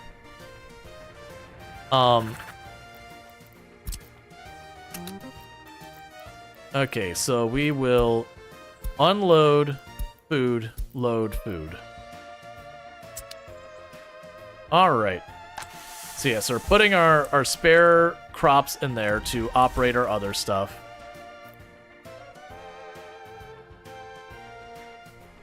And do we already have you set up? They're already on it. Okay. Alright, so we're getting our production lines kind of sorted out. But yeah, that's one of the things that works against Path of Exile is it takes a lot of time to do all the stuff you want to do in a league. So Path of Exile can be pretty notorious for being a time vampire. And so it's kind of one of those things that if you know you aren't going to have a lot of time to play a league, you don't bother starting. And I could see them running into the exact same problem in Once Human, that if you're like, hey, well, I'm only going to be able to play like 1-2 nights a week or whatever, you know, it's going to just take me too long to do what I want to do, and then they're going to reset me. I could absolutely see that being a deal breaker for people. My hope is that, like, so we don't know what they're going to do for like 6 weeks. Like, it's going to be 6 weeks and there's going to be like a whole bunch of new and exciting quests, or it's just going to be a reset. Like a wipe like Escape from Tarkov has, where they do their wipe and it's just the same game again with some minor improvements or minor changes or whatever. And then, you know, you redo the same quest and that gets tedious real fast. Alright, so right now the vote is 3 for Farming Simulator 22, 3 for Timberborn, and 4 for Captain of Industry. So if you don't want to see Captain of Industry, you better vote. If you do want to see it, you should also probably vote. Because we will be switching to whatever game wins. So, you know, if you care about what's happening for the rest of the stream, maybe say something. Alright, we'll get that connection put there. Alright.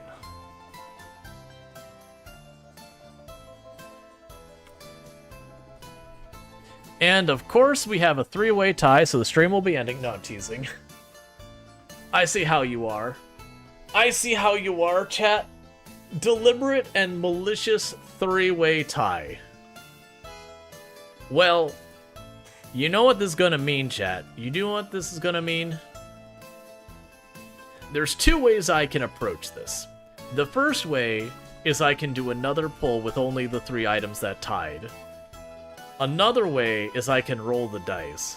Or the third way, you want Timberbone? You want to like, well, yeah, no, so that's the thing. When people tie up the vote, I have no way of knowing who did it. Like, that's the whole thing. I have talked about deliberately using, and this would be partly because cross-platform, but there's a website that I can set up the polls. That way you can actually vote for multiple options is one feature that'd be really nice. That way if you're like, okay, I really don't care for Planet Coaster, but these other 4 games I like, you can vote for all of the 4 others. It also means you can't see the results until it's done, which means you can't deliberately tie it. Yeah, same. Although your vote tied Captive Industry, someone then voted for Farm Sim. Yeah, well, and it can be a thing that happened naturally too. That's the whole thing. We have no way of knowing. But we've had a couple of 3-way ties lately. Now, that was also a low participation vote. We only had, what was it, like 12 people participate in the vote? No, that's not right at all. Like 15 people participate in the vote. So, you know, considering as many people as we have here, 15 people participating in the vote is not a lot. So very well generally could be an authentic tie. But there's so many times. So many times that you can very clearly see where people are just going back and forth, deliberately trying to tie it. And you'll even have people in chat saying, hold, it's tied, don't vote anymore, and then someone will vote, and then like the next person will correct it. That's honestly one of the big reasons I got rid of where people could use points to add extra votes in. Well, the big one is we had people unilaterally deciding on the entire vote, which on one hand you want to reward regulars, but on the other hand, there was a lot of times that there was a game that like one person wanted to see, and it just got, 100,000 points dumped on it to make it happen. And there was a number of times we did the game switch, and like 60% of the viewership bailed. It's like, I see. That was not a good call for me to do that.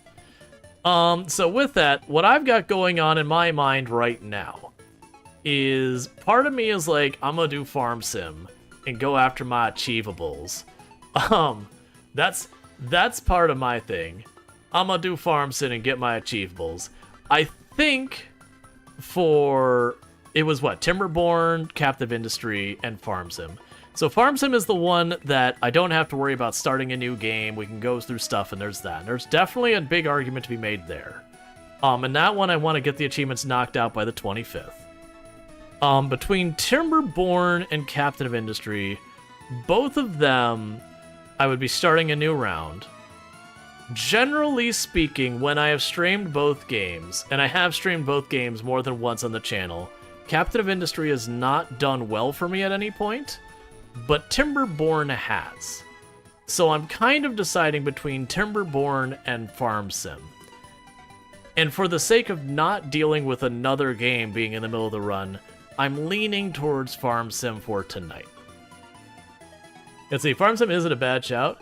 And it would allow Timberborn to bake a bit longer on the experimental build. Well, that's what I'm kind of thinking. I'm kind of feeling like with this style of game going on, I kind of feel like I'm down to do another stream of this game. I do think I'm going to try and not do it day to day, like back to back. But I could see playing more of this game on the channel. And then when we put a bow on this game and say, okay, we're done for right now, like we're satisfied with what we've done, or we need a break or whatever, then that'd be a good time to step into Timberborn. Because while they're very different games in how you control them, they are similar games in the fact that you are building settlement, like settlement builder style game, even though the focus is ridiculously different. I do like this. I do really like this. The learning curve on it is rough, and I feel like I've got it in a good place. I'm sure I'm still making a lot of mistakes. I also like that our unemployment is doing really well. Prisoners not working. I mean, I guess it makes sense that your prisoners can be forced to work. It is... Oh.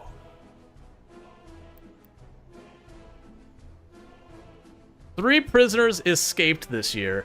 What I wasn't noticing was that we can influence a lot of the stuff with our prisoners. Alright. Let's see. I'm sure this will be the kind of game that when you get your 10th new city, you're still learning something new for the 11th. Oh yeah, no, I agree. But it does, I feel like we're mostly starting to stabilize. We're still importing stuff. But we're about to finish chemistry. And we have finished fire prevention. We'll put party member ranking on here. But yeah, so we're nowhere near stable in the sense of we're spending money. I know, right? Flashbanged by the snow. But it does feel like we're on track right now. Our people are stable. They're getting happier. We're not dealing with a lot of people dying. We are dealing with low government loyalty, unable to pray. We're dealing with unable to practice sports right this second, just because right this second it's snowing, so that people can't do sports. And we've got a little bit of crime going on and all that. So we're definitely not in the clear where, okay, fast forward the game, we're fine kind of thing. But where we were dealing with just trying to keep our basic needs handled, we're doing pretty good.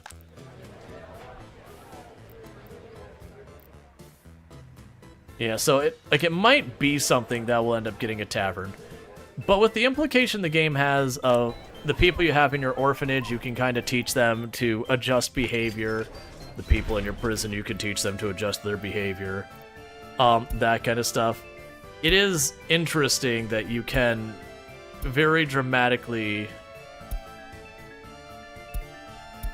encourage different things. So that is a fascinating thing. But I think we're on track as long as we don't try and grow too fast or whatever, that we're stable. 0% unemployment. Which we technically still have 2 people unemployed, but when there's 700, that's less than 1%. And it's almost entirely due to low education. Alright, so with that, we'll save that. And we're gonna call this on stream. Boom. Alright. And with that, we're gonna go ahead and exit this. Also, low-key, I'm starting to get tired of the same music. It's good music, but at the same time, we've been listening to the same tracks of music. There's like 8 or 10 or 12 tracks in loop for a while. So for those watching on YouTube, the stream will go down for YouTube for a couple of minutes as we switch games. Everyone here on Twitch, just hang out. We'll get everything switched over, and you won't need to worry about it. And that's just things the way they are with the YouTube stuff. So let me go ahead and start getting our music ready, as opposed to the in-game music, since we're